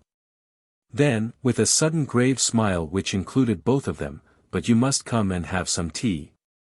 "It's awfully decent of you," said Bill awkwardly, "but You will, won't you?" she said to Anthony. "Thank you very much." Mrs. Norbury was delighted to see them, as she always was to see any man in her house who came up to the necessary standard of eligibility. When her life work was completed, and summed up in those beautiful words, "A marriage has been arranged, and will shortly take place, between Angela, daughter of the late John Norbury." Then she would utter a grateful Nunc Dimittis and depart in peace, to a better world, if heaven insisted, but preferably to her new son-in-law's more dignified establishment. For there was no doubt that eligibility meant not only eligibility as a husband. But it was not as eligibles that the visitors from the Red House were received with such eagerness today, and even if her special smile for possibles was there, it was instinctive rather than reasoned. All that she wanted at this moment was news of Mark. For she was bringing it off at last. And, if the engagement columns of the Morning Post were preceded, as in the case of its obituary columns, by a premonitory bulletin. The announcement of yesterday would have cried triumphantly to the world, or to such part of the world as mattered, a marriage has very nearly been arranged, by Mrs. Norbury, and will certainly take place, between Angela, only daughter of the late John Norbury, and Mark Ablett of the Red House. And, coming across it on his way to the sporting page, Bill would have been surprised. For he had thought that, if anybody, it was Cayley. To the girl it was neither. She was often amused by her mother's ways, sometimes ashamed of them, sometimes distressed by them. The Mark Ablett affair had seemed to her particularly distressing, for Mark was so obviously in league with her mother against her. Other suitors, upon whom her mother had smiled, had been embarrassed by that championship. Mark appeared to depend on it as much as on his own attractions, great though he thought these to be. They went a-wooing together. It was a pleasure to turn to Cayley, that hopeless ineligible. But alas! Cayley had misunderstood her. She could not imagine Cayley in love, until she saw it, and tried, too late, to stop it. That was 4 days ago. She had not seen him since, and now here was this letter. She dreaded opening it. It was a relief to feel that at least she had an excuse for not doing so while her guests were in the house. Mrs. Norbury recognized at once that Anthony was likely to be the more sympathetic listener. And when tea was over, and Bill and Angela had been dispatched to the garden with the promptness and efficiency of the expert, dear Mr. Gillingham found himself on the sofa beside her, listening to many things which were of even greater interest to him than she could possibly have hoped. "It is terrible, terrible," she said. "And to suggest that dear Mr. Ablett." Anthony made suitable noises. "You've seen Mr. Ablett for yourself. A kinder, more warm-hearted man." Anthony explained that he had not seen Mr. Ablett. "Of course, yes, I was forgetting. But, believe me, Mr. Gillingham, you can trust a woman's intuition in these matters." Anthony said that he was sure of this. "Think of my feelings as a mother." Anthony was thinking of Miss Norbury's feelings as a daughter, and wondering if she guessed that her affairs were now being discussed with a stranger. Yet what could he do? What, indeed, did he want to do except listen, in the hope of learning? Mark engaged, or about to be engaged. Had that any bearing on the events of yesterday? What, for instance, would Mrs. Norbury have thought of Brother Robert, that family skeleton? Was this another reason for wanting Brother Robert out of the way? "I never liked him, never." "Never liked?" said Anthony, bewildered. "That cousin of his, Mr. Cayley." "Oh. I ask you, Mr. Gillingham, am I the sort of woman to trust my little girl to a man who would go about shooting his only brother? I'm sure you wouldn't, Mrs. Norbury. If there has been any shooting done, it has been done by somebody else." Anthony looked at her inquiringly. "I never liked him," said Mrs. Norbury firmly. "Never." However, thought Anthony to himself, that didn't quite prove that Cayley was a murderer. "How did Miss Norbury get on with him?" he asked cautiously. "There was nothing in that at all," said Miss Norbury's mother emphatically. "Nothing. I would say so to anybody." "Oh, I beg your pardon. I never meant. Nothing. I can say that for dear Angela with perfect confidence." Whether he made advances, she broke off with a shrug of her plump shoulders. Anthony waited eagerly. Naturally they met. Possibly he might have, I don't know. But my duty as a mother was clear, Mr. Gillingham. Mr. Gillingham made an encouraging noise. I told him quite frankly that, how shall I put it? That he was trespassing. Tactfully, of course. But frankly. You mean, said Anthony, trying to speak calmly, that you told him that, Mr. Ablett and your daughter? Mrs. Norbury nodded several times. Exactly, Mr. Gillingham. I had my duty as a mother. I am sure, Mrs. Norbury, that nothing would keep you from doing your duty. But it must have been disagreeable. particularly if you weren't quite sure. He was attracted, Mr. Gillingham. Obviously attracted.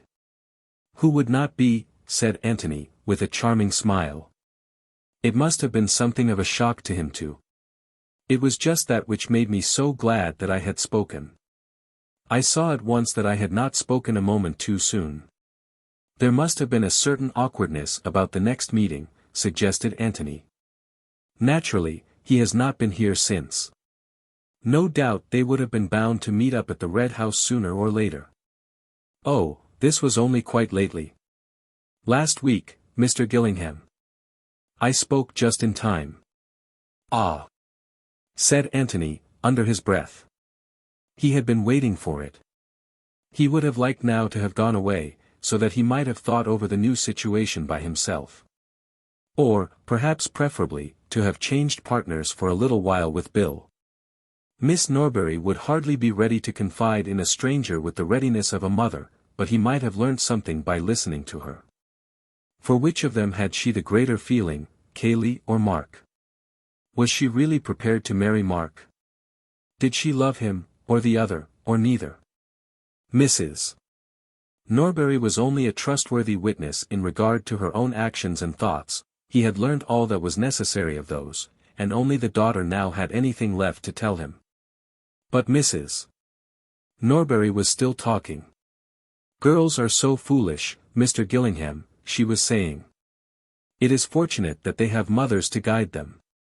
It was so obvious to me from the beginning that dear Mr. Ablett was just the husband for my little girl. You never knew him? Anthony said again that he had not seen Mr. Ablett. Such a gentleman.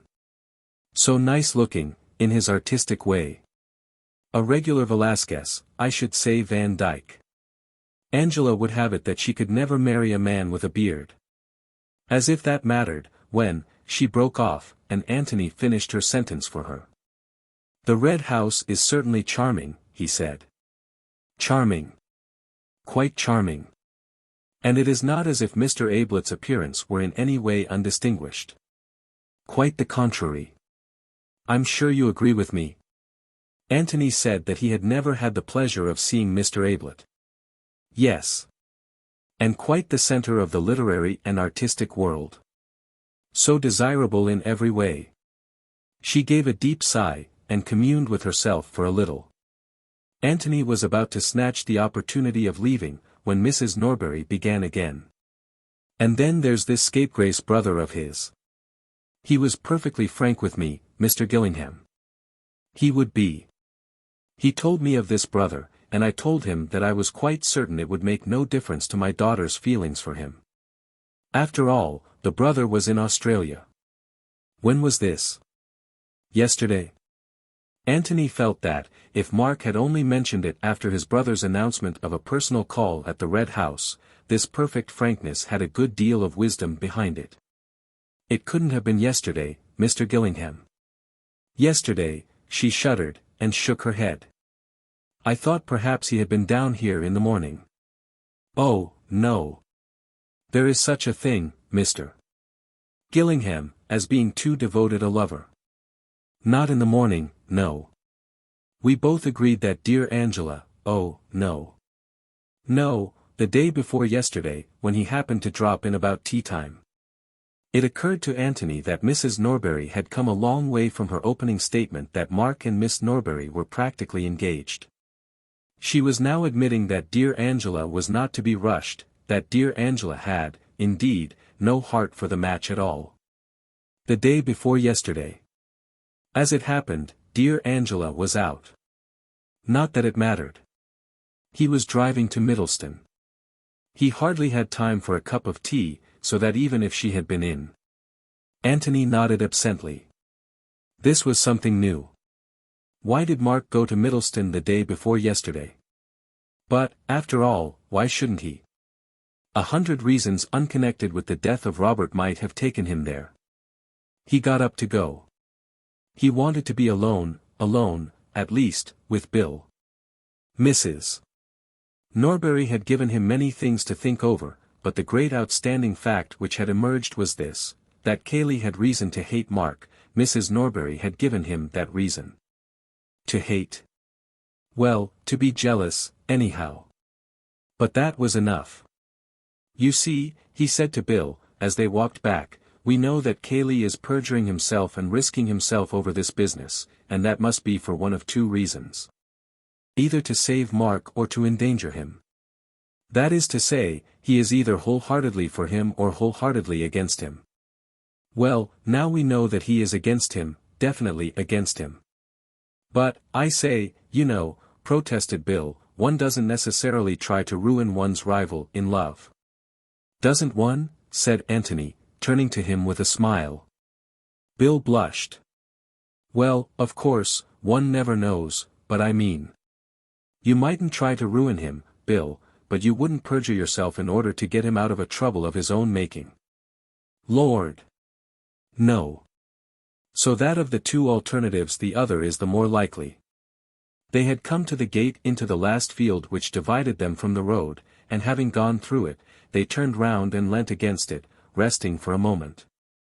And looking down at the house which they had left. Jolly little place, isn't it? Said Bill. Very. But rather mysterious. In what way? Well, where's the front door? The front door? Why, you've just come out of it.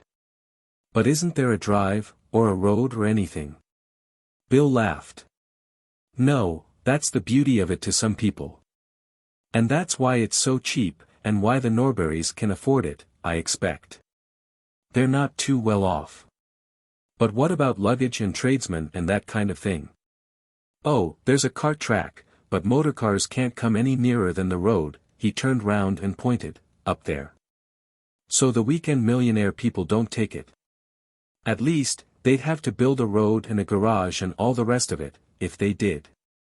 I see, said Anthony carelessly, and they turned round and continued their walk up to the road. But later on he remembered this casual conversation at the gate, and saw the importance of it. Chapter 16. Getting ready for the night. What was it which Cayley was going to hide in that pond that night? Anthony thought that he knew now. It was Mark's body. From the beginning he had seen this answer coming and had drawn back from it.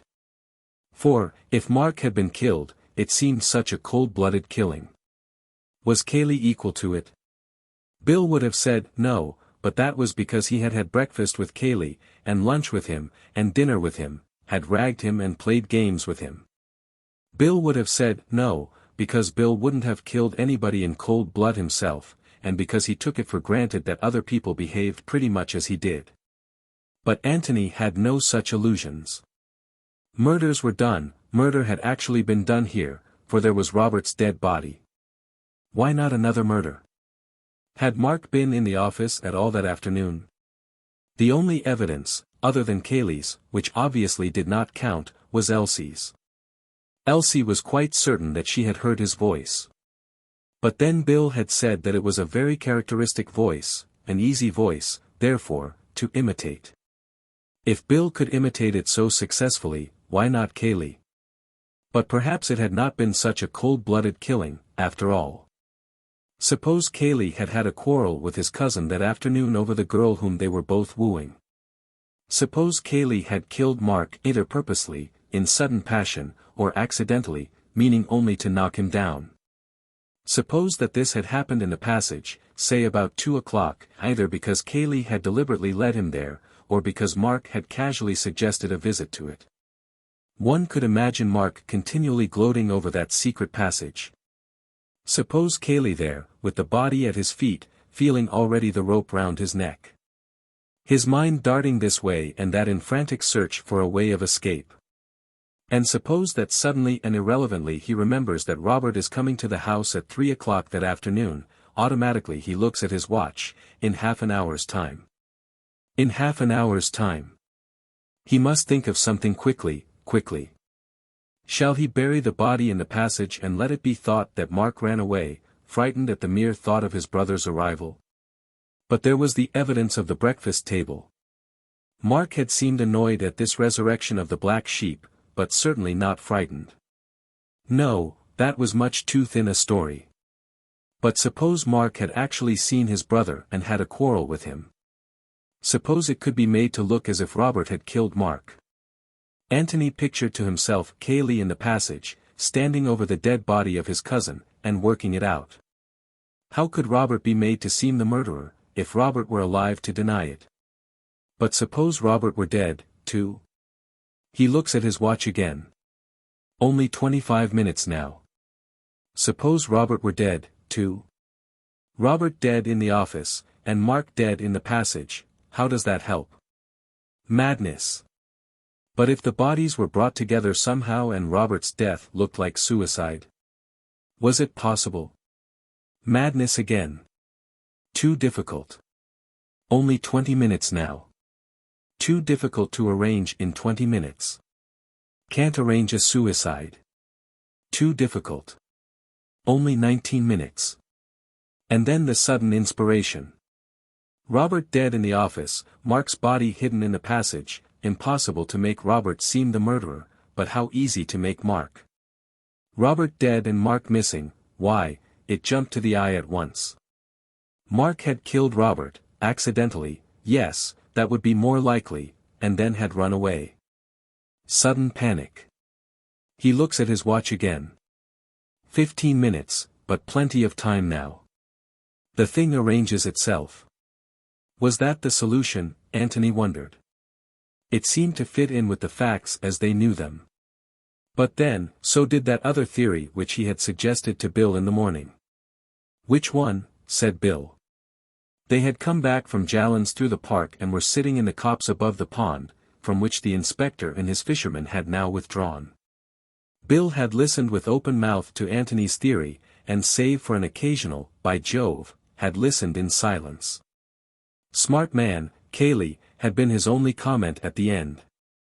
Which other theory? That Mark had killed Robert accidentally and had gone to Cayley for help, and that Cayley, having hidden him in the passage, locked the office door from the outside and hammered on it.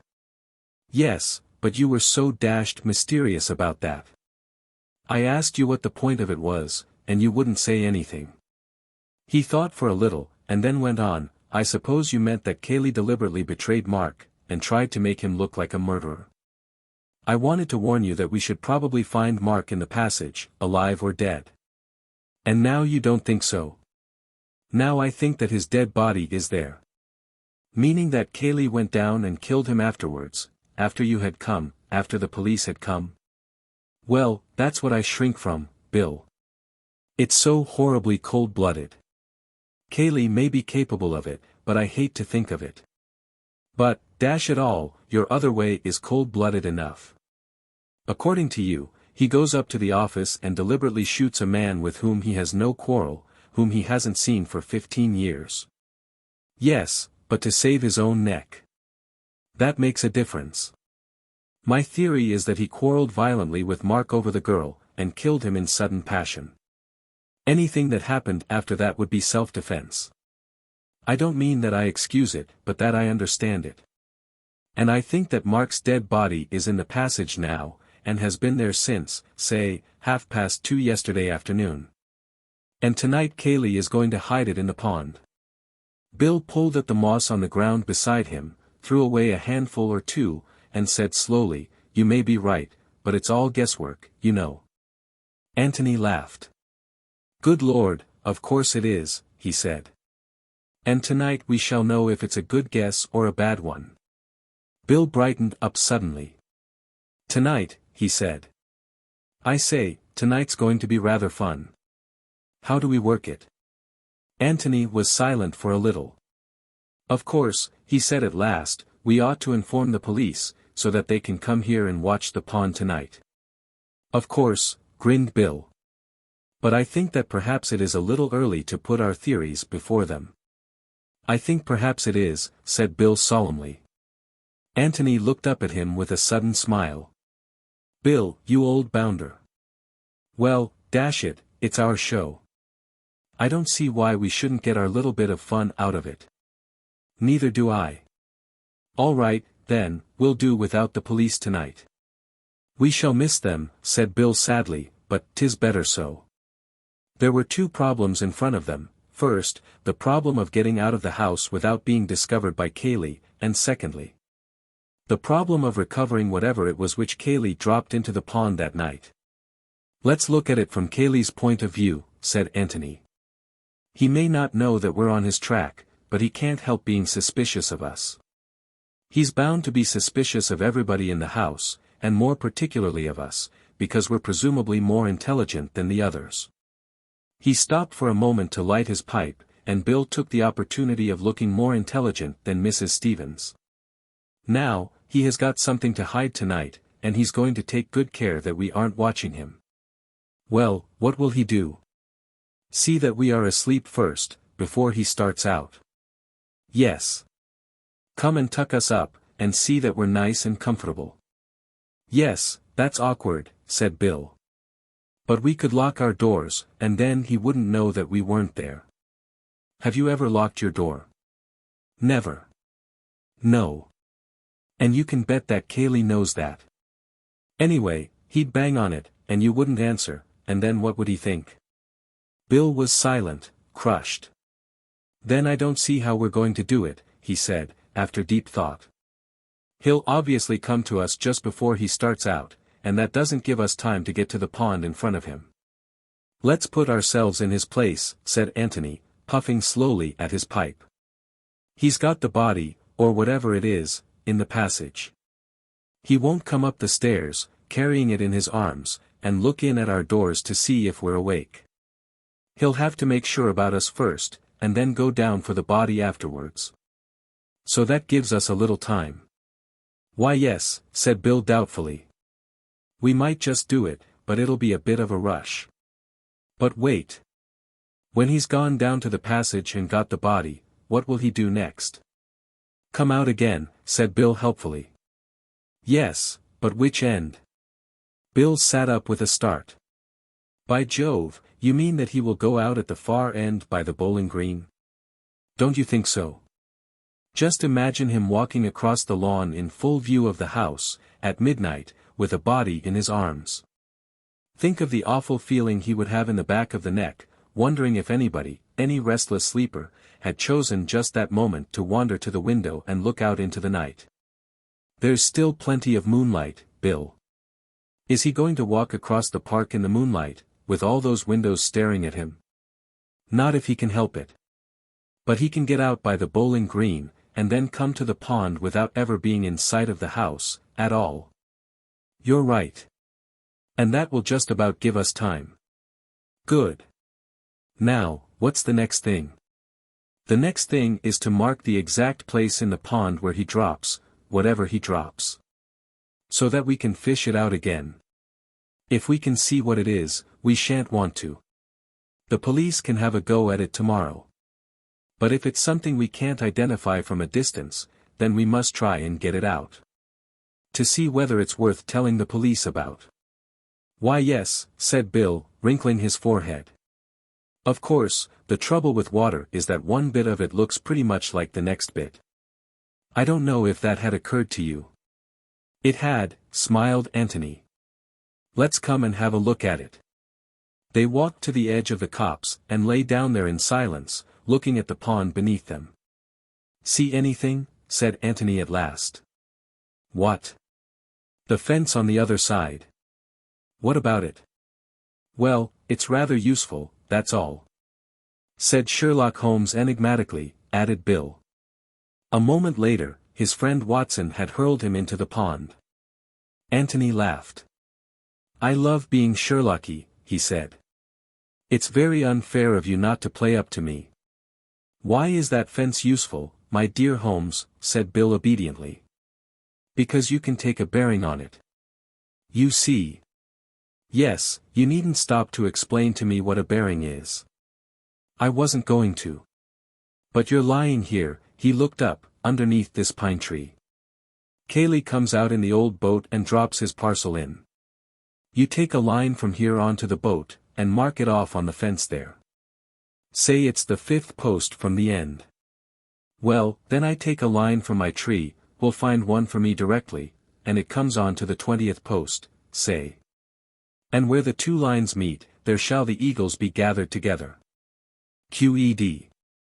And there, I almost forgot to remark, will the taller eagle, Beverley by name, do his famous diving act.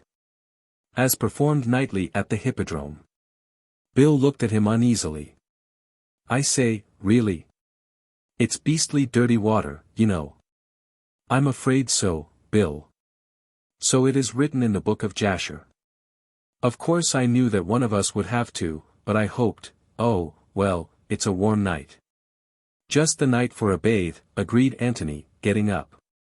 Well now, let's have a look for my tree. They walked down to the margin of the pond and then looked back. Bill's tree stood up and took the evening, tall and unmistakable, 50 feet nearer to heaven than its neighbors. But it had its fellow at the other end of the copse, not quite so tall, perhaps, but equally conspicuous. That's where I shall be, said Anthony, pointing to it. Now, for the Lord's sake, count your posts accurately. Thanks very much, but I shall do it for my own sake, said Bill with feeling. I don't want to spend the whole night diving.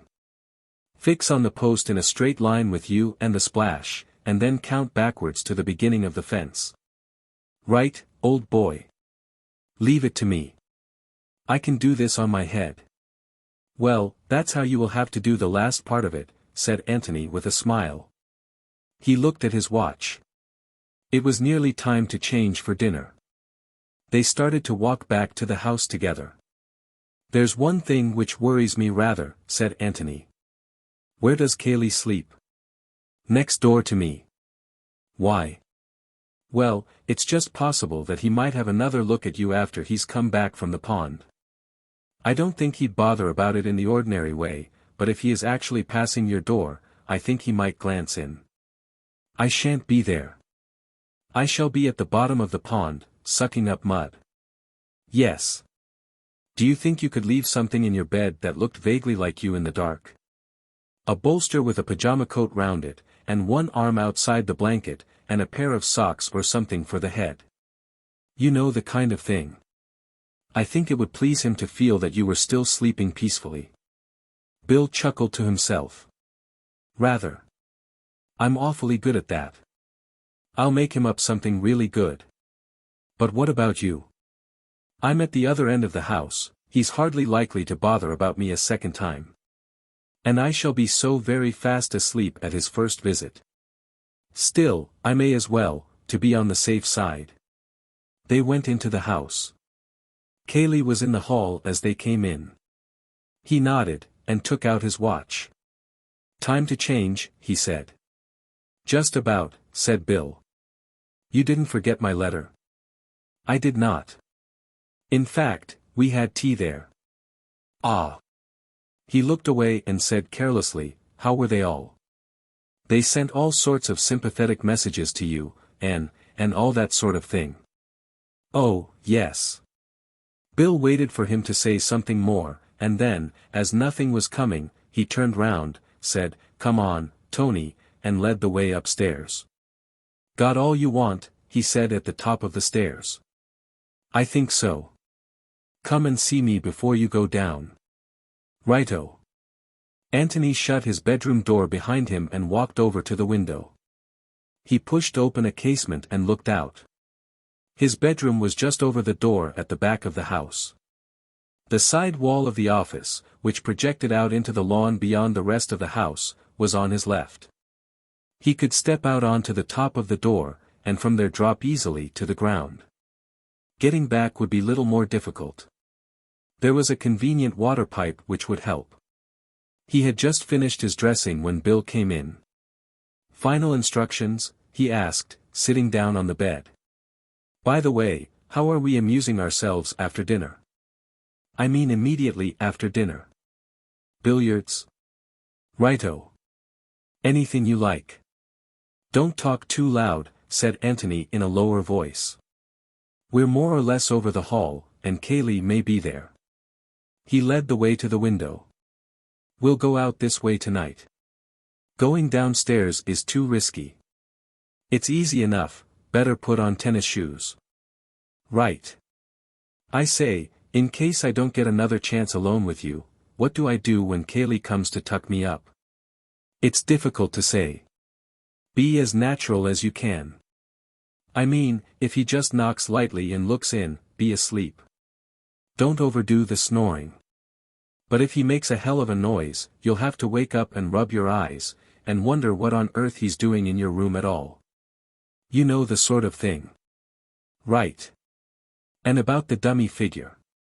I'll make it up directly we come upstairs, and hide it under the bed. Yes. I think we'd better go completely to bed ourselves.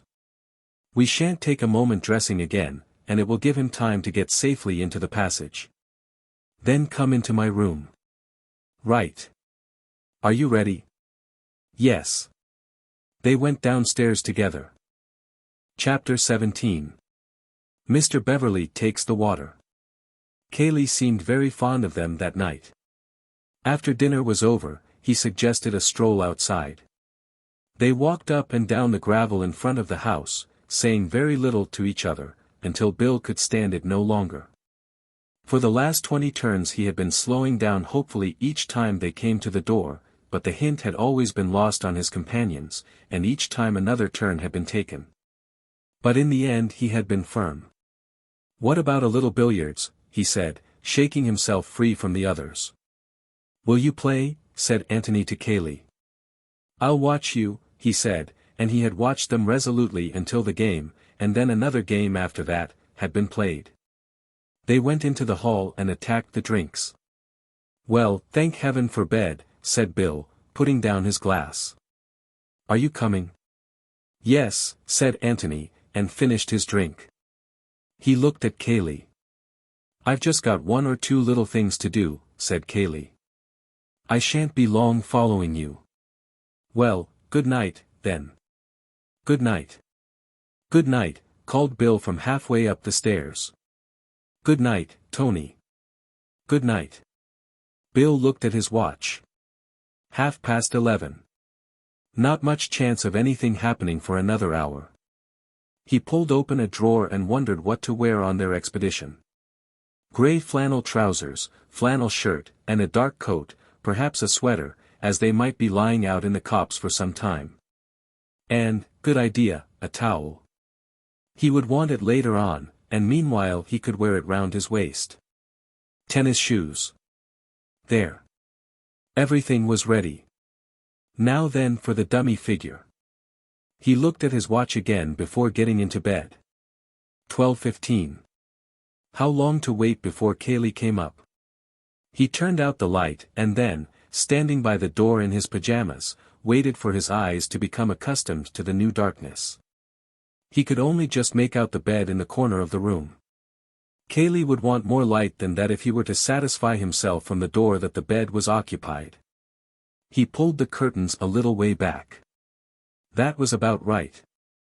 He could have another look later on, when he had the dummy figure in the bed. How long would it be before Cayley came up? It wasn't that he wanted his friends, Beverley and Gillingham, to be asleep before he started on his business at the pond. All that he wanted was to be sure that they were safely in their bedrooms.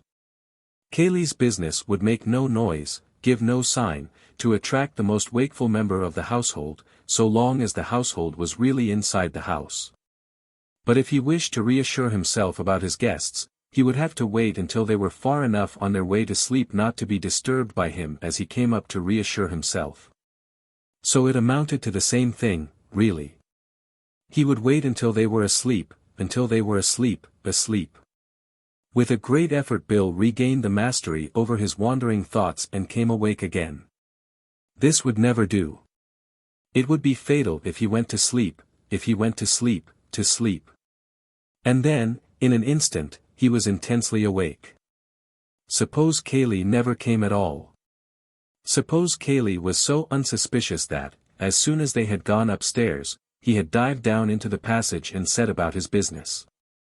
Suppose, even now, he was at the pond, dropping into it that secret of his. Good heavens, what fools they had been. How could Anthony have taken such a risk? Put yourself in Cayley's place, he had said. But how was it possible? They weren't Cayley. Cayley was at the pond now. They would never know what he had dropped into it. Listen. Somebody at the door. He was asleep. Quite naturally now. Breathe a little more loudly, perhaps. He was asleep. The door was opening. He could feel it opening behind him. Good Lord, suppose Cayley really was a murderer. Why, even now he might be. No, he mustn't think of that. If he thought of that, he would have to turn round. He mustn't turn round. He was asleep. Just peacefully asleep. But why didn't the door shut? Where was Cayley now? Just behind him. And in his hand. No, he mustn't think of that. He was asleep. But why didn't the door shut? The door was shutting. There was a sigh from the sleeper in the bed, a sigh of relief which escaped him involuntarily. But it had a very natural sound, a deep breath from a heavy sleeper.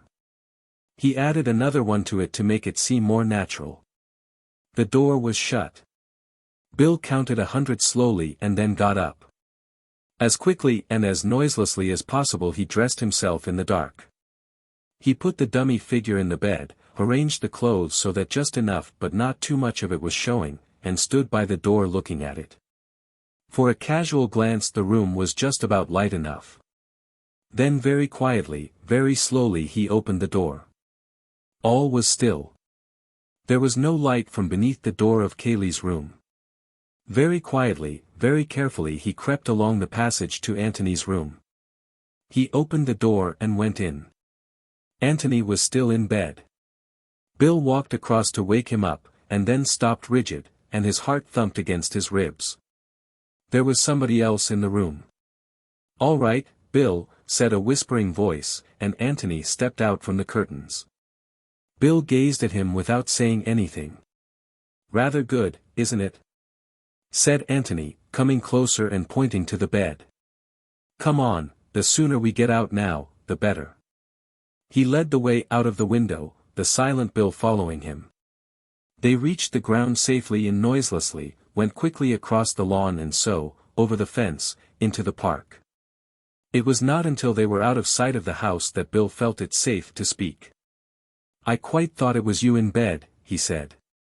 "I hoped you would. I shall be rather disappointed now if Cayley doesn't call again.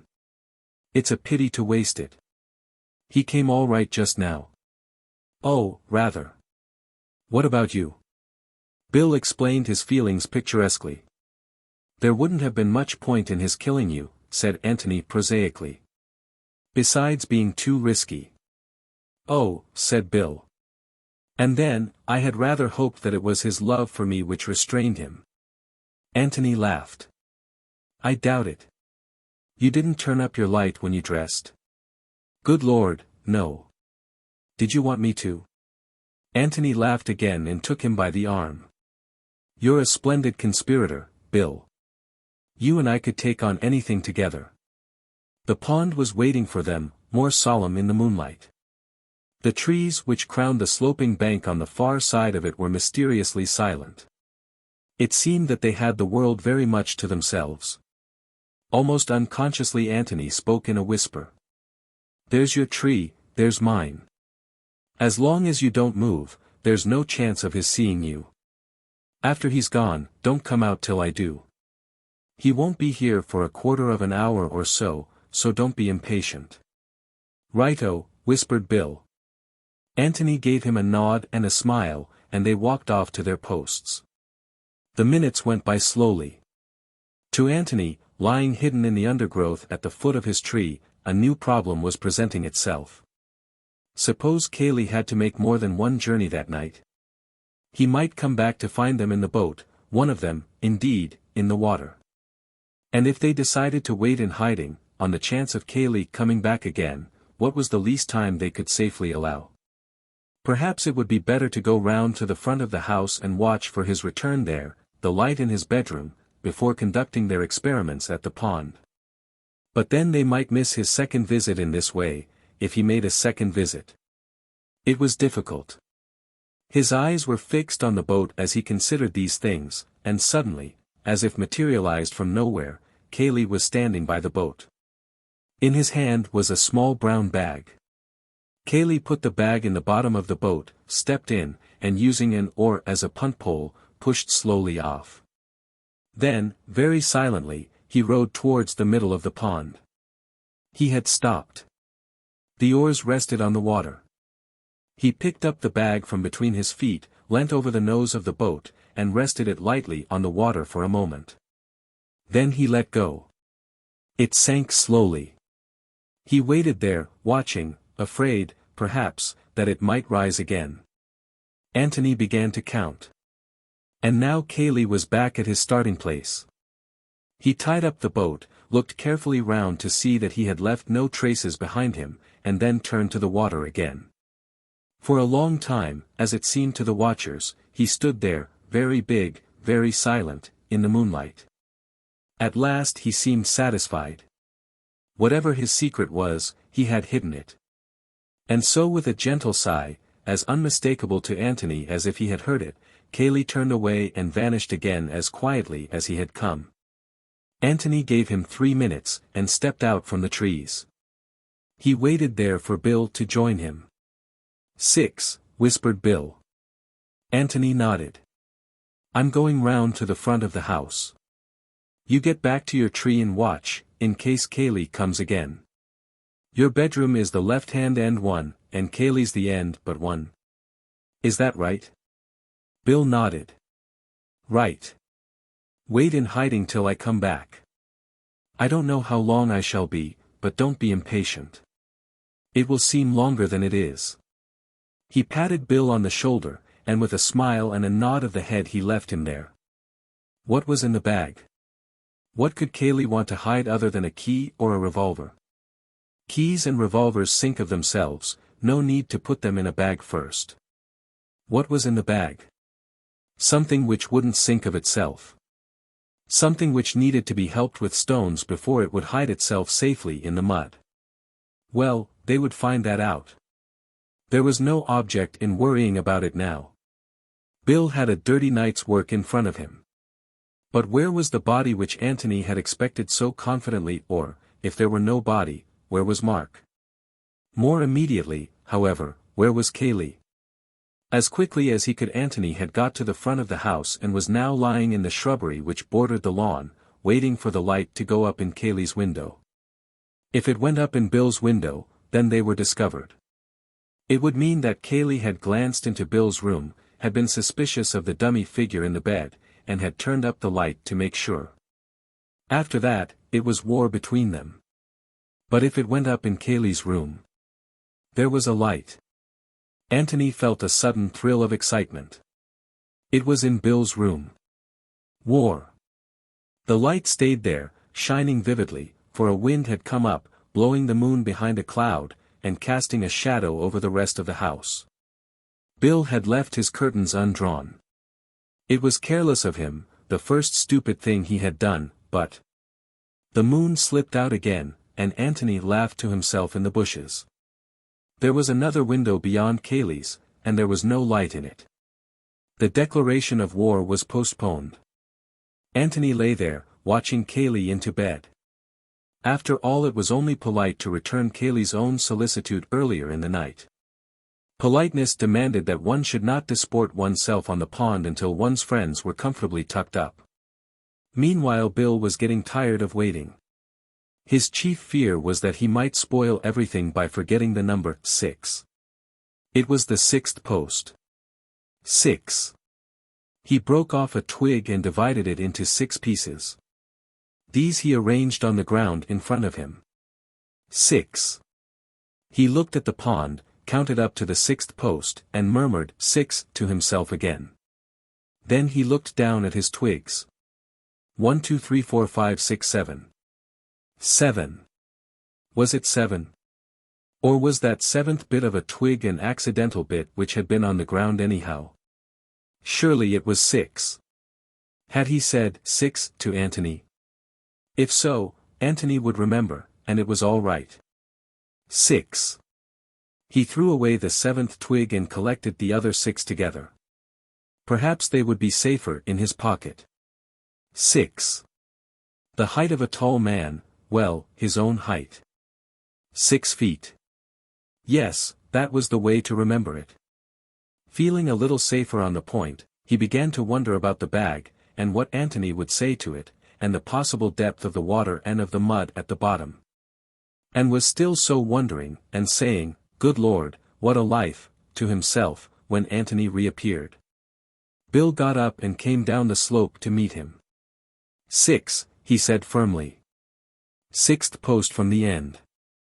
"Good," smiled Antony. "Mine was the 18th, a little way past it." "What did you go off for?" "To see Cayley into bed." "Is it all right?" "Yes." "Better hang your coat over the 6th post, and then we shall see it more easily." "I'll put mine on the 18th. "Are you going to undress here or in the boat?" "Some here, and some in the boat." "You're quite sure that you wouldn't like to do the diving yourself?"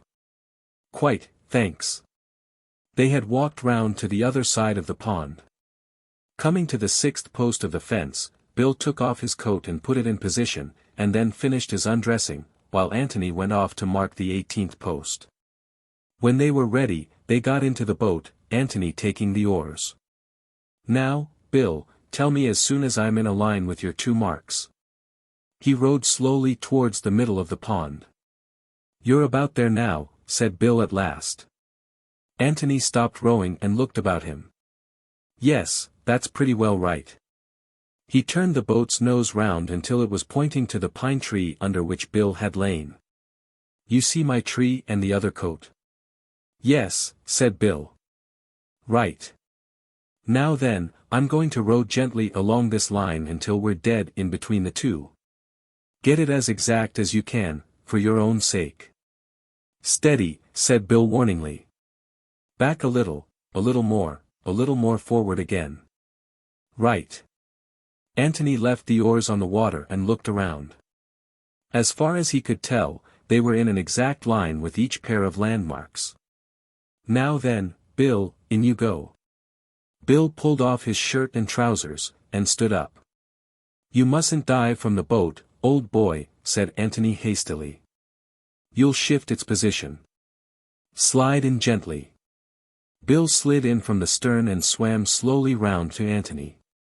"What's it like?" said Antony. "Cold." "Well, here's luck to it." He gave a sudden kick, flashed for a moment in the water, and was gone.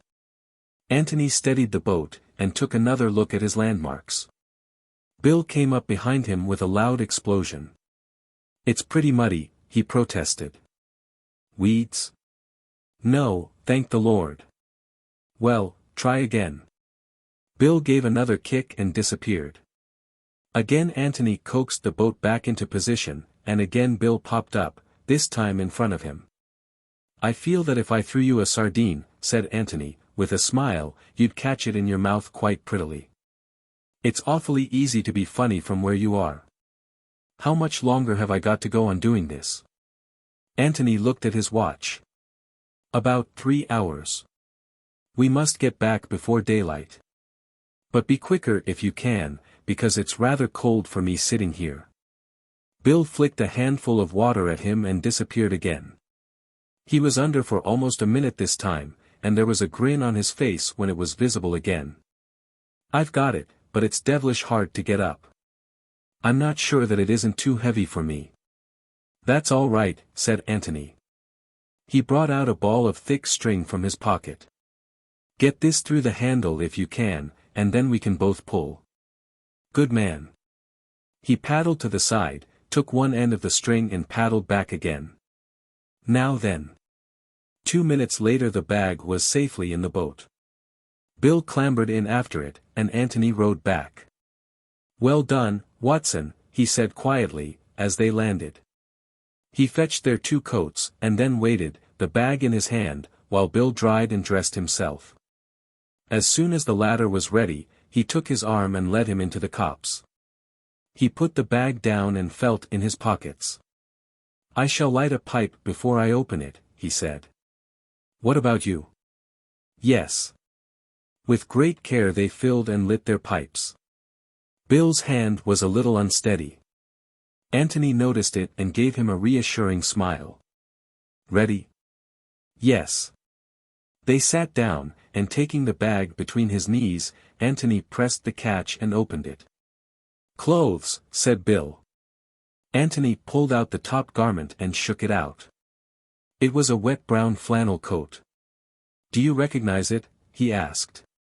"Mark's brown flannel suit. The one he is advertised as having run away in?" "Yes. It looks like it. Of course he had a dashed lot of clothes." Anthony put his hand in the breast pocket and took out some letters. He considered them doubtfully for a moment. "I suppose I'd better read them," he said. "I mean, just to see," he looked inquiringly at Bill, who nodded. Anthony turned on his torch and glanced at them. Bill waited anxiously. "Yes. Mark. Hello. What is it?" "The letter that Cayley was telling the inspector about. From Robert.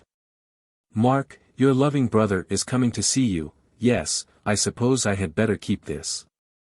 Well, that's his coat. Let's have out the rest of it." He took the remaining clothes from the bag and spread them out. "They're all here," said Bill. "Shirt, tie, socks, underclothes, shoes, yes, all of them." "All that he was wearing yesterday?" "Yes." "What do you make of it?" Bill shook his head, and asked another question. "Is it what you expected?" Anthony laughed suddenly. "It's too absurd," he said. "I expected, well, you know what I expected. A body. A body in a suit of clothes. Well, perhaps it would be safer to hide them separately. The body here, and the clothes in the passage, where they would never betray themselves. And now he takes a great deal of trouble to hide the clothes here, and doesn't bother about the body at all." He shook his head. "I'm a bit lost for the moment, Bill, and that's the fact. Anything else there?" Anthony felt in the bag. "Stones and, yes, there's something else." He took it out and held it up. "There we are, Bill. It was the office key. By Jove, you were right." Anthony felt in the bag again, and then turned it gently upside down on the grass. A dozen large stones fell out, and something else. He flashed down his torch. "Another key," he said. He put the 2 keys in his pocket, and sat there for a long time in silence, thinking. Bill was silent, too, not liking to interrupt his thoughts, but at last he said. "Shall I put these things back?" Anthony looked up with a start. "What? Oh, yes. No, I'll put them back. You give me a light, will you?" Very slowly and carefully he put the clothes back in the bag, pausing as he took up each garment, in the certainty, as it seemed to Bill, that it had something to tell him if only he could read it. When the last of them was inside, he still waited there on his knees, thinking. "That's the lot," said Bill. Anthony nodded at him. "Yes, that's the lot," he said. "And that's the funny thing about it." "You're sure it is the lot?" "What do you mean?" "Give me the torch a moment." He took it and flashed it over the ground between them. "Yes, that's the lot. It's funny." He stood up, the bag in his hands. "Now let's find a hiding place for these," and then, he said no more, but stepped off through the trees, Bill following him meekly. As soon as they had got the bag off their hands and were clear of the copse, Anthony became more communicative. He took the 2 keys out of his pocket. "One of them is the office key, I suppose, and the other is the key of the passage cupboard. So I thought that perhaps we might have a look at the cupboard." "I say, do you really think it is?" "Well, I don't see what else it can be." "But why should he want to throw it away?" "Because it has now done its work, whatever it was, and he wants to wash his hands of the passage. He'd throw the passage away if he could. I don't think it matters much one way or another, and I don't suppose there's anything to find in the cupboard, but I feel that we must look." "Do you still think Mark's body might be there?" "No. And yet where else can it be? Unless I'm hopelessly wrong, and Cayley never killed him at all." Bill hesitated, wondering if he dare advance his theory. "I know you'll think me an ass. My dear Bill, I'm such an obvious ass myself that I should be delighted to think you are too. Well, then, suppose Mark did kill Robert and Cayley helped him to escape, just as we thought at first. I know you proved afterwards that it was impossible, but suppose it happened in a way we don't know about and for reasons we don't know about. I mean, there are such a lot of funny things about the whole show that, well, almost anything might have happened." "You're quite right. Well, then, this clothes business. Doesn't that seem rather to bear out the escaping theory? Mark's brown suit was known to the police. Couldn't Cayley have brought him another one in the passage, to escape in, and then have had the brown one on his hands? And thought it safest to hide it in the pond?" "Yes," said Anthony thoughtfully. "Then, go on." Bill went on eagerly. "It all seems to fit in, you know. I mean even with your first theory, that Mark killed him accidentally and then came to Cayley for help. Of course, if Cayley had played fair, he'd have told Mark that he had nothing to be afraid of. But he isn't playing fair, he wants to get Mark out of the way because of the girl. Well, this is his chance. He makes Mark as frightened as possible, and tells him that his only hope is to run away. Well, naturally, he does all he can to get him well away, because if Mark is caught, the whole story of Cayley's treachery comes out. Yes. But isn't it overdoing it rather to make him change his underclothes and everything? It wastes a good deal of time, you know." Bill was pulled up short and said, "Oh," in great disappointment. "No, it's not as bad as that, Bill," said Anthony with a smile. "I dare say the underclothes could be explained. But here's the difficulty. Why did Mark need to change from brown to blue, or whatever it was, when Cayley was the only person who saw him in brown? The police description of him says that he is in a brown suit." "Yes, because Cayley told the police. You see, even if Mark had had lunch in his brown suit, and the servants had noticed it, Cayley could always have pretended that he had changed into blue after lunch. Because only Cayley saw him afterwards. So if Cayley had told the inspector that he was wearing blue, Mark could have escaped quite comfortably in his brown, without needing to change at all. But that's just what he did do," cried Bill triumphantly. "What fools we are." Anthony looked at him in surprise, and then shook his head. Yes, insisted Bill.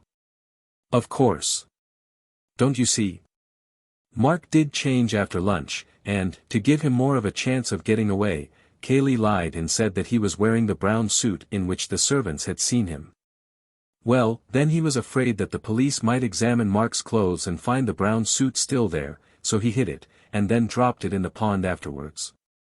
He turned eagerly to his friend, but Anthony said nothing. Bill began to speak again, and was promptly waved into silence. "Don't say anything more, old boy. You've given me quite enough to think about. Let's bother about it tonight. We'll just have a look at this cupboard and then get to bed." But the cupboard had not much to tell them that night. It was empty save for a few old bottles. "Well, that's that," said Bill. But Anthony, on his knees with the torch in his hand, continued to search for something. "What are you looking for?" asked Bill at last. "Something that isn't there," said Anthony, getting up and dusting his trousers. And he locked the door again. Chapter 18. Guesswork. The inquest was at 3 o'clock, thereafter Anthony could have no claim on the hospitality of the Red House. By 10 o'clock his bag was packed, and waiting to be taken to the George. To Bill, coming upstairs after a more prolonged breakfast, this early morning bustle was a little surprising. "What's the hurry?" he asked. "None. But we don't want to come back here after the inquest. Get your packing over now and then we can have the morning to ourselves." "Righto." He turned to go to his room, and then came back again. "I say, are we going to tell Cayley that we're staying at the George?" "You're not staying at the George, Bill. Not officially. You're going back to London." "Oh. Yes. Ask Cayley to have your luggage sent into Stanton, ready for you when you catch a train there after the inquest. You can tell him that you've got to see the Bishop of London at once. The fact that you are hurrying back to London to be confirmed will make it seem more natural that I should resume my interrupted solitude at the George as soon as you have gone. Then where do I sleep tonight? Officially, I suppose, in Fulham Place, unofficially, I suspect, in my bed, unless they've got another spare room at the George. I've put your confirmation robe, I mean your pajamas and brushes and things, in my bag, ready for you. Is there anything else you want to know? No. Then go and pack. And meet me at 10:30 beneath the blasted oak or in the hall or somewhere. I want to talk and talk and talk, and I must have my Watson. Good, said Bill, and went off to his room. An hour later, having communicated their official plans to Cayley, they wandered out together into the park. Well, said Bill, as they sat down underneath a convenient tree. Talk away. I had many bright thoughts in my bath this morning, began Anthony. The brightest one of all was that we were being damn fools, and working at this thing from the wrong end altogether. Well, that's helpful. Of course it's very hampering being a detective, when you don't know anything about detecting, and when nobody knows that you're doing detection, and you can't have people up to cross-examine them. And you have neither the energy nor the means to make proper inquiries. And, in short, when you're doing the whole thing in a thoroughly amateur, haphazard way. For amateurs I don't think we're doing it all badly, protested Bill. No, not for amateurs. But if we had been professionals, I believe we should have gone at it from the other end. The Robert end. We've been wondering about Mark and Cayley all the time. Now let's wonder about Robert for a bit.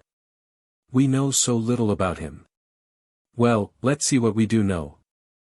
First of all, then, we know vaguely that he was a bad lot, the sort of brother who is hushed up in front of other people. Yes. We know that he announced his approaching arrival to Mark in a rather unpleasant letter, which I have in my pocket. Yes. And then we know rather a curious thing. We know that Mark told you all that this black sheep was coming. Now, why did he tell you? Bill was thoughtful for a moment. I suppose, he said slowly, that he knew we were bound to see him, and thought that the best way was to be quite frank about him. But were you bound to see him? You were all away playing golf. We were bound to see him if he stayed in the house that night. Very well, then. That's one thing we've discovered. Mark knew that Robert was staying in the house that night. Or shall we put it this way? He knew that there was no chance of getting Robert out of the house at once. Bill looked at his friend eagerly. Go on, he said. This is getting interesting. He also knew something else, went on Anthony. He knew that Robert was bound to betray his real character to you as soon as you met him. He couldn't pass him off on you as just a travelled brother from the Dominions, with perhaps a bit of an accent. He had to tell you at once, because you were bound to find out, that Robert was a wastrel. Yes. That's sound enough. Well, now, doesn't it strike you that Mark made up his mind about all that rather quickly? How do you mean? He got this letter at breakfast. He read it. And directly he had read it he began to confide in you all. That is to say, in about 1 second he thought out the whole business and came to a decision, to 2 decisions. He considered the possibility of getting Robert out of the way before you came back, and decided that it was impossible. He considered the possibility of Robert's behaving like an ordinary decent person in public, and decided that it was very unlikely. He came to those 2 decisions instantaneously, as he was reading the letter. Isn't that rather quick work? Well, what's the explanation? Anthony waited until he had refilled and lighted his pipe before answering. What's the explanation? Well, let's leave it for a moment and take another look at the 2 brothers. In conjunction, this time, with Mrs. Norbury. Mrs. Norbury, said Bill, surprised. Yes. Mark hoped to marry Miss Norbury. Now, if Robert really was a blot upon the family honor, Mark would want to do one of 2 things. Either keep it from the Norburys altogether, or else, if it had to come out, tell them himself before the news came to them indirectly. Well, he told them. But the funny thing is that he told them the day before Robert's letter came. Robert came, and was killed, the day before yesterday, Tuesday. Mark told Mrs. Norbury about him on Monday. What do you make of that? Coincidence, said Bill, after careful thought. He'd always meant to tell her, his suit was prospering, and just before it was finally settled, he told her. That happened to be Monday. On Tuesday he got Robert's letter, and felt jolly glad that he'd told her in time. Well, it might be that, but it's rather a curious coincidence. And here is something which makes it very curious indeed. It only occurred to me in the bath this morning. Inspiring place, a bathroom. Well, it's this, he told her on Monday morning, on his way to Middleston in the car. Well. Sorry, Tony, I'm dense this morning. In the car, Bill. And how near can the car get to Jallands? About 600 yards. Yes. And on his way to Middleston, on some business or other, Mark stops the car, walks 600 yards down the hill to Jallands, says, "Oh, by the way, Mrs. Norbury, I don't think I ever told you that I have a shady brother called Robert," walks 600 yards up the hill again, gets into the car, and goes off to Middleston. Is that likely? Bill frowned heavily. Yes, but I don't see what you're getting at. Likely or not likely, we know he did do it. Of course he did. All I mean is that he must have had some strong reason for telling Mrs. Norbury at once. And the reason I suggest is that he knew on that morning, Monday morning, not Tuesday, that Robert was coming to see him, and had to be in first with the news. But. And that would explain the other point, his instantaneous decision at breakfast to tell you all about his brother. It wasn't instantaneous. He knew on Monday that Robert was coming, and decided then that you would all have to know. Then how do you explain the letter? Well, let's have a look at it. Anthony took the letter from his pocket and spread it out on the grass between them. Mark, your loving brother is coming to see you tomorrow, all the way from Australia. I give you warning, so that you will be able to conceal your surprise but not I hope your pleasure. Expect him at 3 or thereabouts. No date mentioned, you see, said Anthony. Just tomorrow. But he got this on Tuesday. Did he? Well, he read it out to us on Tuesday. Oh, yes. He read it out to you. Bill read the letter again, and then turned it over and looked at the back of it. The back of it had nothing to say to him. What about the postmark, he asked. We haven't got the envelope, unfortunately. And you think that he got this letter on Monday? I'm inclined to think so, Bill. Anyhow, I feel almost certain, that he knew on Monday that his brother was coming. Is that going to help us much? No. It makes it more difficult. There's something rather uncanny about it all. I don't understand it. He was silent for a little, and then added, I wonder if the inquest is going to help us. What about last night? I'm longing to hear what you make of that. Have you been thinking it out at all? Last night, said Anthony thoughtfully to himself. Yes, last night wants some explaining. Bill waited hopefully for him to explain. What, for instance, had Anthony been looking for in the cupboard? I think, began Anthony slowly, that after last night we must give up the idea that Mark has been killed, by Cayley. I don't believe anybody would go to so much trouble to hide a suit of clothes when he had a body on his hands. The body would seem so much more important. I think we may take it now that the clothes are all that Cayley had to hide. But why not have kept them in the passage? He was frightened of the passage. Miss Norris knew about it.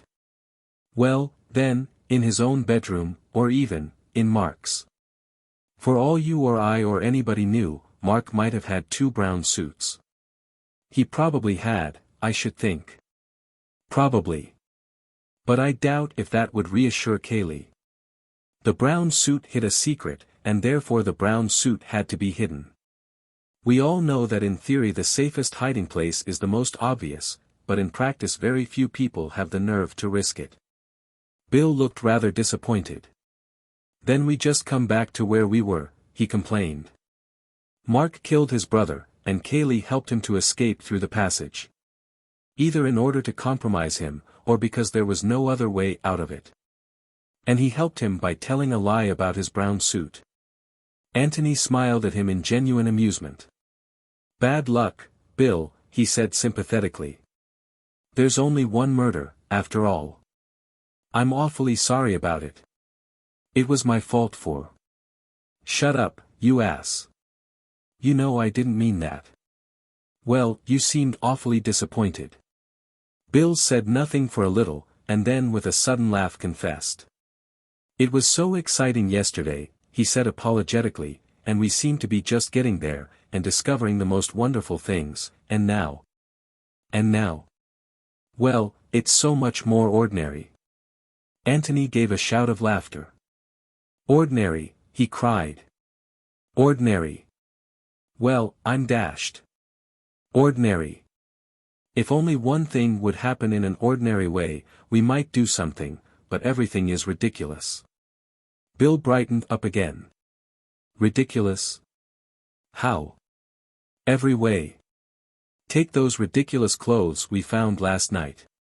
You can explain the brown suit, but why the underclothes? You can explain the underclothes in some absurd way, if you like. You can say that Mark always changed his underclothes whenever he interviewed anybody from Australia, but why, in that case? My dear Watson, why didn't he change his collar? His collar, said Bill in amazement. His collar, Watson. I don't understand. And it's all so ordinary, scoffed Anthony. Sorry, Tony, I didn't mean that. Tell me about the collar. Well, that's all. There was no collar in the bag last night. Shirt, socks, tie, everything except a collar. Why? Was that what you were looking for in the cupboard? Said Bill eagerly. Of course. Why no collar? I said. For some reason Cayley considered it necessary to hide all Mark's clothes. Not just the suit, but everything which he was wearing, or supposed to be wearing, at the time of the murder. But he hadn't hidden the collar. Why? Had he left it out by mistake? So I looked in the cupboard. It wasn't there. Had he left it out on purpose? If so, why, and where was it? Naturally I began to say to myself, where have I seen a collar lately? A collar all by itself? And I remembered, what, Bill? Bill frowned heavily to himself, and shook his head. Don't ask me, Tony. I can't, by Jove. He threw up his head, in the basket in the office bedroom. Exactly. But is that the one? The one that goes with the rest of the clothes? I don't know. Where else can it be? But if so, why send the collar quite casually to the wash in the ordinary way, and take immense trouble to hide everything else? Why? Bill bit hard at his pipe, but could think of nothing to say. Anyhow, said Anthony, getting up restlessly, I'm certain of one thing. Mark knew on the Monday that Robert was coming here. Chapter 19. The Inquest. The coroner, having made a few commonplace remarks as to the terrible nature of the tragedy which they had come to investigate that afternoon, proceeded to outline the case to the jury. Witnesses would be called to identify the deceased as Robert Ablett, the brother of the owner of the Red House, Mark Ablett. It would be shown that he was something of a ne'er-do-well, who had spent most of his life in Australia, and that he had announced, in what might almost be called a threatening letter, his intention of visiting his brother that afternoon. There would be evidence of his arrival, of his being shown into the scene of the tragedy, a room in the Red House, commonly called the office, and of his brother's entrance into that room. The jury would have to form their own opinion as to what happened there. But whatever happened, happened almost instantaneously. Within 2 minutes of Mark Ablett's entrance, as would be shown in the evidence, a shot was heard, and when, perhaps 5 minutes later, the room was forced open. The dead body of Robert Ablett was found stretched upon the floor. As regards Mark Ablett, nobody had seen him from the moment of his going into the room. But evidence would be called to show that he had enough money on him at the time to take him to any other part of the country. And that a man answering to his description had been observed on the platform of Stanton Station, apparently waiting to catch the 3:55 up train to London. As the jury would realize, such evidence of identity was not always reliable. Missing men had a way of being seen in a dozen different places at once. In any case, there was no doubt that for the moment Mark Ablett had disappeared. "Seems a sound man," whispered Anthony to Bill. "Doesn't talk too much." Anthony did not expect to learn much from the evidence, he knew the facts of the case so well by now, but he wondered if Inspector Birch had developed any new theories. If so, they would appear in the coroner's examination, for the coroner would certainly have been coached by the police as to the important facts to be extracted from each witness. Bill was the first to be put through it. "Now, about this letter, Mr. Beverley," he was asked when his chief evidence was over. "Did you see it at all?" "I didn't see the actual writing. I saw the back of it. Mark was holding it up when he told us about his brother." "You don't know what was in it, then?" Bill had a sudden shock. He had read the letter only that morning. He knew quite well what was in it. But it wouldn't do to admit this. And then, just as he was about to perjure himself, he remembered, Anthony had heard Cayley telling the inspector. "I knew afterwards. I was told." But Mark didn't read it out at breakfast. "You gathered, however, that it was an unwelcome letter?" "Oh, yes." "Would you say that Mark was frightened by it?" "Not frightened. Sort of bitter, and resigned. Sort of, oh, Lord, here we are again." There was a titter here and there. The coroner smiled, and tried to pretend that he hadn't. "Thank you, Mr. Beverley." The next witness was summoned by the name of Andrew Amos, and Anthony looked up with interest, wondering who he was. "He lives at the inner lodge," whispered Bill to him. All that Amos had to say was that a stranger had passed by his lodge at a little before 3 that afternoon, and had spoken to him. He had seen the body and recognized it as the man. "What did he say?" "Is this right for the Red House, or something like that, sir?" "What did you say?" "I said, this is the Red House. Who do you want to see?" "He was a bit rough-looking, you know, sir, and I didn't know what he was doing there." "Well, sir," he said, "is Mr. Mark Ablett at home?" It doesn't sound much put like that, sir, but I didn't care about the way he said it. So I got in front of him like, and said, "What do you want, eh?" And he gave a sort of chuckle and said, "I want to see my dear brother Mark." Well, then I took a closer look at him, and I see that p'raps he might be his brother, so I said, "If you'll follow the drive, sir, you'll come to the house."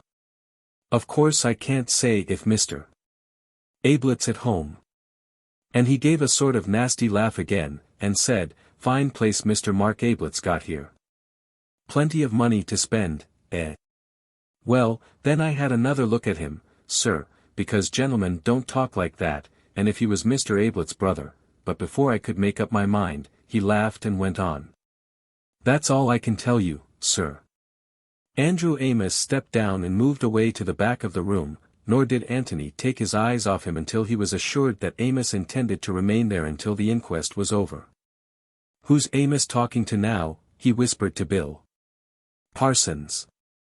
One of the gardeners. He's at the outside lodge on the Stanton Road. They're all here today. Sort of holiday for 'em. I wonder if he's giving evidence too," thought Anthony. He was. He followed Amos.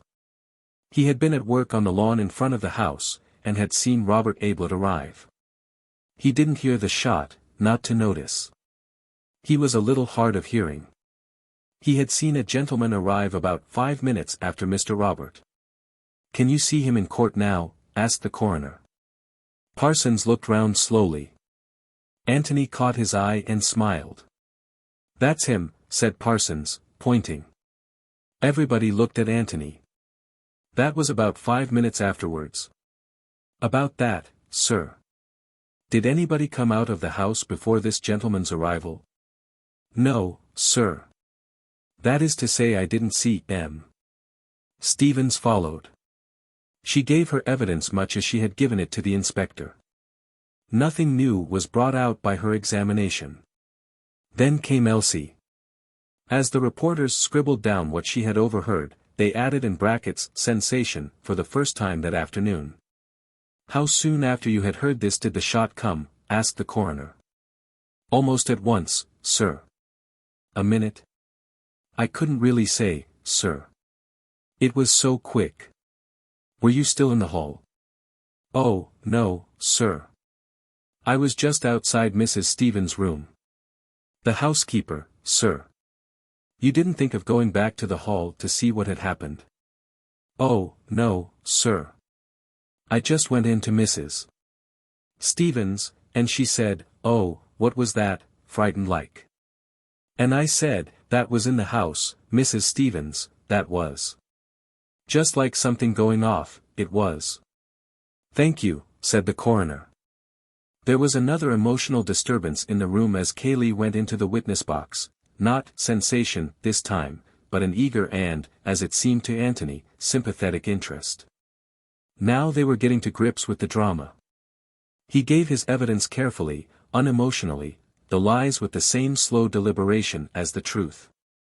Anthony watched him intently, wondering what it was about him which had this odd sort of attractiveness. For Anthony, who knew that he was lying, and lying, as he believed, not for Mark's sake but his own, yet could not help sharing some of that general sympathy with him. "Was Mark ever in possession of a revolver?" asked the coroner. "Not to my knowledge. I think I should have known if he had been." "You were alone with him all that morning. Did he talk about this visit of Robert's at all?" "I didn't see very much of him in the morning. I was at work in my room, and outside, and so on. We lunched together and he talked of it then a little." "In what terms?" "Well, he hesitated, and then went on. I can't think of a better word than peevishly. Occasionally he said, 'What do you think he wants?' or 'Why couldn't he have stayed where he was?' or 'I don't like the tone of his letter. Do you think he means trouble?' He talked rather in that kind of way." "Did he express his surprise that his brother should be in England?" "I think he was always afraid that he would turn up one day." "Yes. You didn't hear any conversation between the brothers when they were in the office together?" "No. I happened to go into the library just after Mark had gone in, and I was there all the time." "Was the library door open?" "Oh, yes." "Did you see or hear the last witness at all?" "No." "If anybody had come out of the office while you were in the library, would you have heard it?" "I think so. Unless they had come out very quietly on purpose." "Would you call Mark a hasty-tempered man?" Cayley considered this carefully before answering. "Hasty-tempered, yes," he said. "But not violent-tempered." "Was he fairly athletic?" "Active and quick?" "Active and quick, yes." "Not particularly strong?" "Yes." One question more. Was Mark in the habit of carrying any considerable sum of money about with him? Yes. He always had one £100 note on him, and perhaps £10 or £20 as well. "Thank you, Mr. Cayley." Cayley went back heavily to his seat. "Damn it," said Anthony to himself, "why do I like the fellow? Anthony Gillingham." Again the eager interest of the room could be felt. Who was this stranger who had got mixed up in the business so mysteriously? Anthony smiled at Bill and stepped up to give his evidence. He explained how he came to be staying at the George at Woodham, how he had heard that the Red House was in the neighborhood, how he had walked over to see his friend Beverley, and had arrived just after the tragedy. Thinking it over afterwards, he was fairly certain that he had heard the shot, but it had not made any impression on him at the time. He had come to the house from the Woodham end and consequently had seen nothing of Robert Ablett, who had been a few minutes in front of him. From this point his evidence coincided with Cayley's. You and the last witness reached the French windows together and found them shut? Yes. You pushed them in and came to the body. Of course you had no idea whose body it was? No. Did Mr. Cayley say anything? He turned the body over, just so as to see the face, and when he saw it, he said, "Thank God." Again the reporters wrote, "Sensation." Did you understand what he meant by that? I asked him who it was, and he said that it was Robert Ablett. Then he explained that he was afraid at first it was the cousin with whom he lived, Mark. Yes. Did he seem upset? Very much so at first. Less when he found that it wasn't Mark. There was a sudden snigger from a nervous gentleman in the crowd at the back of the room, and the coroner put on his glasses and stared sternly in the direction from which it came. The nervous gentleman hastily decided that the time had come to do up his bootlace. The coroner put down his glasses and continued. Did anybody come out of the house while you were coming up the drive? No. Thank you, Mr. Gillingham. He was followed by Inspector Birch. The inspector, realizing that this was his afternoon, and that the eyes of the world were upon him, produced a plan of the house and explained the situation of the different rooms. The plan was then handed to the jury. Inspector Birch, so he told the world, had arrived at the Red House at 4:42 p.m. on the afternoon in question. He had been received by Mr.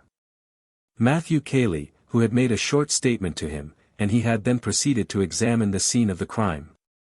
The French windows had been forced from outside. The door leading into the hall was locked. He had searched the room thoroughly and had found no trace of a key. In the bedroom leading out of the office he had found an open window. There were no marks on the window, but it was a low one, and, as he found from experiment, quite easy to step out of without touching it with the boots. A few yards outside the window a shrubbery began. There were no recent footmarks outside the window, but the ground was in a very hard condition owing to the absence of rain.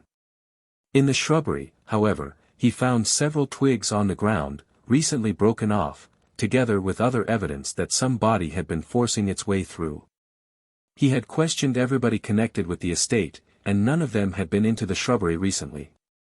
By forcing a way through the shrubbery it was possible for a person to make a detour of the house and get to the Stanton end of the park without ever being in sight of the house itself. He had made inquiries about the deceased.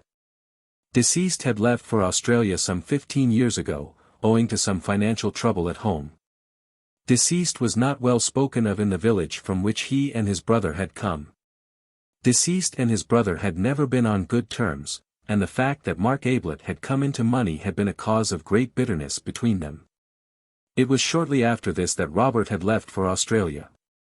He had made inquiries at Stanton Station. It had been market day at Stanton and the station had been more full of arrivals than usual. Nobody had particularly noticed the arrival of Robert Ablett.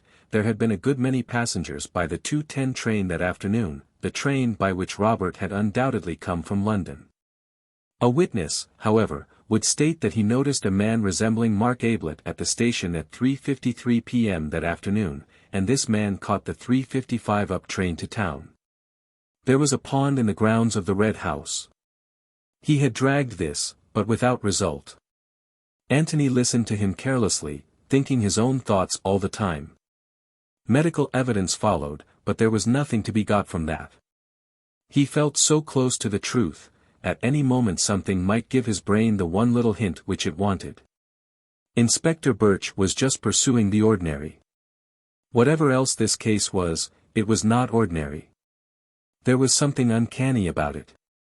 John Borden was giving evidence. He was on the up platform seeing a friend off by the 3:55 on Tuesday afternoon. He had noticed a man on the platform with coat collar turned up and a scarf round his chin. He had wondered why the man should do this on such a hot day. The man seemed to be trying to escape observation. Directly the train came in, he hurried into a carriage. And so on. There's always a John Borden at every murder case, said Anthony to himself. Have you ever seen Mark Ablett? Once or twice, sir. Was it he? I never really got a good look at him, sir, what with his collar turned up and the scarf and all. But directly I heard of the sad affair, and that Mr. Ablett was missing, I said to Mrs. Borden, now I wonder if that was Mr. Ablett I saw at the station. So then we talked it over and decided that I ought to come and tell Inspector Birch. It was just Mr. Ablett's height, sir. Anthony went on with his thoughts. The coroner was summing up. The jury, he said, had now heard all the evidence and would have to decide what had happened in that room between the two brothers. How had the deceased met his death? The medical evidence would probably satisfy them that Robert Ablett had died from the effects of a bullet wound in the head. Who had fired that bullet? If Robert Ablett had fired it himself, no doubt they would bring in a verdict of suicide, but if this had been so, where was the revolver which had fired it, and what had become of Mark Ablett?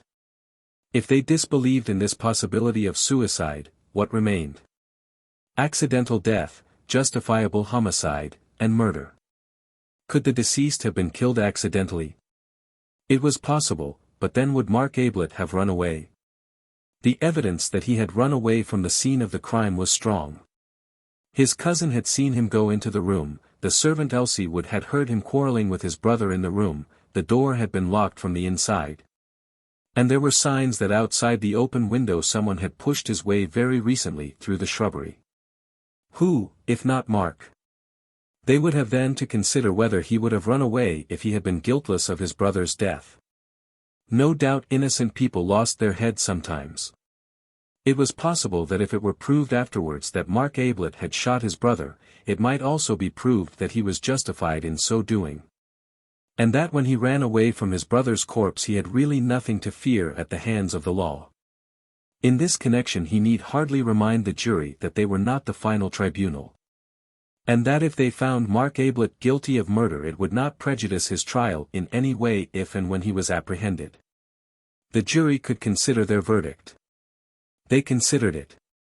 They announced that the deceased had died as the result of a bullet wound, and that the bullet had been fired by his brother Mark Ablett. Bill turned round to Anthony at his side. But Anthony was gone. Across the room he saw Andrew Amos and Parsons going out of the door together, and Anthony was between them. Chapter 20. Mr. Beverley Is Tactful. The inquest had been held at the Lamb at Stanton. At Stanton Robert Ablett was to be buried next day. Bill waited about outside for his friend, wondering where he had gone. Then, realizing that Cayley would be coming out to his car directly, and that a farewell talk with Cayley would be a little embarrassing, he wandered round to the yard at the back of the inn. Lit a cigarette, and stood surveying a torn and weather-beaten poster on the stable wall. Grand Theatrical Enter it announced, to take place on Wednesday, Decem. Bill smiled to himself as he looked at it, for the part of Joe, a loquacious postman, had been played by William B. Beverley, as the remnants of the poster still maintained, and he had been much less loquacious than the author had intended, having forgotten his words completely, but it had all been great fun. And then he stopped smiling, for there would be no more fun now at the Red House. "Sorry to keep you waiting," said the voice of Anthony behind him. "My old friends Amos and Parsons insisted on giving me a drink." He slipped his hand into the crook of Bill's arm, and smiled happily at him. "Why were you so keen about them?" asked Bill a little resentfully. "I couldn't think where on earth you had got to." Anthony didn't say anything. He was staring at the poster. "When did this happen?" he asked. "What?" Anthony waved to the poster. "Oh, that? Last Christmas. It was rather fun." Anthony began to laugh to himself. "Were you good?" "Rotten. I don't profess to be an actor." "Mark good?" "Oh, rather. He loves it." Reverend Henry Stutters, Mr. Matthew K., read Anthony. "Was that our friend Cayley?" "Yes." "Any good?" "Well, much better than I expected. He wasn't keen, but Mark made him." "Miss Norris wasn't playing, I see." "My dear Tony, she's a professional." "Of course she wasn't." Anthony laughed again. A great success, was it? Oh, rather. I'm a fool, and a damned fool, Anthony announced solemnly. And a damned fool, he said again under his breath, as he led Bill away from the poster, and out of the yard into the road. And a damned fool. Even now, he broke off and then asked suddenly, did Mark ever have much trouble with his teeth? He went to his dentist a good deal. But what on earth? Anthony laughed a third time. What luck, he chuckled. But how do you know? We go to the same man, Mark recommended him to me. Cartwright, in Wimpole Street. Cartwright in Wimpole Street, repeated Anthony thoughtfully. Yes, I can remember that. Cartwright in Wimpole Street. Did Cayley go to him too, by any chance? I expect so. Oh, yes, I know he did. But what on earth? What was Mark's general health like? Did he see a doctor much? Hardly at all, I should think. He did a lot of early morning exercises which were supposed to make him bright and cheerful at breakfast. They didn't do that, but they seemed to keep him pretty fit. Tony, I wish you'd. Anthony held up a hand and hushed him into silence. One last question, he said. Was Mark fond of swimming? No, he hated it. I don't believe he could swim. Tony, are you mad, or am I? Or is this a new game? Anthony squeezed his arm. Dear old Bill, he said. It's a game. What a game. And the answer is Cartwright in Wimpole Street. They walked in silence for half a mile or so along the road to Woodham. Bill tried 2 or 3 times to get his friend to talk, but Anthony had only grunted in reply. He was just going to make another attempt, when Anthony came to a sudden stop and turned to him anxiously. I wonder if you'd do something for me, he said, looking at him with some doubt. What sort of thing? Well, it's really dashed important. It's just the one thing I want now. Bill was suddenly enthusiastic again. I say, have you really found it all out? Anthony nodded. At least, I'm very nearly there, Bill. There's just this one thing I want now. It means you're going back to Stanton. Well, we haven't come far, it won't take you long. Do you mind? My dear Holmes, I am at your service. Anthony gave him a smile and was silent for a little, thinking. Is there another inn at Stanton, fairly close to the station? The Plough and Horses, just at the corner where the road goes up to the station, is that the one you mean? That would be the one. I suppose you could do with a drink, couldn't you? Rather. Said Bill, with a grin. Good. Then have one at the Plough and Horses. Have 2, if you like, and talk to the landlord, or landlady, or whoever serves you. I want you to find out if anybody stayed there on Monday night. Robert? Said Bill eagerly. I didn't say Robert, said Anthony, smiling. I just want you to find out if they had a visitor who slept there on Monday night. A stranger. If so, then any particulars you can get of him, without letting the landlord know that you are interested. Leave it to me, broke in Bill. I know just what you want. Don't assume that it was Robert, or anybody else. Let them describe the man to you. Don't influence them unconsciously by suggesting that he was short or tall, or anything of that sort. Just get them talking. If it's the landlord, you'd better stand him a drink or 2. Right you are, said Bill confidently. Where do I meet you again? Probably at the George. If you get there before me, you can order dinner for 8 o'clock. Anyhow we'll meet at 8, if not before. Good. He nodded to Anthony and strode off back to Stanton again. Anthony stood watching him with a little smile at his enthusiasm. Then he looked round slowly, as if in search of something. Suddenly he saw what he wanted. 20 yards farther on a lane wandered off to the left, and there was a gate a little way up on the right-hand side of it. Anthony walked to the gate, filling his pipe as he went. Then he lit his pipe, sat on the gate, and took his head in his hands. Now then, he said to himself, let's begin at the beginning. It was nearly 8 o'clock when William Beverley, the famous sleuth-hound, arrived, tired and dusty, at the George, to find Anthony, cool and clean, standing bareheaded at the door. Waiting for him. "Is dinner ready?" were Bill's first words. "Yes." "Then I'll just have a wash." "Lord, I'm tired." "I never ought to have asked you," said Anthony penitently. "That's all right. I shan't be a moment." Halfway up the stairs he turned round and asked, "Am I in your room?" "Yes." "Do you know the way?" "Yes." "Start carving, will you? And order lots of beer." He disappeared round the top of the staircase. Anthony went slowly in. When the first edge of his appetite had worn off, and he was able to spare a little time between the mouthfuls, Bill gave an account of his adventures. The landlord of the Plough and Horses had been sticky, decidedly sticky. Bill had been unable at first to get anything out of him. But Bill had been tactful, or bless you, how tactful he had been.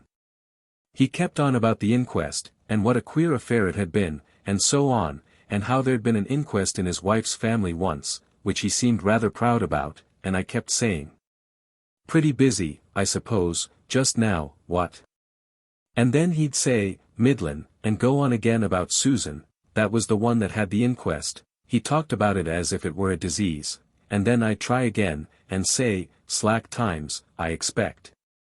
"Just now, eh?" And he'd say, "Midland," again, and then it was time to offer him another drink, and I didn't seem to be getting much nearer. But I got him at last.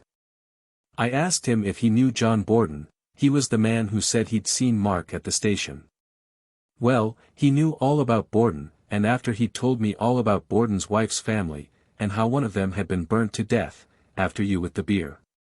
"Thanks, well, then," I said carelessly, "that it must be very hard to remember anybody whom you had just seen once, so as to identify him afterwards," and he agreed that it would be Midland hard. "And then?"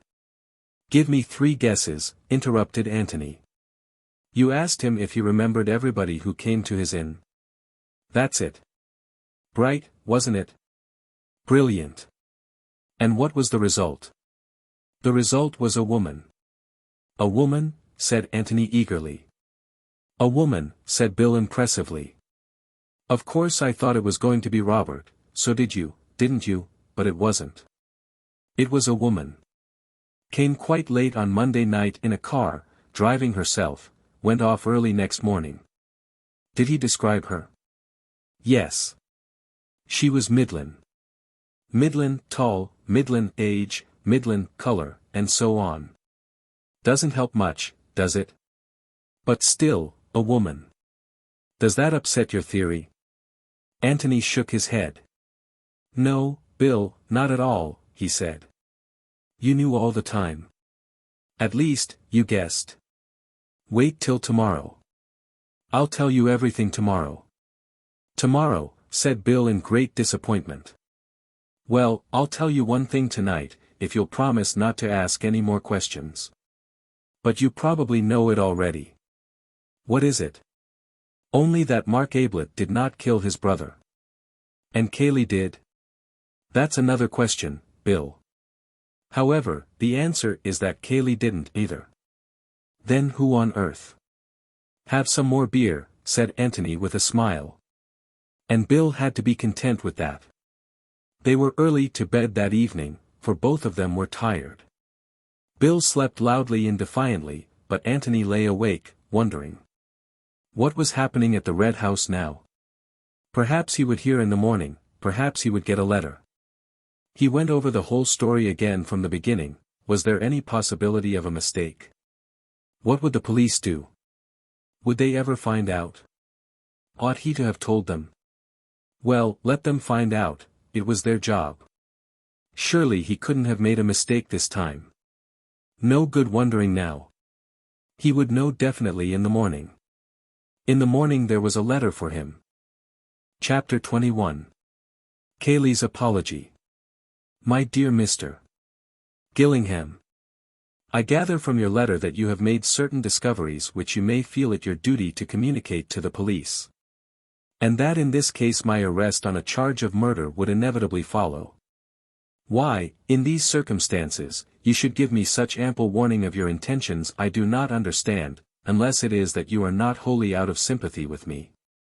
But whether or not you sympathize, at any rate you will want to know, and I want you to know, the exact manner in which Ablett met his death and the reasons which made that death necessary. If the police have to be told anything, I would rather that they too knew the whole story. They, and even you, may call it murder, but by that time I shall be out of the way. Let them call it what they like. I must begin by taking you back to a summer day 15 years ago, when I was a boy of 13 and Mark a young man of 25. His whole life was make-believe, and just now he was pretending to be a philanthropist. He sat in our little drawing room, flicking his gloves against the back of his left hand, and my mother, good soul, thought what a noble young gentleman he was, and Philip and I, hastily washed and crammed into collars, stood in front of him, nudging each other and kicking the backs of our heels and cursing him in our hearts for having interrupted our game. He had decided to adopt one of us, kind cousin Mark. Heaven knows why he chose me. Philip was 11, 2 years longer to wait. Perhaps that was why. Well, Mark educated me. I went to a public school and to Cambridge, and I became his secretary. Well, much more than his secretary, as your friend Beverley perhaps has told you, his land agent, his financial advisor, his courier, but this most of all, his audience. Mark could never live alone. There must always be somebody to listen to him. I think in his heart he hoped I should be his Boswell. He told me one day that he had made me his literary executor, poor devil. And he used to write me the absurdest long letters when I was away from him, letters which I read once and then tore up. The futility of the man. It was 3 years ago that Philip got into trouble. He had been hurried through a cheap grammar school and into a London office, and discovered there that there was not much fun to be got in this world on £2 a week. I had a frantic letter from him one day, saying that he must have 100 at once, or he would be ruined, and I went to Mark for the money. Only to borrow it, you understand. He gave me a good salary and I could have paid it back in 3 months. But no. He saw nothing for himself in it, I suppose, no applause, no admiration. Philip's gratitude would be to me, not to him. I begged, I threatened, we argued, and while we were arguing, Philip was arrested. It killed my mother, he was always her favorite, but Mark, as usual, got his satisfaction out of it. He preened himself on his judgment of character in having chosen me and not Philip 12 years before.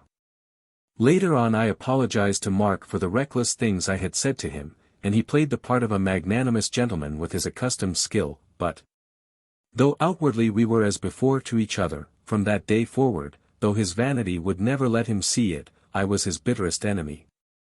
If that had been all, I wonder if I should have killed him. To live on terms of intimate friendship with a man whom you hate is dangerous work for your friend.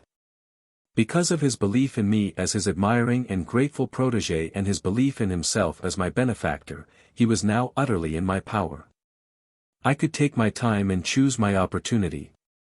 Perhaps I should not have killed him, but I had sworn to have my revenge, and there he was, poor vain fool, at my mercy. I was in no hurry. 2 years later I had to reconsider my position, for my revenge was being taken out of my hands. Mark began to drink. Could I have stopped him? I don't think so, but to my immense surprise I found myself trying to. Instinct, perhaps, getting the better of reason. Or did I reason it out and tell myself that, if he drank himself to death, I should lose my revenge? Upon my word, I cannot tell you, but, for whatever motive, I did genuinely want to stop it. Drinking is such a beastly thing, anyhow. I could not stop him, but I kept him within certain bounds, so that nobody but myself knew his secret. Yes, I kept him outwardly decent. And perhaps now I was becoming like the cannibal who keeps his victim in good condition for his own ends. I used to gloat over Mark, thinking how utterly he was mine to ruin as I pleased, financially, morally, whatever way would give me most satisfaction. I had but to take my hand away from him and he sank. But again I was in no hurry. Then he killed himself. That futile little drunkard, eaten up with his own selfishness and vanity, offered his beastliness to the truest and purest woman on this earth. You have seen her, Mr. Gillingham, but you never knew Mark Ablett. Even if he had not been a drunkard, there was no chance for her of happiness with him. I had known him for many years, but never once had I seen him moved by any generous emotion. To have lived with that shriveled little soul would have been hell for her. And 1,000 times worse hell when he began to drink. So he had to be killed. I was the only one left to protect her, for her mother was in league with Mark to bring about her ruin. I would have shot him openly for her sake, and with what gladness, but I had no mind to sacrifice myself needlessly. He was in my power, I could persuade him to almost anything by flattery. Surely it would not be difficult to give his death the appearance of an accident. I need not take up your time by telling you of the many plans I made and rejected. For some days I inclined towards an unfortunate boating accident in the pond, Mark, a very indifferent swimmer, myself almost exhausted in a gallant attempt to hold him up.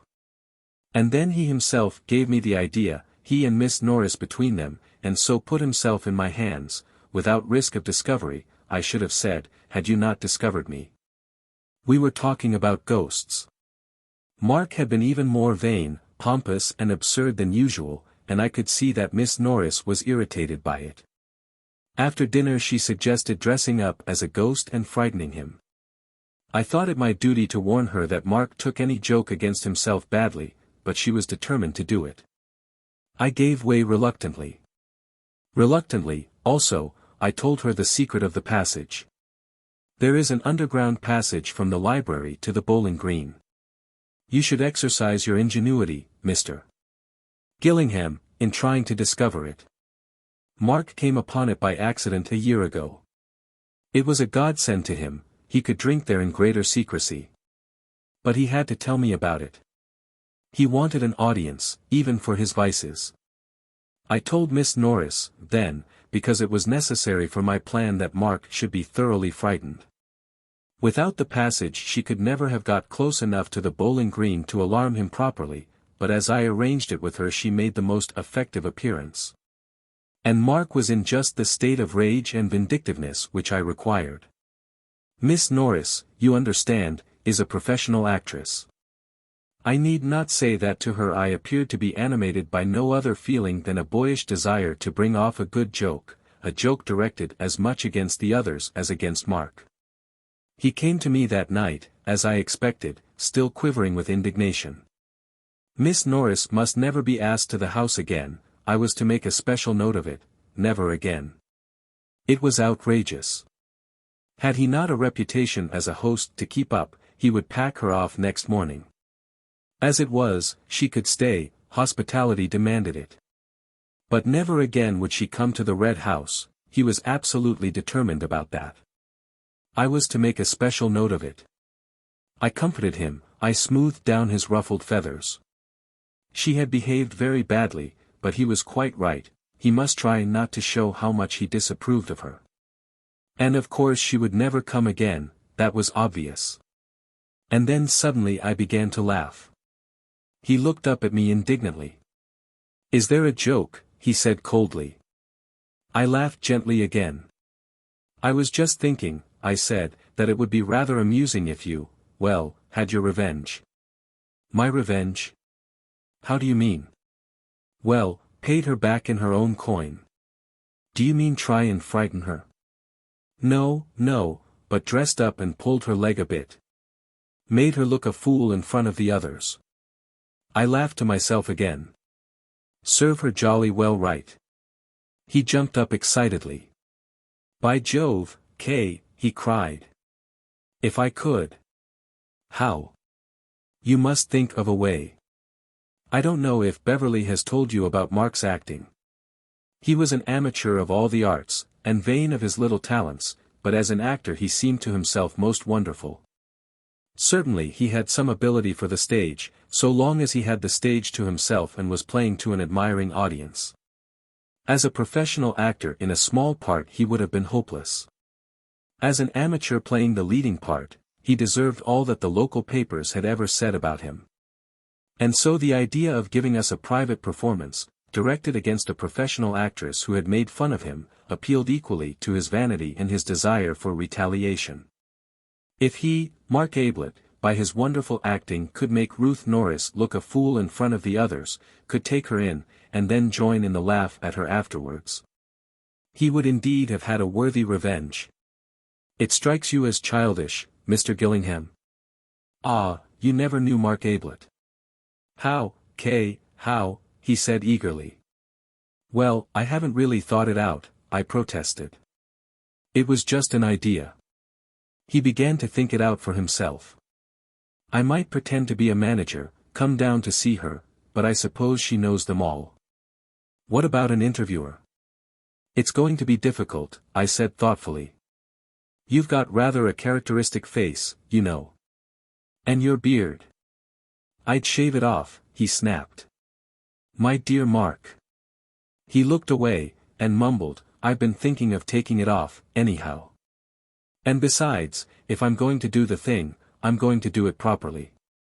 Yes, you always were an artist, I said, looking at him admiringly. He purred.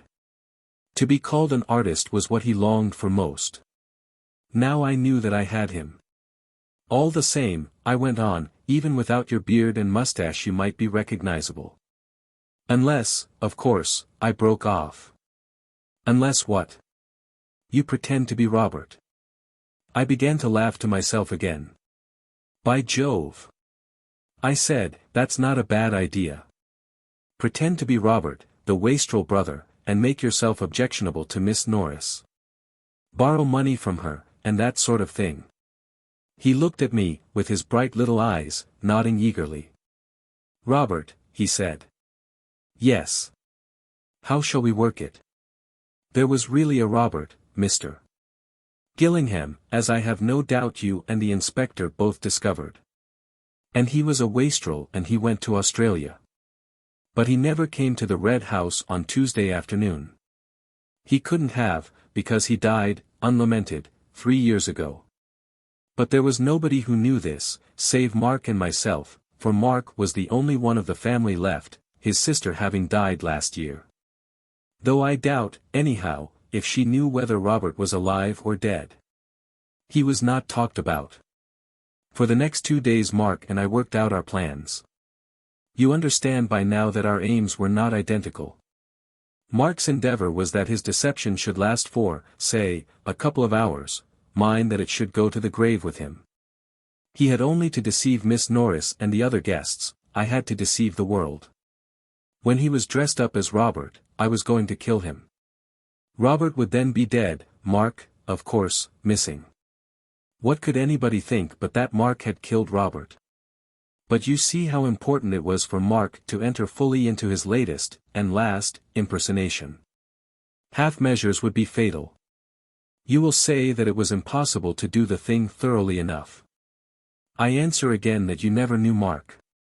He was being what he wished most to be, an artist. No Othello ever blacked himself all over with such enthusiasm as did Mark. His beard was going anyhow, possible a chance remark of Miss Norbury's helped here.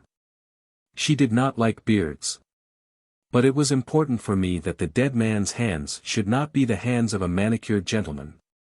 5 minutes playing upon the vanity of the artist settled his hands. He let the nails grow and then cut them raggedly. Miss Norris would notice your hands at once, I had said. Besides, as an artist. So with his underclothes. It was hardly necessary to warn him that his pants might show above the edge of his socks. As an artist he had already decided upon Robertian pants. I bought them, and other things, in London for him. Even if I had not cut out all trace of the maker's name, he would instinctively have done it. As an Australian and an artist, he could not have an East London address on his underclothes. Yes, we were doing the thing thoroughly, both of us. He as an artist, I as a, well, you may say murderer, if you like. I shall not mind now. Our plans were settled. I went to London on the Monday and wrote him a letter from Robert. The artistic touch again. I also bought a revolver. On the Tuesday morning he announced the arrival of Robert at the breakfast table. Robert was now alive, we had 6 witnesses to prove it. 6 witnesses who knew that he was coming that afternoon. Our private plan was that Robert should present himself at 3 o'clock, in readiness for the return of the golfing party shortly afterwards. The maid would go to look for Mark, and having failed to find him, come back to the office to find me entertaining Robert in Mark's absence. I would explain that Mark must have gone out somewhere, and would myself introduce the wastrel brother to the tea table. Mark's absence would not excite any comment, for it would be generally felt, indeed Robert would suggest it, that he had been afraid of meeting his brother. Then Robert would make himself amusingly offensive to the guests, particularly, of course, Miss Norris, until he thought that the joke had gone far enough. That was our private plan. Perhaps I should say that it was Mark's private plan. My own was different. The announcement at breakfast went well. After the golfing party had gone off, we had the morning in which to complete our arrangements. What I was chiefly concerned about was to establish as completely as possible the identity of Robert. For this reason I suggested to Mark that, when dressed, he should go out by the secret passage to the bowling green, and come back by the drive. Taking care to enter into conversation with the lodge-keeper. In this way I would have 2 more witnesses of Robert's arrival, first the lodge-keeper, and secondly one of the gardeners whom I would have working on the front lawn. Mark, of course, was willing enough. He could practice his Australian accent on the lodge-keeper. It was really amusing to see how readily he fell into every suggestion which I made. Never was a killing more carefully planned by its victim. He changed into Robert's clothes in the office bedroom. This was the safest way, for both of us. When he was ready, he called me in, and I inspected him. It was extraordinary how well he looked the part. I suppose that the signs of his dissipation had already marked themselves on his face, but had been concealed hitherto by his mustache and beard. For now that he was clean-shaven they lay open to the world from which we had so carefully hidden them, and he was indeed the wastrel which he was pretending to be. "By Jove, you're wonderful," I said. He smirked, and called my attention to the various artistic touches which I might have missed. "Wonderful," I said to myself again. Nobody could possibly guess. I peered into the hall. It was empty. We hurried across to the library, he got into the passage and made off. I went back to the bedroom, collected all his discarded clothes, did them up in a bundle and returned with them to the passage. Then I sat down in the hall and waited. You heard the evidence of Stevens, the maid. As soon as she was on her way to the temple in search of Mark, I stepped into the office. My hand was in my side pocket, and in my hand was the revolver. He began at once in his character of Robert, some rigmarole about working his passage over from Australia, a little private performance for my edification. Then in his natural voice, gloating over his well-planned retaliation on Miss Norris, he burst out, "It's my turn now. You wait." It was this which Elsie heard. She had no business to be there and she might have ruined everything, but as it turned out it was the luckiest thing which could have happened. For it was the one piece of evidence which I wanted. Evidence, other than my own, that Mark and Robert were in the room together. I said nothing. I was not going to take the risk of being heard to speak in that room. I just smiled at the poor little fool, and took out my revolver, and shot him. Then I went back into the library and waited, just as I said in my evidence. Can you imagine, Mr. Gillingham, the shock which your sudden appearance gave me? Can you imagine the feelings of a murderer, who has, as he thinks, planned for every possibility, and is then confronted suddenly with an utterly new problem? What difference would your coming make? I didn't know. Perhaps none, perhaps all. And I had forgotten to open the window. I don't know whether you will think my plan for killing Mark a clever one. Perhaps not. But if I do deserve any praise in the matter, I think I deserve it for the way I pulled myself together in the face of the unexpected catastrophe of your arrival. Yes, I got a window open, Mr. Gillingham, under your very nose, the right window too, you were kind enough to say. And the keys, yes, that was clever of you, but I think I was cleverer. I deceived you over the keys, Mr. Gillingham, as I learnt when I took the liberty of listening to a conversation on the bowling green between you and your friend Beverley. Where was I? Ah, you must have a look for that secret passage, Mr. Gillingham. But what am I saying? Did I deceive you at all? You have found out the secret, that Robert was Mark, and that is all that matters. How have you found out? I shall never know now. Where did I go wrong? Perhaps you have been deceiving me all the time. Perhaps you knew about the keys, about the window, even about the secret passage. You are a clever man, Mr. Gillingham. I had Mark's clothes on my hands. I might have left them in the passage, but the secret of the passage was now out. Miss Norris knew it. That was the weak point of my plan, perhaps, that Miss Norris had to know it. So I hid them in the pond, the inspector having obligingly dragged it for me first. A couple of keys joined them, but I kept the revolver. Fortunate, wasn't it, Mr. Gillingham? I don't think that there is any more to tell you. This is a long letter, but then it is the last which I shall write. There was a time when I hoped that there might be a happy future for me, not at the Red House, not alone. Perhaps it was never more than an idle daydream, for I am no more worthy of her than Mark was. But I could have made her happy, Mr. Gillingham. God, how I would have worked to make her happy. But now that is impossible. To offer her the hand of a murderer would be as bad as to offer her the hand of a drunkard. And Mark died for that. I saw her this morning. She was very sweet. It is a difficult world to understand. Well, we are all gone now, the Abletts and the Cayleys. I wonder what old grandfather Cayley thinks of it all. Perhaps it is as well that we have died out. Not that there was anything wrong with Sarah, except her temper. And she had the Ablett nose, you can't do much with that. I'm glad she left no children. Goodbye, Mr. Gillingham. I'm sorry that your stay with us was not of a pleasanter nature, but you understand the difficulties in which I was placed. Don't let Bill think too badly of me. He is a good fellow, look after him. He will be surprised. The young are always surprised. And thank you for letting me end my own way. I expect you did sympathize a little, you know. We might have been friends in another world, you and I and she. Tell her what you like. Everything or nothing. You will know what is best. Goodbye, Mr. Gillingham. Matthew Cayley. I am lonely tonight without Mark. That's funny, isn't it? Chapter 22. Mr. Beverley moves on. Good Lord, said Bill, as he put down the letter. I thought you'd say that, murmured Anthony. Tony, do you mean to say that you knew all this? I guessed some of it. I didn't quite know all of it, of course. Good Lord, said Bill again, and returned to the letter. In a moment he was looking up again. What did you write to him? Was that last night? After I'd gone into Stanton?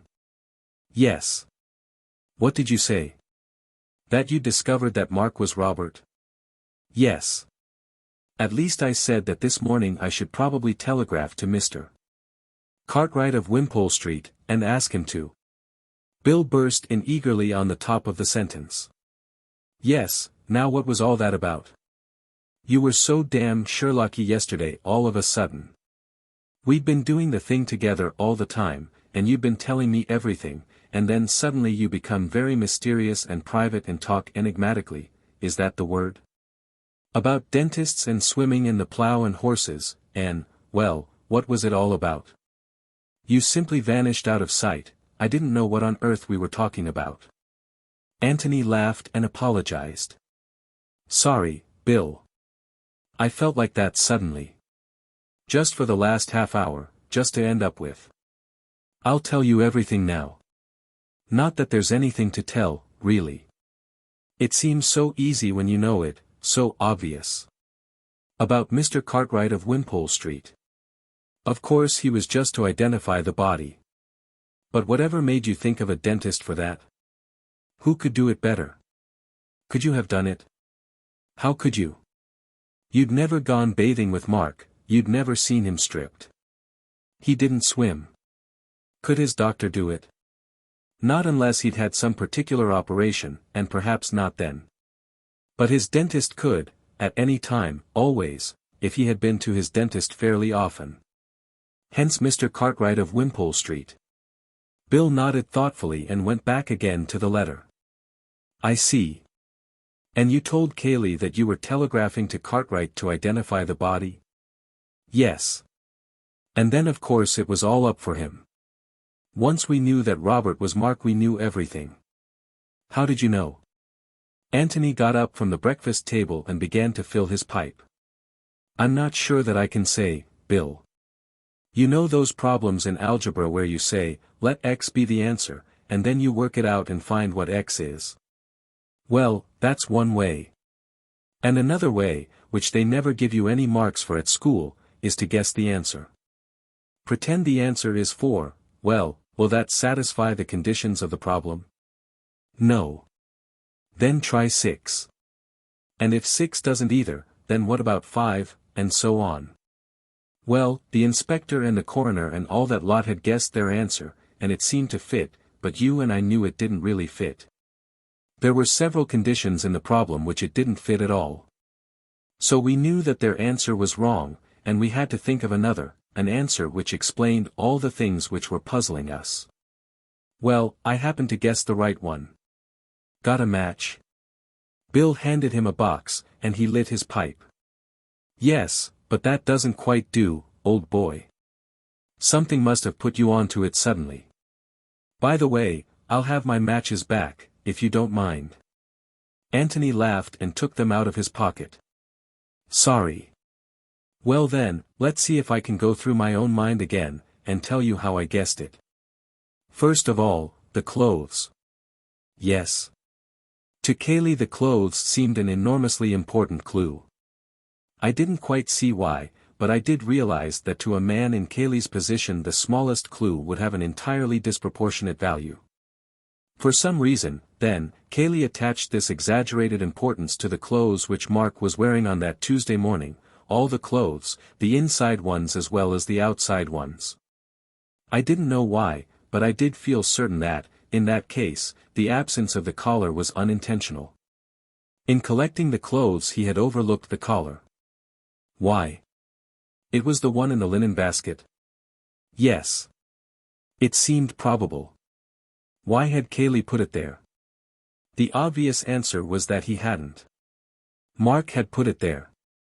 I remembered what you told me about Mark being finicky, and having lots of clothes and so on, and I felt that he was just the sort of man who would never wear the same collar twice.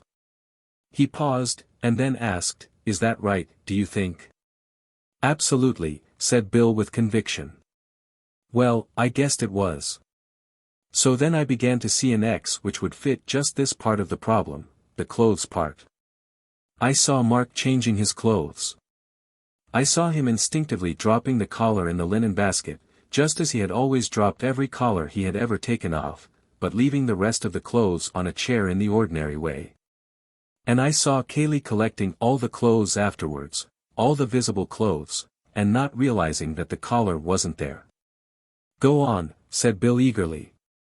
Well, I felt pretty sure about that, and I wanted an explanation of it. Why had Mark changed down there instead of in his bedroom? The only answer was that the fact of his changing had to be kept secret. When did he change? The only possible time was between lunch, when he would be seen by the servants, and the moment of Robert's arrival. And when did Cayley collect the clothes in a bundle? Again, the only answer was, before Robert's arrival. So another X was wanted, to fit those three conditions. And the answer was that a murder was intended, even before Robert arrived? Yes. Well now, it couldn't be intended on the strength of that letter, unless there was very much more behind the letter than we knew. Nor was it possible a murder could be intended without any more preparation than the changing into a different suit in which to escape. The thing was too childish. Also, if Robert was to be murdered, why go out of the way to announce his existence to you all, even, at the cost of some trouble, to Mrs. Norbury? What did it all mean? I didn't know. But I began to feel now that Robert was an incident only.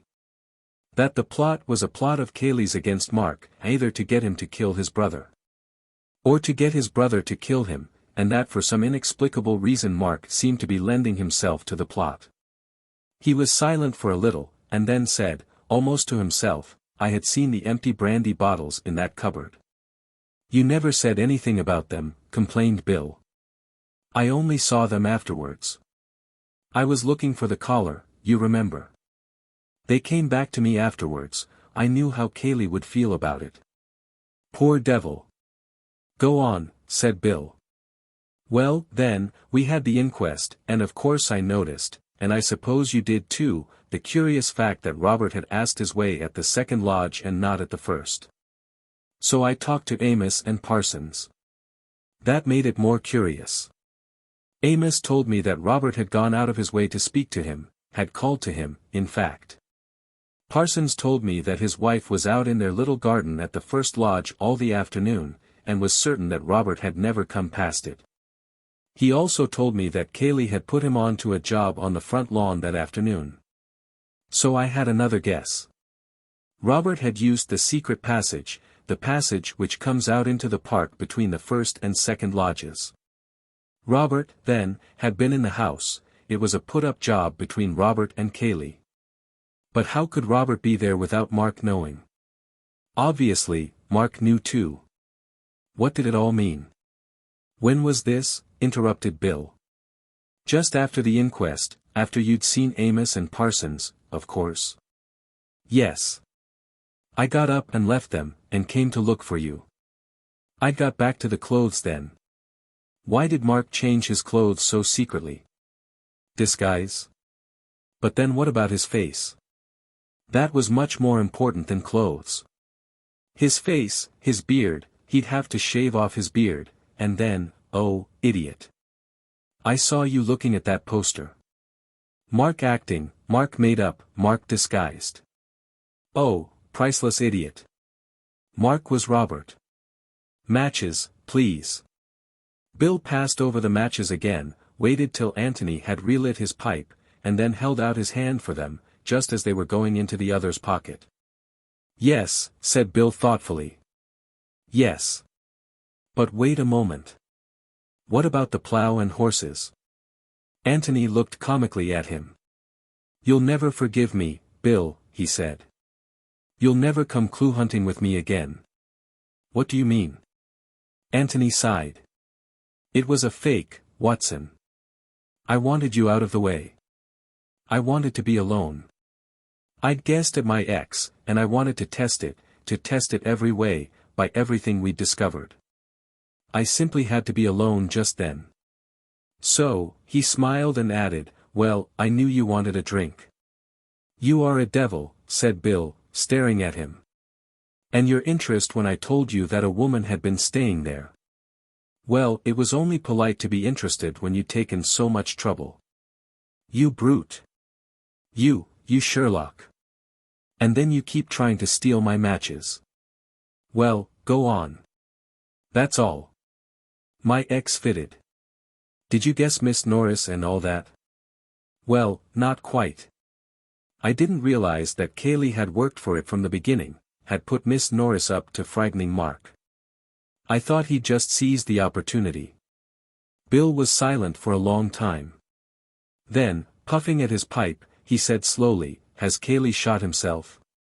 Anthony shrugged his shoulders. Poor devil, said Bill. It was decent of you to give him a chance. I'm glad you did.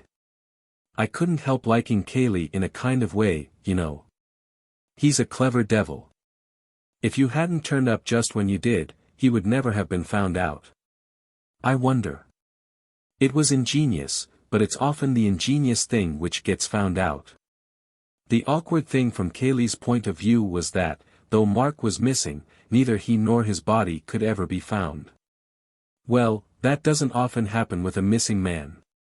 He generally gets discovered in the end, a professional criminal, perhaps not, but an amateur like Mark.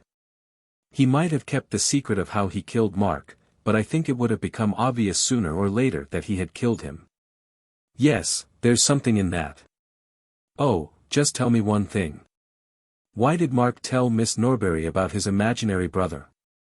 That's puzzled me rather, too, Bill. It may be that he was just doing the Othello business, painting himself black all over. I mean, he may have been so full of his appearance as Robert that he had almost got to believe in Robert, and had to tell everybody. More likely, though, he felt that, having told all of you at the house, he had better tell Miss Norbury, in case she met one of you. In which case, if you mentioned the approaching arrival of Robert, she might say, "Oh, I'm certain he has no brother, he would have told me if he had," and so spoil his joke. Possibly, too, Cayley put him on to it. Cayley obviously wanted as many people as possible to know about Robert. Are you going to tell the police? Yes, I suppose they'll have to know. Cayley may have left another confession. I hope he won't give me away. You see, I've been a sort of accessory since yesterday evening. And I must go and see Miss Norbury. I asked, explained Bill, because I was wondering what I should say to Betty. Miss Calladine. You see, she's bound to ask. Perhaps you won't see her again for a long, long time, said Anthony sadly. As a matter of fact, I happen to know that she will be at the Barringtons. And I go up there tomorrow. Well, you had better tell her. You're obviously longing to. Only don't let her say anything for a day or two. I'll write to you. Righto. Anthony knocked the ashes out of his pipe and got up. The Barringtons, he said. Large party? Fairly, I think. Anthony smiled at his friend. Yes. Well, if any of them should happen to be murdered, you might send for me. I'm just getting into the swing of it.